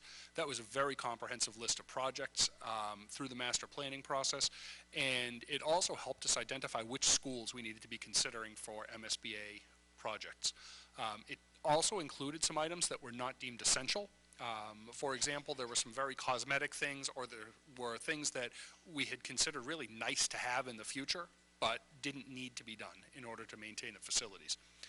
We found through study that cost estimates were too high, and that there were also a number of redundant or duplicate projects. So as an example of that, and JD really was instrumental in helping me to understand this, there might be some areas where there might be something saying replace some roof flashing at the high school in this part of the roof, replace another piece of the roof over 300 feet away, and then third, replace the whole roof. We certainly didn't need to do the same project 3 times over, so JD and Skanska went through and actually eliminated all those redundant projects. So, how did we get there? We ended up at a $20.8 million capital plan that we're proposing over the next 12 years. And the way we got there, we removed the projects from that at Douglas and Gates because that's part of the building project that we're working on. We also removed the Conant building because that needs some long-term consideration for the district, and we simply did not have time to make those decisions through the process. We also removed the maintenance shed because that also needs individual attention and a longer-term thought process. And then many of the projects, but not all of them, around the administration building. We did include some of the high-priority projects in the administration building to keep that going. We also removed the redundancies, we removed things called wish list items. We accounted for work that we had already done. The capital plan, even though we're unveiling a formal 12-year capital plan now, the work from the $120 million has been ongoing, and we've already accomplished many of those highest priority projects. We also removed what we consider preventative maintenance, things that we already do on an annual basis, which we don't need to continue to account for because they're already in the district's operating budget under preventative maintenance. And then we finally updated the cost estimates. So that's how we got from $120 million to $20.8 million. I'm going to go right back to that. So this is too small to read for anyone over 12 years old. So, with that said, I'll just give you a highlight. What we wanted to show in this slide was FY19 through FY23. So, what's happening from year 0, which is our current year, all the way through FY23. And the current year is really a planning year, and it's where we're seeking your approval to move forward with this plan. The next 3 years, FY20, 21, and 22, are the time where we'll be completing a large number of these projects. In FY20, we're looking at $4 million worth of projects, FY21, $5.7 million worth of projects, and FY22, $1.2 million worth of projects. Those are the years where we would use short-term borrowing as a strategy until those projects are complete, at which time we would issue the bond for that work. When we start FY23, that would be the first year of repayment on those bonds. Actually, I think it starts partway through 22 or at the very end of 22. We have a little bit of flexibility that Dave has been looking at, and he'll talk more about that. But we will also be able to continue it. So even as we begin bond repayment, we're still planning $600,000 worth of capital improvements while maintaining the bond. I will say multiple times during this presentation, we are not seeking a debt exclusion. This is a bond that would be paid for through the district's operating budget. Okay, so the total value of the budget that you see, the 2.5% increase that we're asking for, 2.55%, includes what we're anticipating for this. So I just want to be clear about that. I'm going to turn this over to JD now, and he's going to walk you through some of the projects that we're planning just for next year, so you get a sense of the scope of the work that will be taking place should this move forward. Thank you, Peter. So this is hopefully listed in your packet as well. You have in the binder a project outline for the entire scope of the plan every year. It's really too much to add to a slide. But if we start with the high school, we're going to address the HVAC equipment in the pool area. That's a very corrosive area. That type of HVAC equipment doesn't last quite as long as some other typical units might. That's a $500,000 project for design and implementation. I'm going to come back to that later in the project just to kind of talk a little bit about the project manager, but it's important to note that these are, estimates. As I get real-world estimates, this will always be a fluid process of adjusting these prices. We're doing some work in the auditorium. The lighting is in major need of an upgrade, and now that we have LED lighting that can actually dim, that can be sufficient for theater programs, we're excited about doing that work. We have some design work leading to a project for next year around the compliance and code issues related to the bleachers in the pool area. Replacing the stage curtains, some auditorium seating upgrades. Moving to the Blanchard School, this current year we carried money in our capital plan to design a controls project that's moving from pneumatic controls to electric controls, basically DDC controls. That will incorporate the new heating plant that we put into the building last year, and be able to control, from a central area, exhaust fans, heat settings, and things like that. Much like we were doing in here today as people talked about the hot or cold issues in this room. We're going to design $110,000 worth of design work to work on the fire protection system upgrades at that building and electrical infrastructure. At Blanchard, there's an underground area that controls the fire suppression system, and it condensates very badly, which messes with the electrical contacts. We hope to bring that above ground to deal with that problem indefinitely. We want to add some crash padding around the gym. The thermal wrapping is insulation related to the heating plant we put in last year, and some additional site improvements around walkways and parking lots. Parker Damon building, we're going to be designing the work we need to do to upgrade the HVAC equipment in that building. The boiler replacement for $175,000, that's of interest because that's an item that we're carrying right now. If things go well, that could be a grant-funded project. So there's an area there where you might see a number that eventually could be taken out of the funding for which can be taken out of this plan, and then that money can then be used elsewhere. So that's a little bit more about the fluidity of it. We started some of the masonry work this current year on the Parker Damon building. We like to finish that off next year. Domestic hot water in that building as well. RJ Gray, we're going to do the bleachers. We hope to do the gym floor in partnership with community education, possibly before July 1, but you see it on here, assuming that, you know, let's finalize that first. Stage flooring, HVAC design, much like the Parker Damon building, to work on the equipment in this building. We still have some wood trim that's original to the building that we would like to replace, some soffits and window trim around the facility. Domestic hot water again.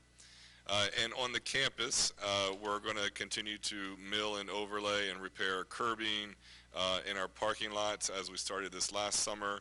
And we're hoping to explore the possibility of adding a buses-only access road to connect the junior high to the high school around Leary Field. To try and improve the traffic and pedestrian access on the campus, try and reduce some of those bottlenecks that we see getting out onto Route 111. And the admin building, here's an item on here that is admin, it's left. We have to demo that corridor that goes out to the modular. That's an area that's, that doesn't drain. And it was a temporary structure that was put in there, meant for removal. I'm sure after a short period of time, some building projects that just hasn't gone away. We need to deal with that. There's an indoor air quality issue related to it. We're going to do some rekeying in the security line item. And special projects, we're going to include a field house curtain. We're labeling those special projects because they were not in the CIP. They're just items that were brought by building administrators this year, and we're including them in next year's capital project line. The field house curtain and an upgrade to the library furniture, which I would imagine everyone is feeling right now. And is it David? There's a reason we put this item right now in the day. Right. You want me to keep going with the evaluation? Yeah. We're going to try and develop a plan to try and access some accelerated repair program through the MSBA. This isn't overly new to the district. We've done accelerated repair programs at Conant in the past. A heating plant upgrade was there. I think it was 2005, 2006, somewhere in that ballpark. And we also used the accelerated repair program when we replaced the Douglas roof in 2009, 2010. So what we're looking to do is to partner with MSBA. I'm working on that statement of interest now. It'll come before the school committee before the February meeting, and that would hopefully, if we get approved, we would work with the MSBA to offset some of the costs related to the finishing the roof at the Blanchard School and all the window replacements, because they'll do envelope. They'll partner with you on envelope repair, which is basically the roof and the windows. The other thing they would partner with you on is a heating plant, but that's already been done at the Blanchard School. And then looking out farther, you'll see in the capital plan a plan to submit SOIs, assuming that program still exists in FY 29 and 30 for Parker Damon, as well as the RJ Gray in 31 and 32. And again, the next step for the Blanchard School would be to ask the school committee to vote an SOI at that February 7th meeting. And I think we're going to turn it over to David from here. Okay, so I'm going to talk about funding, generally funding via the bond, and then a new concept. I think the first two things are going to be very familiar to most people, so I'm going to really race through them, if I can use that word. The capital budget, the history in the district, you know this. Peter just talked about it. It's come from almost none to $1 million to proposal for $1.25 million next year.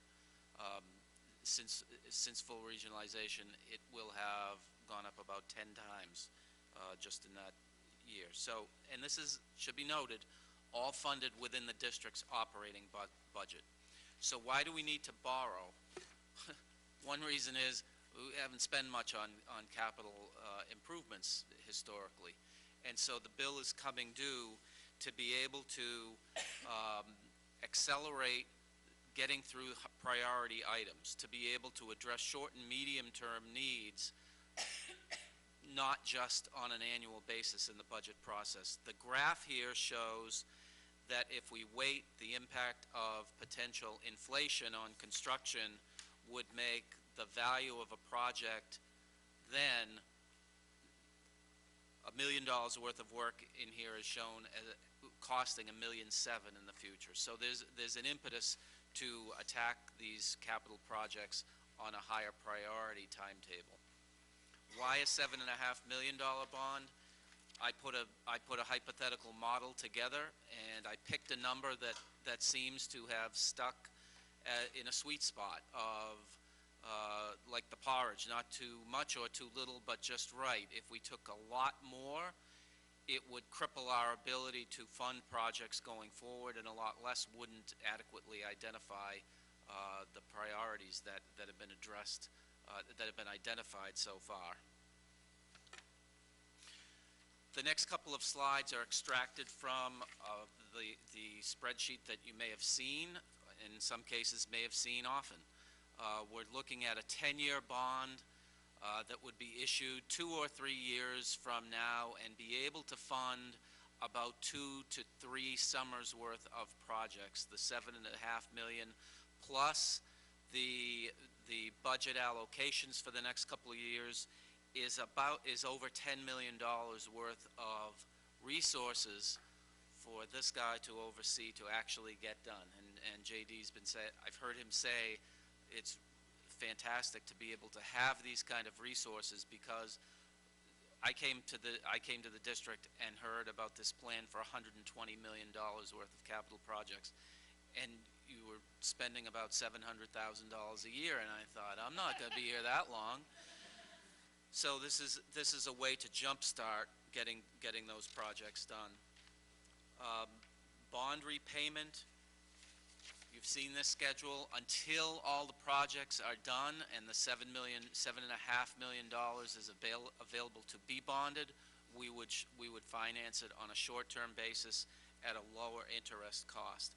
There's some flexibility as to when we issue the bond, and there can be some strategy as far as, do we issue it at the end of a current fiscal year or at the beginning of the new fiscal year?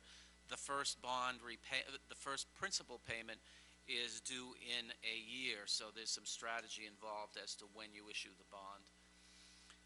Again, this is extracted from a schedule that you've seen. The important thing here, if you can't see it, in the far right column, the third item down, that column relates to money that will be available for capital use out of the operating budget. The next 2 years calls for a ramping up from $1 million to $1.25 million to $1.5 million.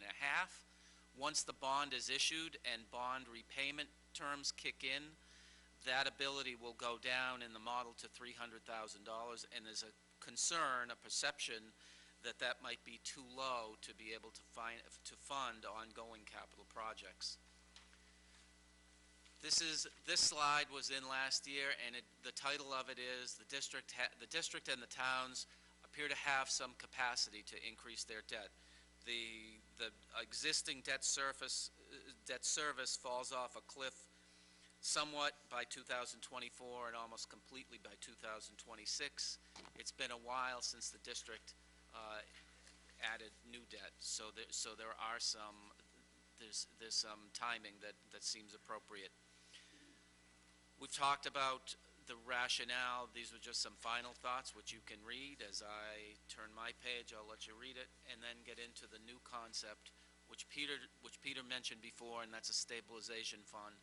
If we went back to the slide, which had the 4 prongs about how the capital funding, how the whole capital project management is to be addressed in the future, this is a novel and new tool in the shed to be able to do this.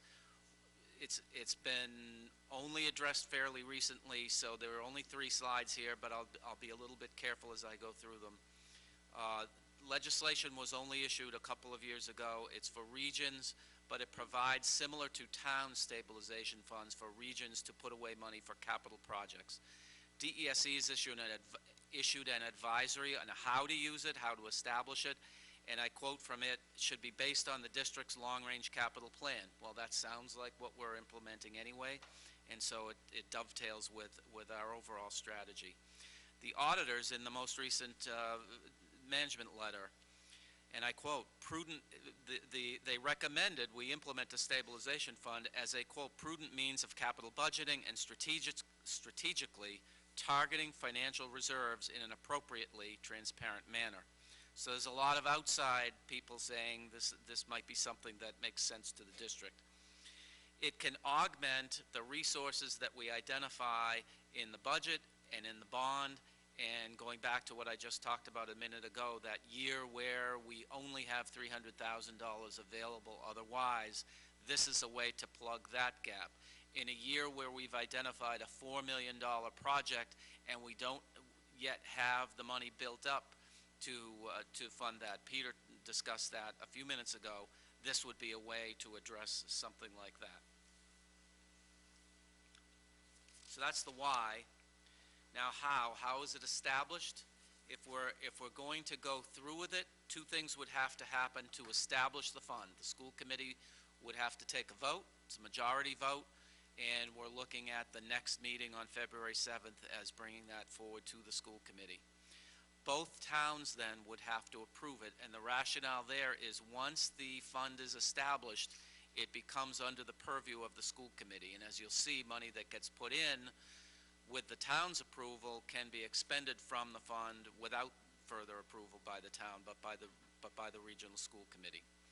So that's the how. Then the what. What do you put in there, and how do you get money in there? Two ways to do that. One is via the annual budget process, just simply putting money in the regular operating budget that would go to the stabilization fund. That might be an appropriate vehicle in the future, but that's not what we're looking for this year because FY20's budget has already been adopted. FY19's budget, I'm sorry, has already been adopted, and we're looking at doing this sooner than waiting for FY20 to come to be. So the other way is via budget amendment, and that in this case would be the current year or FY19 budget. Because it's an amendment to an existing budget, it would require a 2/3 vote of the school committee. The school committee, toward the end of the year, will likely be presented with an analysis by administration. Based on the end-of-year results of the last couple of years, we could be recommending as much as $1 million going into the stabilization fund as a budget amendment for FY19. We'll have a better handle on that as we get closer to year end. Once the school committee votes it, they have to give notice to both towns within 7 days, and then both towns, because it's a region of 2 and a majority of 2 is 2, both towns would have the option to call a town meeting to take a vote on the budget amendment. If in 45 days neither town so chooses, then it's passed as a matter of course under Mass General laws. Section D, the title should say, how do you appropriate from stabilization? Once the money is in there, the school committee takes a 2/3 vote. Just like in the towns, you need a 2/3 vote of town meeting to appropriate out of stabilization. Once this type of stabilization fund is enacted and funded, it requires a 2/3 vote of the regional school committee. If it's for a bondable purpose, the intent of this legislation was for capital funding. As long as it's for a capital-related purpose, no other authorization is needed. And we'll leave it at that because the clear intent of this is to augment capital funding and not put it away as a pseudo E&D supplement. And finally, speaking of E&D, this money in stabilization does not impact the ceiling on E&D. The accounting is similar to capital projects and revolving funds in that the balance would carry over from year to year. And interest, the funds could be invested, and interest earned would remain in the fund. And so that's the really quick primer on stabilization funds. Can I make one quick comment on stabilization? Just one more quick comment on stabilization. If you have access to the actual capital plan details, which we've kind of spelled out where that happens over 12 years, what you'll see is, and this is also in Dave's slide that he presented, I'm going to go back to it. that, excuse me, in the third year, yeah, section 13 in the packet, but in the third year of this plan and the fourth and fifth years of this plan, you actually see a dip. And if you look at the capital plan over the 12-year span that we've presented, we actually propose that what we want to do is put some money into the capital plan initially this year where we know we have some favorability, so that in the years that we have this dip, we're able to normalize that. So right now, I've set the target, I believe, at about $800,000, so that instead of dipping down to $300,000, we're actually dipping down to $800,000 in the lowest years of this plan. And then the other piece, and I believe it's the Parker Damon roof project, is a really big number. I think that's a $3.8 million number that is very late in the plan because the roof right now does not need to be replaced, but it will need to be replaced when we get to that point of the plan. That $3.8 million exceeds what we're going to be able to have in the operating budget in a given year. So what we've tried to show leading up to that is we will have, well over, I believe it's probably on the order of $1.5 to probably actually at that point $1.75+ million a year allocated to capital through the operating budget. We will not be doing that level of work, but instead through the operating budget proposals, we'll be coming to you and saying we would like to use, 500,000. I forget the numbers and I can't read them offhand because they're so small on the page. I apologize. But for example, we might in the operating budget for that year propose 500,000 go right into stabilization so that we can save for that large project which is coming due in the later parts of the plan. What we also showed you is how we foresee the running balance of the stabilization account playing out over time. And you see we're proposing this year hopefully putting in something around $1 million, depending on what the surplus does end up looking like at the end of the year. And the ending balance of the stabilization over the 13 years projects out to about $500,000. So this is not a fund that we're anticipating just to accumulate money. It's a fund that we're anticipating to really use to save, to defer the costs of projects that we know we couldn't otherwise do. That's the intent of it. If we have surpluses in a given year, it would be very nice to be able to maintain that at around $1 million. So we might consider putting some surpluses in on an annual basis so that we can continue to have that, because we also know there are going to be unanticipated expenses that come up that are capital related. We could have a boiler go in one of our buildings that we didn't intend to go and needs replacement in a given year. What we want to do is be able to make sure we have enough in that reserve that if something happens that's unanticipated, we don't have to stop the rest of the capital improvement plan in order to be able to address some of those urgent needs that might arise. So I apologize for taking the time to do that, but I wanted to make sure that we didn't ever end up giving a perception that we were using this just as a savings account for the district in excess of E&D, that this is really a savings plan to make sure we can achieve the goals we're setting forth.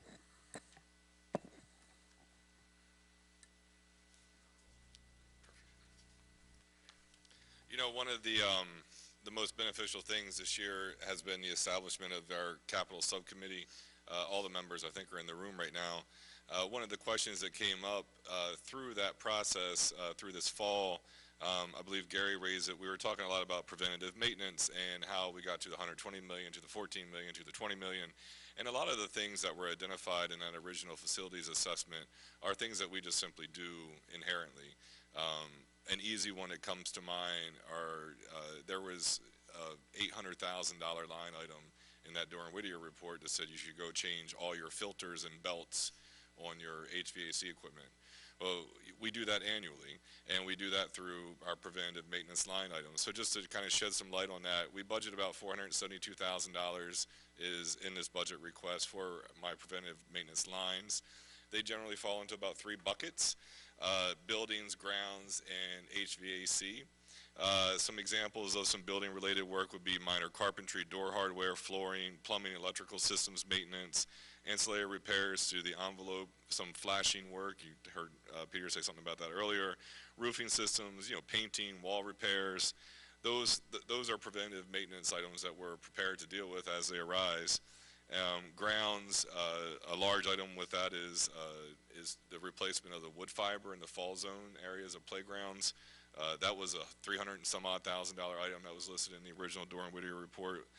We spend about 20 grand a year on that annually, every summer, and then, do it as needed throughout the course of the year as well. We have work related to our roads, catch basins, signage, fencing. We have to repair snow damage every year. We do a lot of tree work every year. Lots of weather-related things come out of grounds preventative maintenance. And again, the HVAC is primarily belts, filters, and motors, and cleaning coils. Just wanted to touch on that quickly. The next couple items here are mainly about the positions that we're requesting in the budget. The capital project manager, just wanted to kind of go through a project as an example. The junior high gym floor is estimated about $150,000. That's actually right at a threshold point for Chapter 149 public procurement. So we're going to assume that we're going to procure that as if it's $150,000 or over, just to be prudent. We're doing this right now because if it works out, we're going to try and do this in June with partnering with ComEd, and then be prepared to come right back in with the bleachers when that works, because there's some good process related to those two projects together. But to go through that project, we have to go through a project development phase. We meet and identify who the stakeholders are. We meet with them. We try and gather an understanding of the need or any relevant history. For that, the junior high floor here is original. We know from our own institutional knowledge that there's a vapor humidification issue from a lack of a vapor barrier. If you were to pull that floor up, directly under it is just earth, raw earth, and maybe 50, 60 years ago that was prudent, but what you see is over time that moisture and the temperature fluctuation causes the floor to swell and contract, and it doesn't last. So that's a key piece of history to know about this structure and how do we need to move forward to replace it. We want to understand what possible solutions there might be out there, and what solutions would be acceptable to the stakeholders. So we're going to identify or go through those options. We'll meet with vendors, and this is what the project manager will be doing away from the stakeholders. Meeting with vendors involves usually multiple meetings and conversations and research. Develop some options, develop some preliminary costs based on those options, and also try and understand what the schedule would be. So in this situation, it's either a poured synthetic floor or a replacement of the wood floor itself, maple wood. For us, if we were to go to a poured floor solution, that would involve probably 5, 6 more weeks of work and another $100,000. Is it worth it? I prefer wood personally, as opposed to the high school field house is poured synthetic. I like the performance of the lower gym as a basketball coach and as an end user of that facility myself. So those are the options and the thoughts that you're trying to weigh with regards to that. So the other benefit of it also costing less, but having a plan in place to deal with the vapor barrier issues. It's a 3-4 week process instead of an 8-week process, and we don't lose that facility to programming. So another part of that options is also review any kind of relevant code or local bylaw implications. You're going to select the option. That's kind of where we are right now in this project, and we're actually right into project design. So we need to select a designer. We need to develop that scope of work, develop a project budget and a project schedule. This is a much more fine-tuned version, so that one of the issues we often have with our capital projects in the district is we don't have a large window typically to complete things. Either we have the summer or we have certain shoulder seasons to do certain things, right? So maybe I can work on a piece of air conditioning equipment in a shoulder season, or same with a boiler we would have to do obviously outside of heating season. But we typically have to launch a plane and land the plane within a very short period of time, and we have some very interested stakeholders usually chomping at the bit to get access to a facility that they need. So from this point, after we have design, we'll develop a bid set. We'll put together a pricing sheet for that bid set, and we're going to speed this up. Yeah, we'll advertise and award the bid. The individual will provide some construction oversight. Advertise and award the bid is this is a lengthy time period, and this is one small project over the course of these next 3 years that you'll see. We're doing $4 and $5 million worth of work in. They'll provide construction oversight. They'll close out the project.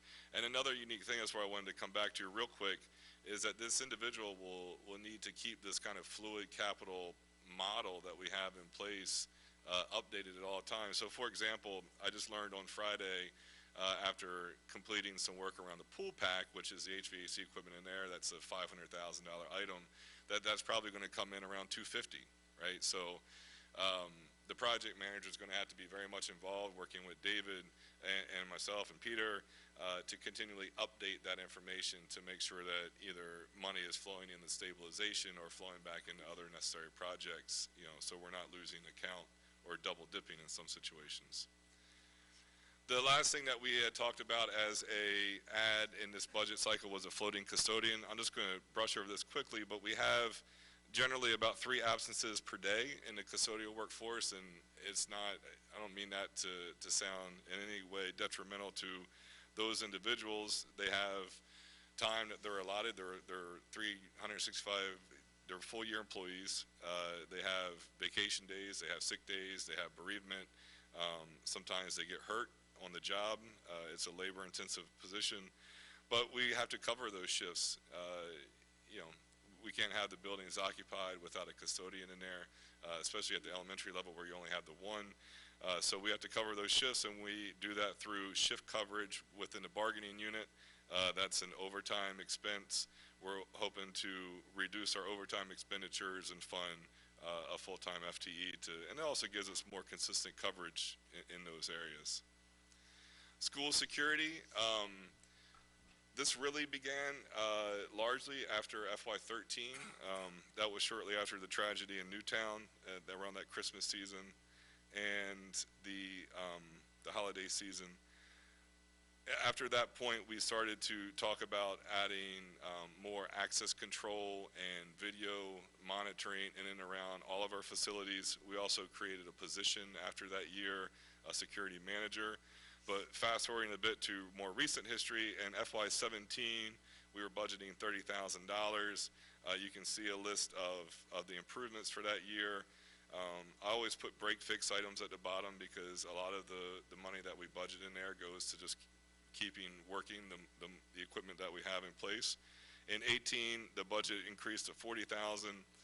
19, this current year, is $55,000. And what we're requesting for this coming year is also $55,000. We think that's kind of the right number at this point in time. And moving forward to 21 and 22, that'll be determined. Kind of moving forward into next year, we need to start phasing out IntelliKey systems at the interior of the Parker Damon High School and Junior High School, which basically means we'll be adding more swipe cards and that type of access and monitoring to those areas. We're also going to be doing more rekeying to reduce the number of brass keys that are out there, as well as the ones that just kind of somewhat gotten out of control over the years in terms of giving them out, to try and rein that back in. And moving forward, we'll continue to phase out IntelliKeys. That'll be a multi-year exercise. We talked about the mass notification system integration with PA system tie-ins.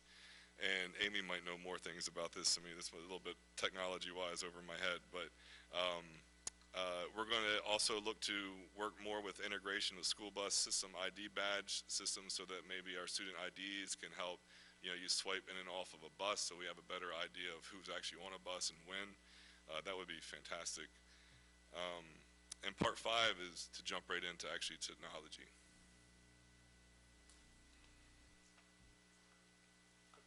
Sorry. Thanks, JD. So in previous conversations in regards to the FY20 budget, there was some technology questions that arose. So I'm here to speak on behalf of some of those questions, and I'm mainly sticking to the operational components of this, where we have been talking a lot about the teaching and learning and the digital learning aspect as well. A quick refresher. the ed tech team combines infrastructure, data management, multimedia, and desktop support services with technology integration and instruction, and we do this to meet the needs of all of our members of our learning community.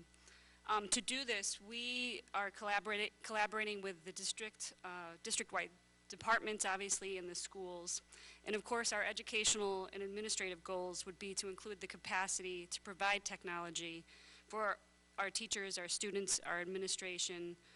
We want them to have access to effective technology resources that not only enhance our teaching and learning environment, but also support all of our administrative tasks. So there is the administrative piece and the instructional piece to this component.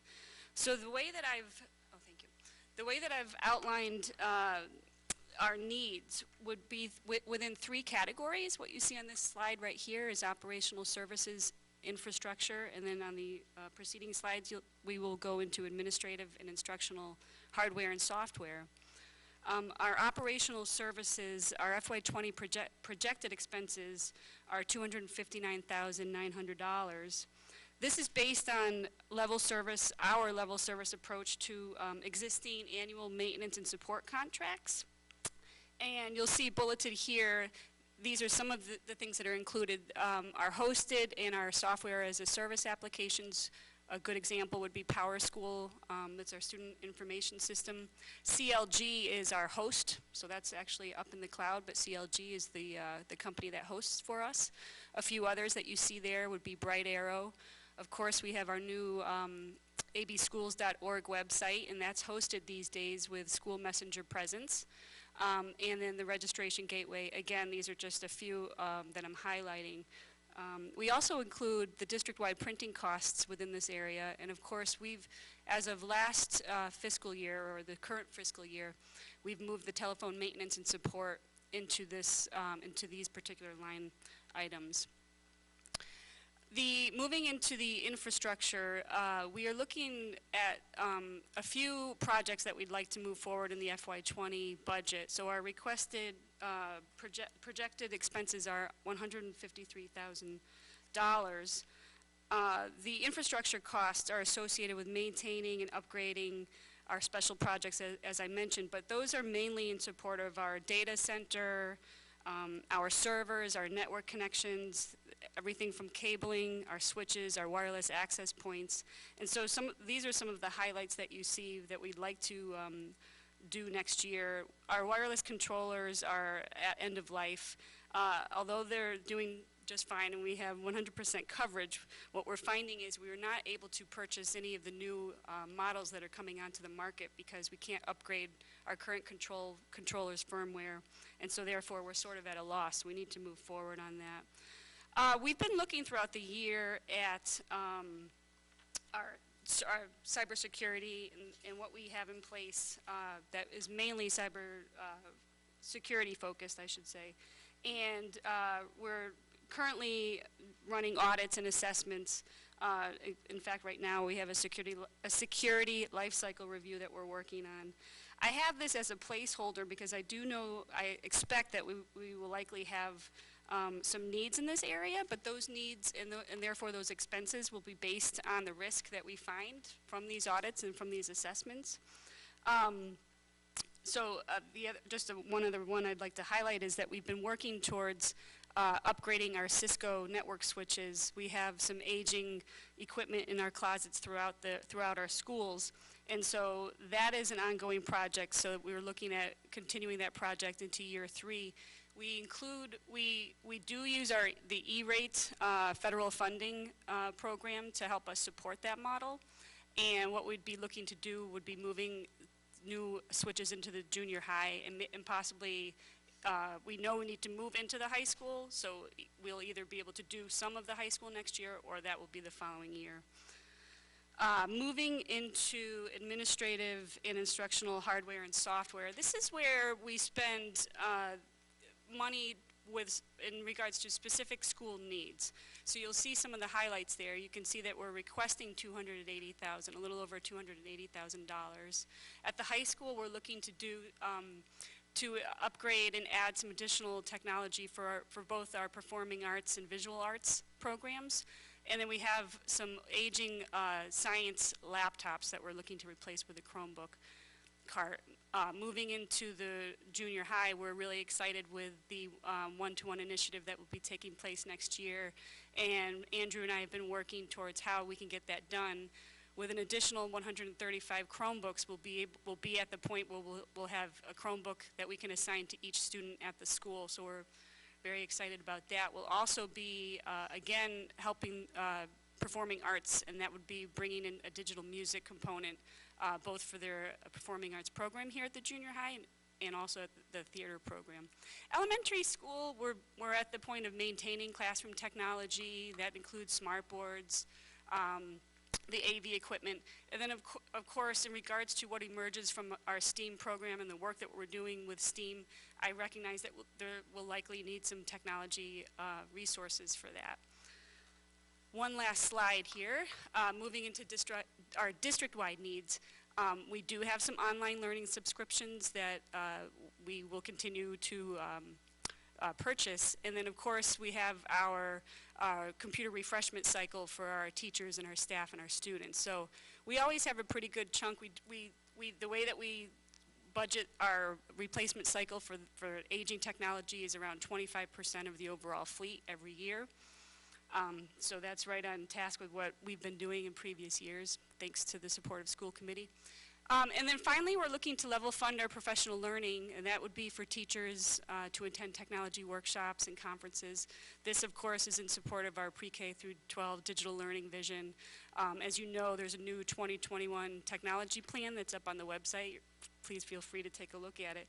But one of the things that we'll be focusing on, of course, not only is this pre-K through 12, would be bringing some of the professional learning and focusing and targeting both the 7th and 8th grade teachers with the one-to-one initiative that's happening next year. And then, of course, looking out what will be taking place with 9th grade, 10th grade, 11th grade, 12th grade. So you're targeting some of that money for those teachers so that we can continue to expand that vision. All in all, we're looking at a total request for FY20 to be a little over $693,000. Thank you.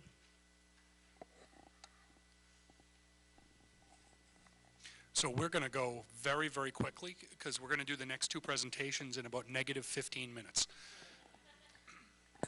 Yeah, this one's a bit of a repeat from the January 10th meeting. Just to highlight a couple of things, I mean, we're going to include it today. We're asking for $120,000 additional resources and transportation. We hired a firm to work with us to evaluate the effectiveness of our current program that we just put in place. Some community concerns we heard primarily were related to longer ride times. You can see that bell to home, that's the time the bell rings to the time a student gets home on average at the elementary level is 37 minutes at the elementary and 33 minutes at the high school, junior high level. And 75% of all elementary students have a bus ride time of less than 35 minutes. Overcrowded buses, we don't have any. Leave it at that. Impact of, based on our target rates of 65 for elementary and 55 high school, junior high. Some of the impact around cluster stops, I think people were concerned about the distance the stop might be from their homes. On average, we're targeting a half mile for high school, junior high. The average distance is about a 1/10. And elementary, we're target 0.25, a quarter mile, and the average distance is about 400 feet, 0.087. Bus drivers were our biggest issue in September and October. We started the school year with exactly enough to run the system using retirees, subs, our office staff. The first day this year that we had a full complement of bus drivers was November 14th, my birthday. Transportation, so we talked about before, we use GPI assessment to assess the work. Their summary of findings were that the system is currently, that the system is currently operating with optimum economic efficiency based on bus utilization. The implementation of cluster stops reduced total bus stops by 24%, results in more efficiency and a greener system. And most of the problems that we continue to see revolve around the elementary route tree of Conant, McCarthytown, Merriam. The recommendation was to add 2 bus routes into that area. Our proposal is to do just that. We would like to try and create a bit of a hybrid where we're separating some of the routes of Conant, McCarthy, Town, Merriam, not a full separation of those three schools, but trying to target some of the population dense areas, especially closest to the building, to try and reduce that that 75% number you saw earlier around elementary ride time. Hopefully we can improve upon that metric, and we think that this is the best use of 2 additional resources. And Marie is going to provide this part. Okay, we wanted to give you a brief update on the building project. There's been lots of public outreach around it, and we encourage you to look at our website. We have extensive amount of information there. Just going back in time a little bit, we started with the master planning process actually in 2015. It identified lots of things that you've heard about today in our comprehensive capital plan, but Gates, Conant, and Douglas were identified as schools that were significantly overcrowded and were reaching end of life in terms of the facilities. They're all over 50 years old, or about 50 years old. So we moved from there. We submitted statements of interest to the Massachusetts School Building Authority, MSBA, for all 3 schools. As you know, Douglas was the priority school and was invited into the partnership with MSBA. Move forward into December of, sorry, I'm going too fast here. In December a year ago, we got a vote from both towns around funding the feasibility study. We've been in feasibility study this year. And we selected the project manager, who is Skanska, and the architect, who is Aerostreet, and we went through a second round of visioning, specifically with the communities of Douglas, Gates, Conant, and the pre-K. We developed and submitted our education program and our preliminary design program. We've gotten feedback about that. We've submitted responses. The next big date is February 20th. We submit the preferred schematic report on February 20th. We just recently went through the site review and analysis, and as Peter told everyone, the Gates location has been chosen, and it would be an elementary school for Douglas and Gates and our pre-K. So this, I just threw this back in here just to remind everybody, but basically the 2 schools we're talking about, Douglas and Gates, were built a little over 50 years ago. And if you look at the renovation timelines and you see that Blanchard was renovated 22 years ago and all of our new schools are 17 years ago, it's kind of phenomenal. So I already talked about all this. So the preferred option, the consolidated elementary school for Gates and Douglas. So it'll run as 2 programs within 1 facility, but it will be big enough for Gates and Douglas. We've been approved for an enrollment of 990 elementary school students, which will accommodate our projected growth in enrollment, along with our pre-K, which we're projecting between 110 and 130 students. So we're talking about building it on Gates. There's a long story as to why Gates was chosen, but it has a lot to do with wetlands and permitting around wetlands and how it will best fit. And so that's the Gates property. And this is the Gates property. And these are very high-level renderings. So the next decision that needs to be made is whether it will be a 1-phase or a 2-phase project. And that's going to be decided over the next couple of building committee meetings and submitted in the February 20th submission. So this is just a high-level rendering of a 1-phase project. There's a little bit here about costs that I'll get into more detail in just a second. And this is a rendering of a 2-phase project on the Gates facility. This is real-time architecture going into this, so it's changing every week or 2. So we were asked to have some cost information. putting huge caveats around it. It's very, very early in the process. The cost ranges are ranges based on mostly square footage. The square footage is changing as we speak. We're going back to building committee next week, and we've proposed some reduction in square footage. So please take it that way. Oh, this is the timeline slide.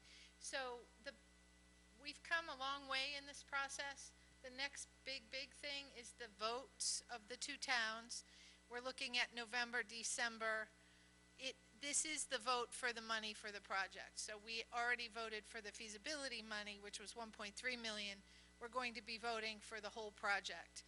And between now and then, there'll be much more definition around costs, and we will be working with the MSBA. In August, we have a meeting with the MSBA where we enter a funding agreement where they tell us exactly what they'll reimburse and exactly what the cost for the project budget will be.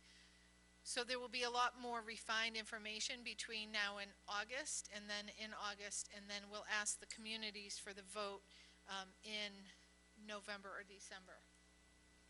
That vote is a special town meeting in both communities, which we plan to do on the same day, and a Proposition 2.5 capital override vote at the ballot. So all citizens of both towns, voters, will be able to vote on that. Okay, so like I said, early estimates. So the range we're talking about is 120 to 130 million. Now, those diagrams back there said 136 or 138 million. Like I said, we've already are proposing taking out some of the square footage. So this is a range, and then the MSBA state reimbursement to us, again, is a range based on what's eligible and what's not eligible. That range, we're saying MSBA would reimburse 40 to 60 million. That leaves 70 to 80 for the district, of which Acton would be responsible for 60 to 68, and Boxborough would be responsible for 10 to 12. So I was advised by everyone in the team here not to put out numbers. But we know the taxpayer needs to have some big picture ballpark of where we're talking. The impact of the Acton range would have an impact on a single family tax bill of $650 to $850. There are lots of assumptions in that. We ran some assumptions yesterday that had it more like 500. So 500 to 800, there's so many assumptions there. Boxborough, 450 to 600. So we're giving you numbers early. Again, they're big ranges, but we're hoping that that sort of helps people have a ballpark magnitude of where we're going to be. So we threw a lot of stuff here. We were doing so well on schedule all day. Just to kind of recap, we know we're asking for a lot. This is a comprehensive plan. In April and May at the annual town meetings, we will be asking for approval of our operating budget, a bond, the $7.5 million bond, which is a 2/3 vote, and a vote to create the stabilization fund. May or June, we'll be making a recommendation to the school committee about how much money to put into the stabilization fund from E&D. And we notify both towns. They could call town meetings, but we don't expect them to because we're telling them this early that this is sort of what we're planning to do.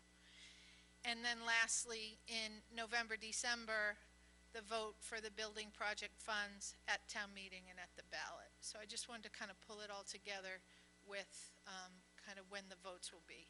So I think that's the end of this section. And then Peter?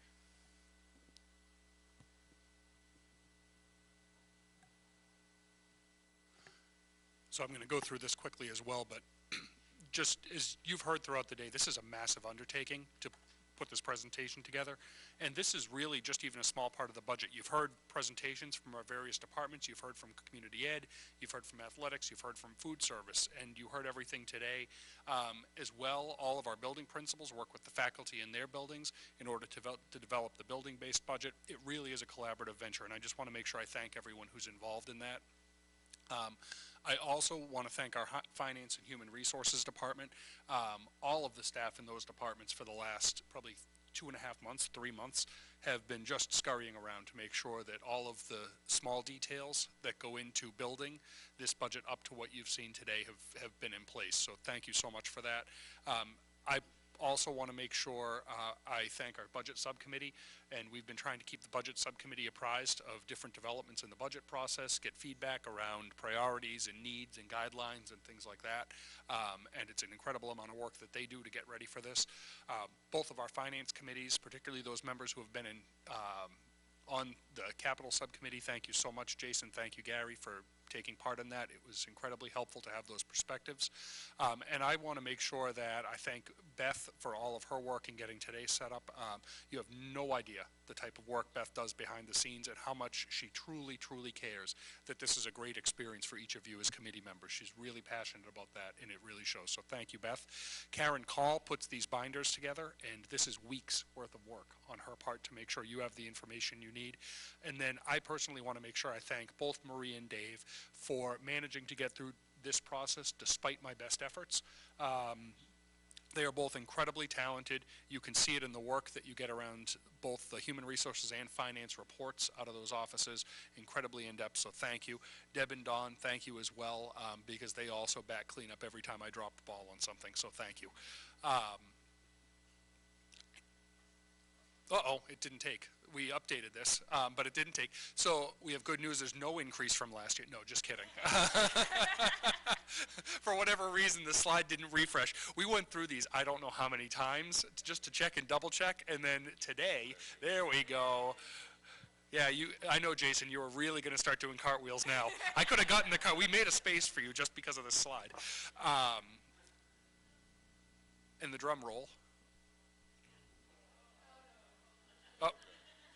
So the drum roll was that we overall are proposing an operating budget of $90,982,111, which does represent a 2.55% increase, an incredible amount of work. And it's not just this year's work, but a lot of the cost savings that you heard about that allowed us to propose a growth budget and a growth-minded budget within a 2.5% increase is really the work of all of the previous administrators and faculty and staff who have been part of this budget process over the last few years, as well as all the work you've done as a committee to really think creatively about controlling costs, working to be responsive to the communities, and that's really showing up in the fact that we can have a 2.5% increase and propose 8.5 positions, a major capital plan, be working toward a building project, and really taking care of the needs of our kids.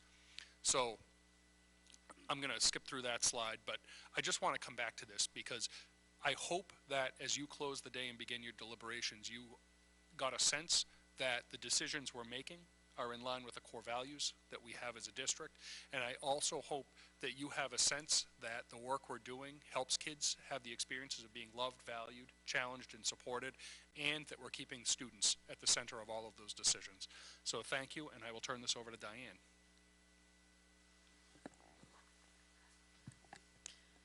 Are there any questions for this panel? Paul? I'm going to stay here and then I'll, yeah. So this was a lot to digest, but I've had the ability to sit on subcommittees, so I'm familiar with this, and I've seen the presentations early on.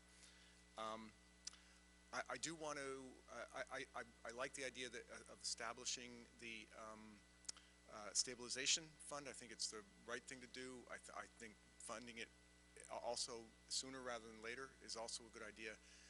We're funding it because we know we're anticipating some, turnbacks or more revenues than we were expecting and fewer expenses than we were expecting.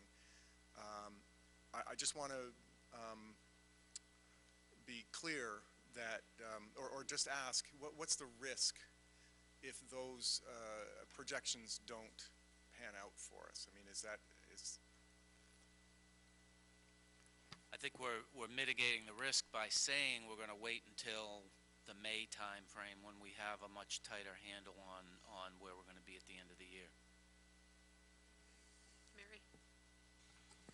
So I don't know what you folks have done to me, but I am absolutely humming with no caffeine around this capital plan. I am so excited. We have been asking for this for 5 or 6 years. There's a plan, there's a funding strategy, and now the stabilization fund to see it happen through over the years. I am so excited, and I am so supportive of all of it. And I thank all of you and all of the capital planning committee, all the time you've put into it. I think it's absolutely vital for this district. You know, we need to maintain our resources so that we can educate our kids to the best of our ability. Michael? I have questions for 2 slides. If we could go the slides of 173.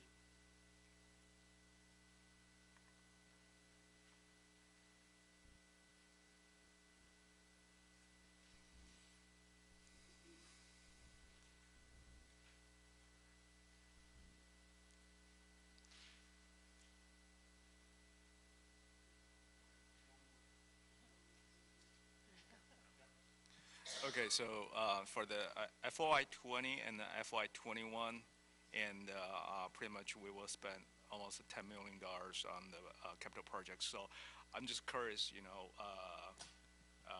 what are the project selection criteria over, you know, just for this 2 years? Because, you know, we select particular project for reasons, right? So if you could disclose the criteria, that'd be great. So first, these are selected projects from the list. We couldn't fit everything on this one slide. So the full list is actually in the capital plan itself, but I'll let JD talk to that. Yeah, I mean, the short answer is they were the most highest priority items originally identified, and so we did a lot of the highest priority items already leading up to this year. That was in that original Durham Whittier facilities assessment. These are kind of the next items on the list with high priority items. They involve, in some cases, they involve some safety issues, and in some cases, they involve a lot of asset preservation over the long term. Okay.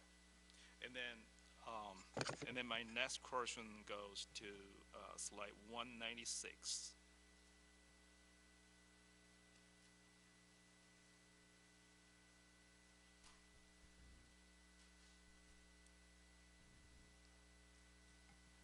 So for this, because this is a technology update, so I have one suggestion and one question. So I will go with the suggestion first.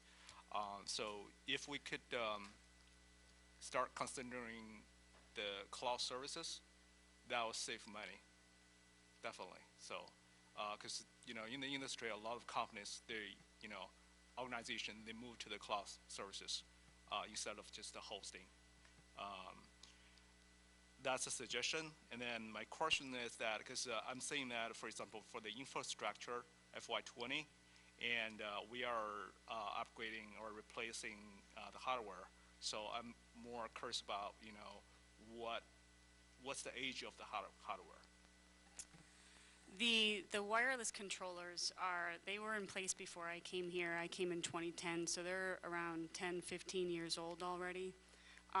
And we've done a great job of keeping those online and ready to roll. I think what we need to really consider at this point is the idea, you know, this is exciting, at the 7th through 12th level, we're looking at one-to-one initiatives, and now more access points are likely going to be needed. The funny thing is I can't put any of the new access points on my network right now because they won't work with our controllers. So I'm really just at end of life when it comes to the wireless upgrade. Yeah, it makes sense to me that to replace them, you know, for like 10, 15 years old. Oh yeah, yes. Right, definitely. And but my question is that, you know, going forward, right, and what will be the, you know, target age for us to replace, like 5 years, 10 years, going forward? I would Do we have go any plan or? for as long as I can, which would likely be another 10 to 15 years. You I know, would it's sort like- of, we, in some capacity, we'd be at the, you know, however that market evolves and how quickly that market evolves and how quickly the manufacturers and the vendors are, you know, putting us in these situations where we are at end of life. I mean, there's so many times I think like, well, why can't we upgrade our firmware? You know, there's a lot to it, but Yeah, I would be banking on another 10 to 15 years. That's what I would like to do. Okay, got it. Okay, any Thank other you. questions? Maya? Just curious, JD, on slide 174, what domestic hot water means. Is that boiler or pipes or just, I was curious because there were 2 schools that needed domestic hot water issues. Sure, and for the most part, those are expansion tanks, holding tanks for domestic hot water. In a lot of those situations, they piggyback off of boiler replacements, so as opposed to, it's kind of like a very robust on-demand hot water system as opposed to just a traditional hot water heater where you're maintaining 180 degrees burning gas for a tank of 100 gallons of water, right? Well, that was going to be my question. Have we thought about on-demand hot Yeah, water?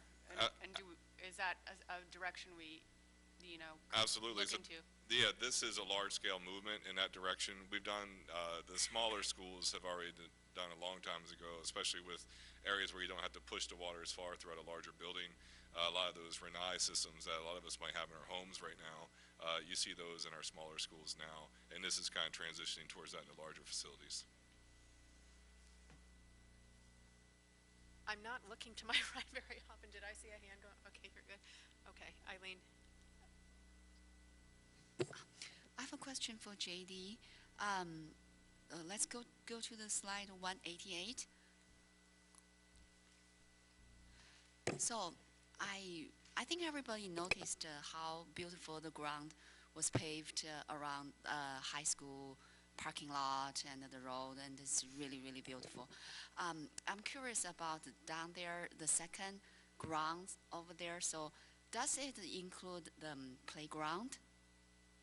The playground mulching and all those covered by all, I mean, how many playground we have for our Sure. elementary school? Every playground we have at all of our school buildings that have any kind of like swing or any type of equipment, your code required to have what they call an acceptable fall zone, which is basically, for us, we use this bio wood chip fiber, which is like a soft, kind of creates like a bit of a cushion landing area. In a lot of the new facilities, you see more of a hard rubber surface. They have some pros and some cons associated with them, but what we have are wood chip fiber. Okay. It's not all that different than mulch. That's great, but I have one more question. Is related with that is, I remember, you know, Budget Saturday couple, you know, last year or maybe the year before, we were talking about playground equipment is not covered in our budget. Is that true? Still not covered right now? Because I knew before, Conant tried to raise their funds for, I mean, fix their playground problem. Yep. PDSO and student and parents and teacher gets together. That's really great. But however, my concern is if we don't cover our equipment for playground, it's kind of like a danger for our district somehow. I don't know if we could add our budget for that in the future, or if we really have problem with that, we have our selectmen, our finance committee member here. If our town, I mean that public school, if our town can, you know, contribute to that, and just a suggestion. Thank you Okay, for that. thank We do, like I said, we do have enough money to cover break-fix items associated with the equipment, but we do not budget as a district full-scale replacements for playground apparatus at the different schools. Largely, those are community build, fundraising type efforts. Absolutely. Paul, then Angie. Oh, I'm ready to make a motion, but I can. You're a little premature on that, Paul, but I hear you. Okay, Angie. So this is a quick one. Have we thought about solar in a lot of, especially like parking lot lamp, the little things that can create a lot of safety by just powering, there's a little light here. Even, we all heard of it, there's some kids in a corner that if there's a light there, that will prevent something. Have we ever considered that? We do have a couple of solar arrays that provide power. High school, junior high, Douglas School, they all have solar array systems. We have some efficiencies related to hot water and battery backup, and you'll see a large-scale battery project coming online here shortly, if you guys remember that from last year.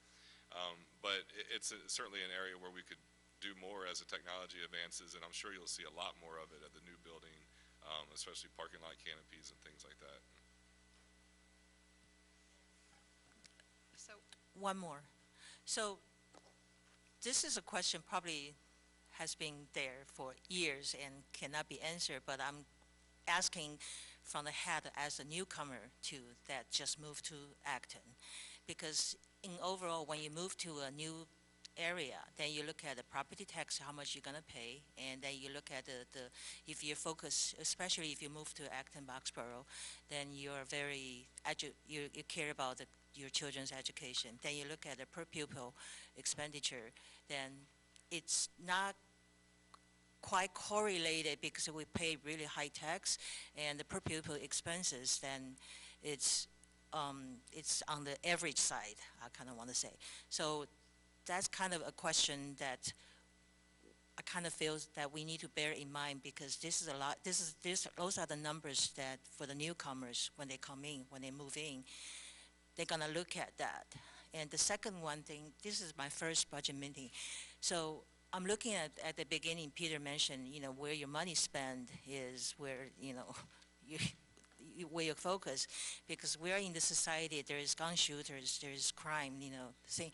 When I was looking at just like a percentage of the security, we're spending like 45,000 for the security. Then I'm looking at for the technology, for the administration, and versus for the students. I'm just looking at like a ballpark number. And because right now a lot of district has been one-on-one for the computer for the student right now, and I know the high school is not quite make the list this year, that I'm just concerned from the outside that if a newcomer, because right now a lot of family, they do expect to see that kind of, they have that kind of expectation, especially when you come to a highly focused education district. I just want to mention that. But I really want to say this is great, and there's a lot of information. I really appreciate a lot of your work. Thank you. Just one quick comment on that, Angie. I think you've hit a great point around how we continue to develop our technology program. Amy, Larry, and Deb have all started the process of thinking how we might vision for the kind of current initiatives that we have at the elementary and junior high school to be able to continue. Amy, quick question. So you're funding all of this out of your operating budget. Is there ever going to be a time where any of this moves to the capital side of things? That's been an ongoing conversation in previous budget cycles, and I appreciate this.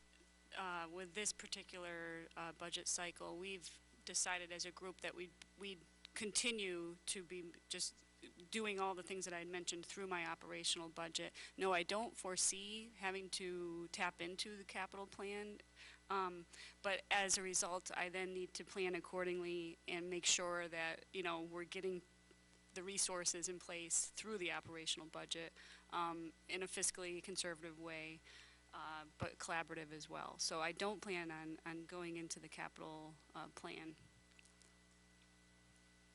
Anybody else? Thank you. Oh.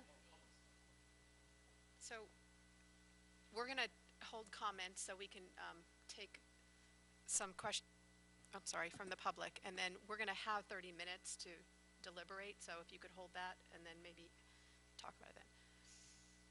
Hello. Go ahead.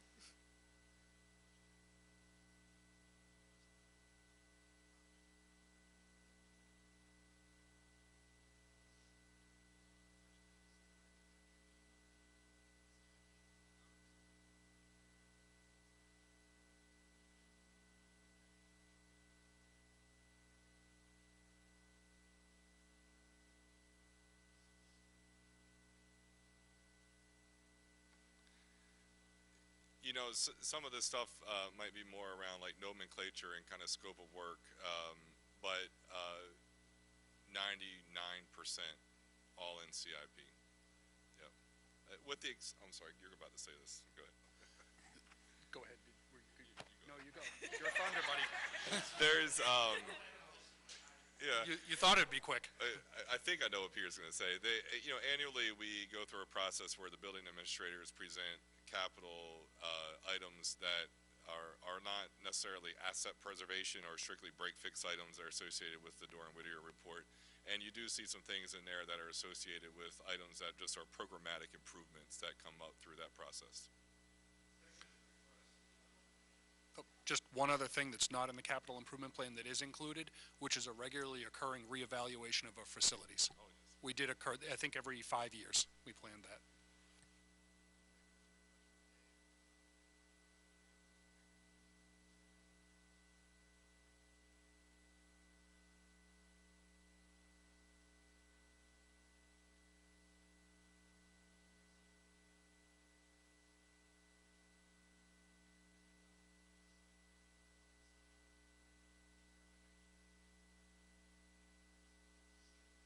Sure, and just so you know, the numbers that Marie talked about, I came up with a set of assumptions. Brian and Steve came up with a set of assumptions, and we correlated, so they're on it as well.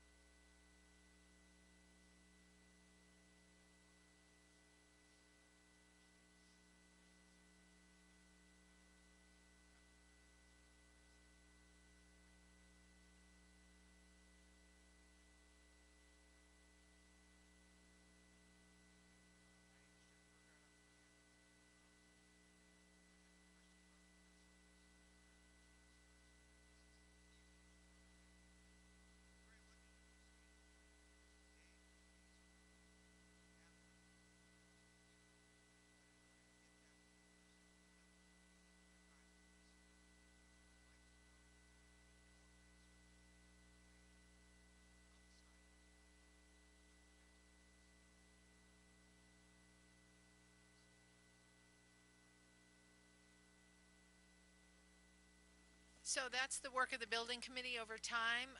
Sort of two areas that you may see this is there's a cap on site work at 8% of the project costs, and we know we're going to go over that. And the other place is in terms of the twin school, which is what I think you were alluding to. We're working our way through this process with them. It's possible that one thing we've heard from them is if we have 2 offices, they might only pay for 1, but they have the square footage based on 1,000 kids, so we wouldn't necessarily need more square footage. So those are the things we're working our way through, but we have an extensive building committee, and the decisions along the way will impact what happens with that, and the community will be made aware. But site work is the most likely area in which we would go over, and it's possible that a small amount of the square footage in the building could not be eligible. So, Mary wanted to... Can I just add to that too, from my experience, and I think your question was, if we did it alone without the MSBA, without the MSBA's reimbursement? I thought that... Right, so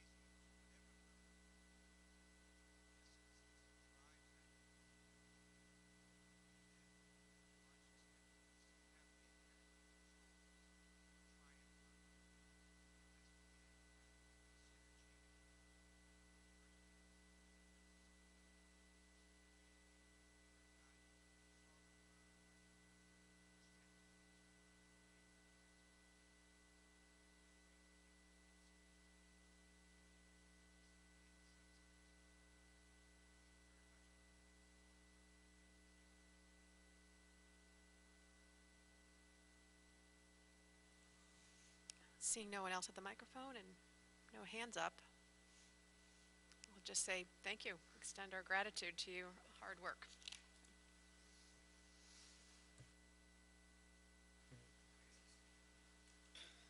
Okay, yeah. Yeah.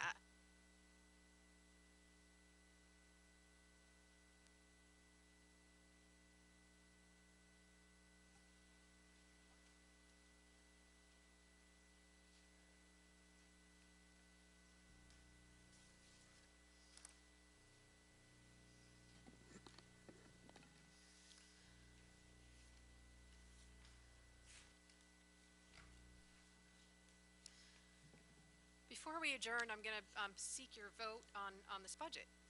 And before I do that, I'd like to go around and just ask each one of you to share your thoughts on what you've heard today briefly, and then we can take a vote. So anyone want to volunteer, or should I just call? Okay. Amy. Well, I'm extremely happy with the budget. I think we're putting our money exactly where it needs to go. I think it's really, really thoughtfully kept the students' needs at the center. I'm excited about the coaching model and the increased collaboration. And then one thing I just really noticed throughout the whole day, and kind of to go back to, I don't know who said this, but somebody wanted to know, I think it was Eileen, how do we spend less per student, but then we get these great results? Or why do we have these larger class sizes, but we still get these great results? And I think sitting here and watching the interaction of all of the staff and the way they seem to really enjoy each other's company and seem to really work well together, I found to be kind of the thing that is really what makes this kind of a budget possible, and these kinds of programs. It feels like it's a real collaboration and a real, that the staff and the teachers, the principals and the administrative staff have a real respect for each other, and that's really why something like this came out.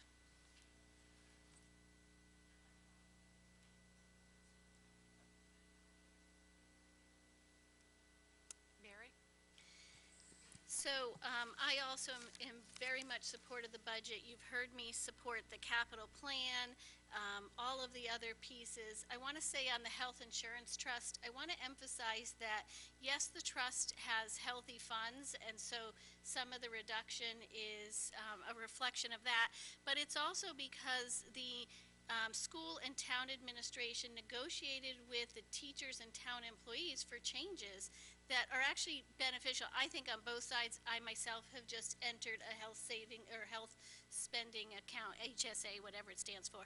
I actually think it's beneficial with great services. So I think we're doing a lot in areas where we are being very fiscally prudent, and yet we're bringing a lot to the classroom, a lot of improvements. I love the emphasis on social emotional learning and thinking about students in all classrooms and all areas. So I really think we are achieving both what Dave said earlier is a budget that represents good value for the taxpayer dollars, and what Peter alluded to is really through our budget we're seeing our values. So I'm very happy.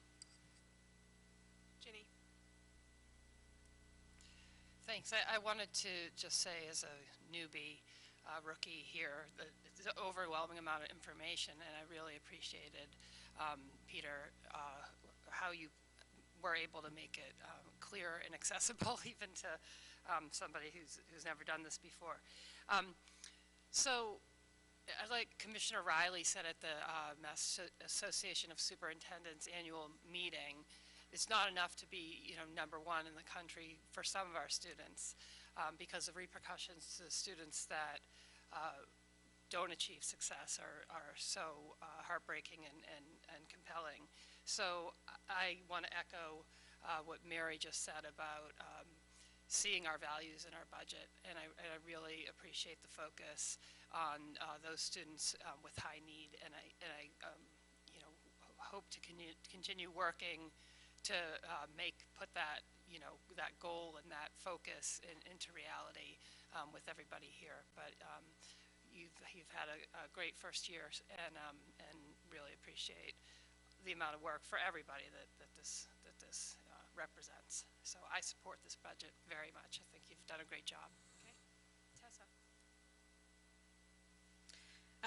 As a former teacher, it's hard to not want all of the things for all of the kids in all of the schools. And what I appreciate about this budget is that it's so thoughtfully and intelligently laid out why we're doing what we're doing, and the things that I have concerns about or want to see done. It's nice to see them sort of on the horizon of need.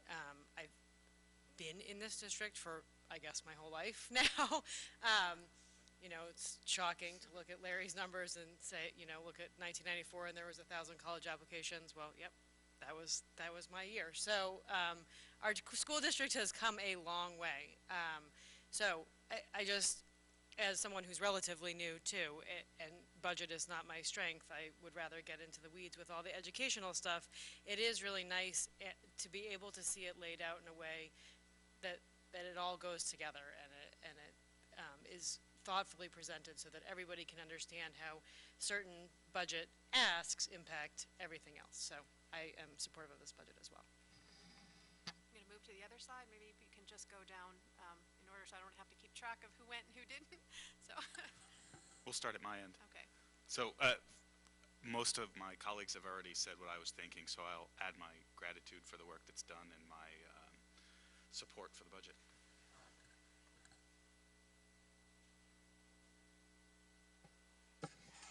I just, because as a new member, so when I saw the, the preliminary number and the recommended number, the whole budget binder in front of me, so I had a little bit, frustration with, just, trying to probably incorporate, the input into the budget itself, because this is already come up with a binder already. So I have a hope. I hope that the next budget season, FY21, right? So the school admin can I'll say come up with the initiatives from the suggestions, comments, questions from the school committee for this budget season, and also from the public as well. So probably that will be easier, for us to input our expectations into the next year budget. So with that, if the school committee, if the school district can do that, I'll support this year's budget.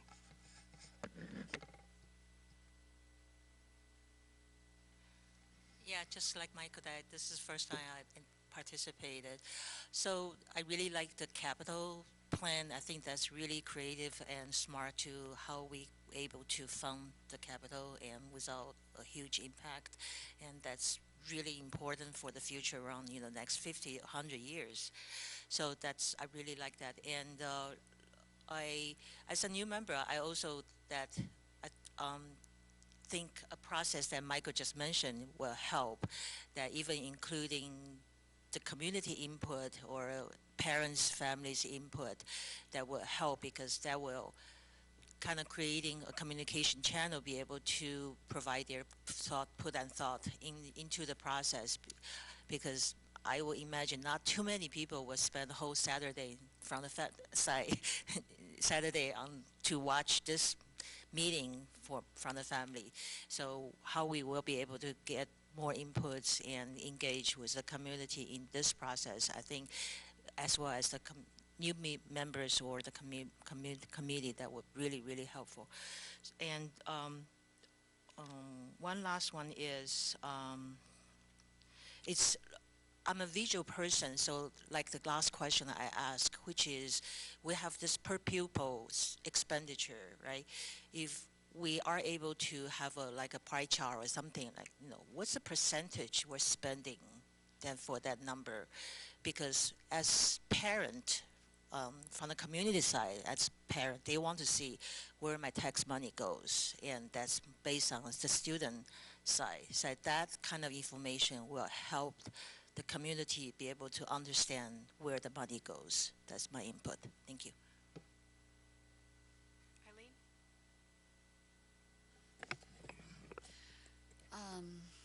I think I poured out my comments and a lot of suggestions out before. If I know I have this chance, I would save it.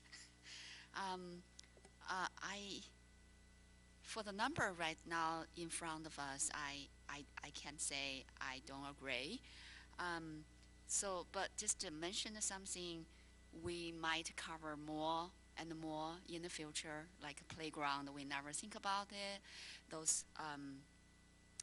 But however, it's a future project. But I also echo Angie and Michael's voice, say we probably need to collect more more voices from our community and parents, students, and so we probably consider those as what we need to learn from a community, and those are really the dollars we probably can show our parents, which they are the community members, say they're the stakeholders. Okay, we really spend money on your demanding. So I support the budget here right now. Thank you. I'm grateful for a robust and healthy budget. This is my 4th budget season, so I really am beginning to understand the tension between what we wish we could do and what everybody, expresses here. It's also important. I do think this budget tackles a lot of acute needs and is very forward-looking. Do I wish we were a district that had funds to take on even more progressive initiatives around learning and wellness? Absolutely. But I can see the layers building each year, and I can see our long-term vision. And I do think that it was very palpable this year that kids were central to this budget and to the requests, and it felt healthy, and I'm definitely in support. Thank you. Mary? I want to just reflect on the comments about getting more school committee input and more community input. I think you have to remember that the budget process is a year-long process, that the things we're learning at school committee meetings and in between school committee meetings, we should be expressing our views on, and that gets reflected back to us from the administration in their budget. So from the superintendent's goals and our own goals through all of the issues that we discuss from meeting to meeting to meeting. And we have to be realistic. There is no way, you could never do a community survey and say, what do you want in the budget? You could not build a budget that way. We need to rely on the professional expertise of our administration to be setting a budget. They are basing that on their principals and their teachers in the classroom with our students and seeing what the needs are there, and then learning about ways to address that. And the biggest community we have are those students. Our parents have a lot of voice in this community, and they come to the administration when they have issues, and I think that all floats up into what the administration brings forward. So I would say there's a lot of school committee voice in here, a lot of community voice, then it's filtered through the professional understanding of what our district needs. We're not discussing this right now, but I appreciate what okay, so we have an infrastructure in place right now. If there's a desire to have more input, that's a discussion that we can have, but we will not have it right now. Okay. Did anyone not go? Did you speak, Paul? I think I let the cat out of the bag when I... You did. Well, yeah, you probably did. Okay, well, okay, so I'll just speak very briefly, and then we can take any more comments from the audience. The ideal budget for me is a balance. First of all and foremost, it addresses our goals and the this does. It reflects our values, and this does. And it balances fairness, administration, and expense, and this does. I am proud to support this budget. The CIP, the capital planning, is a sea change in how we address capital. Most districts are reactive to their capital needs. It's just that's been the culture forever. This is proactive, it's planful, it's bold, and it's visionary. So, anyone who wants to make a motion, actually we have to stop and before, right, and take public input one last time. So, John.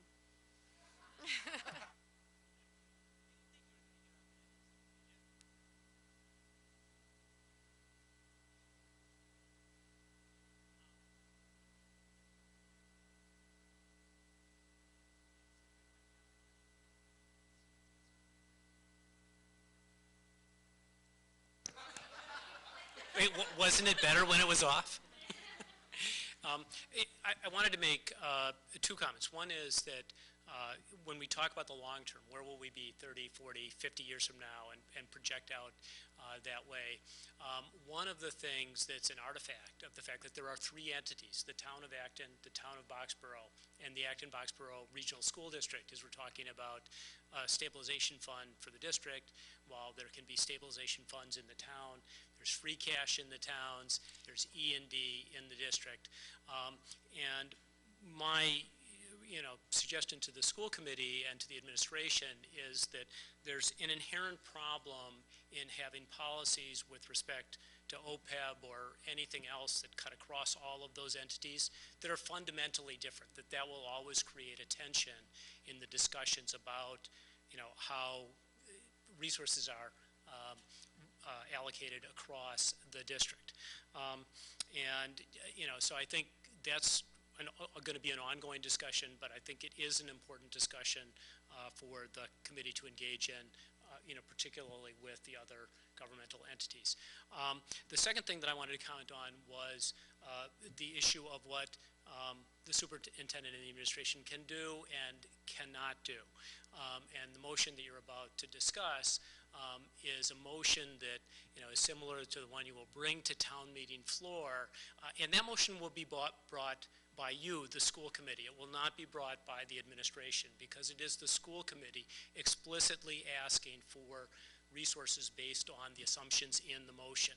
And why do I think that that's critically important? It's critically important because it is, in fact, the responsibility of the school committee to determine if the resources of the communities are sufficient to fund this budget.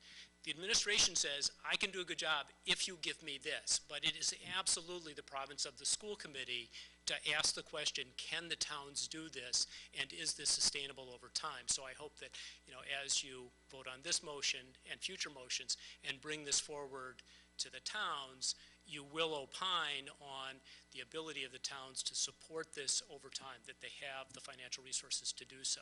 Thank you.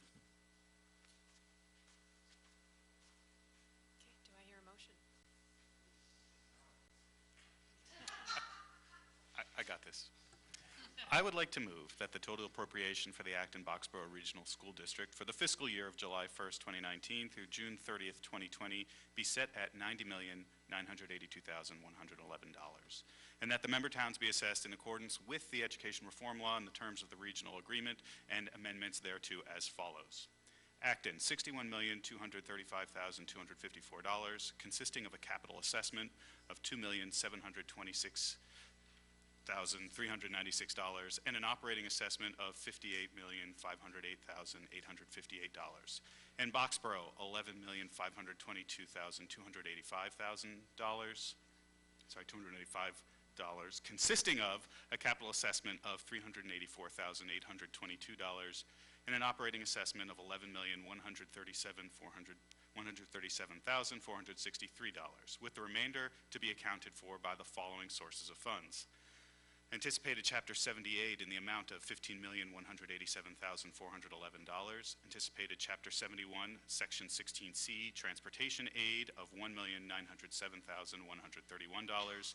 anticipated charter school aid in the amount of $30,000, anticipated federal Medicaid reimbursement of $200,000, anticipated investment earnings of $200,000, anticipated estimated miscellaneous revenues of $10,000, and a transfer from E&D reserves in the amount of $690,000.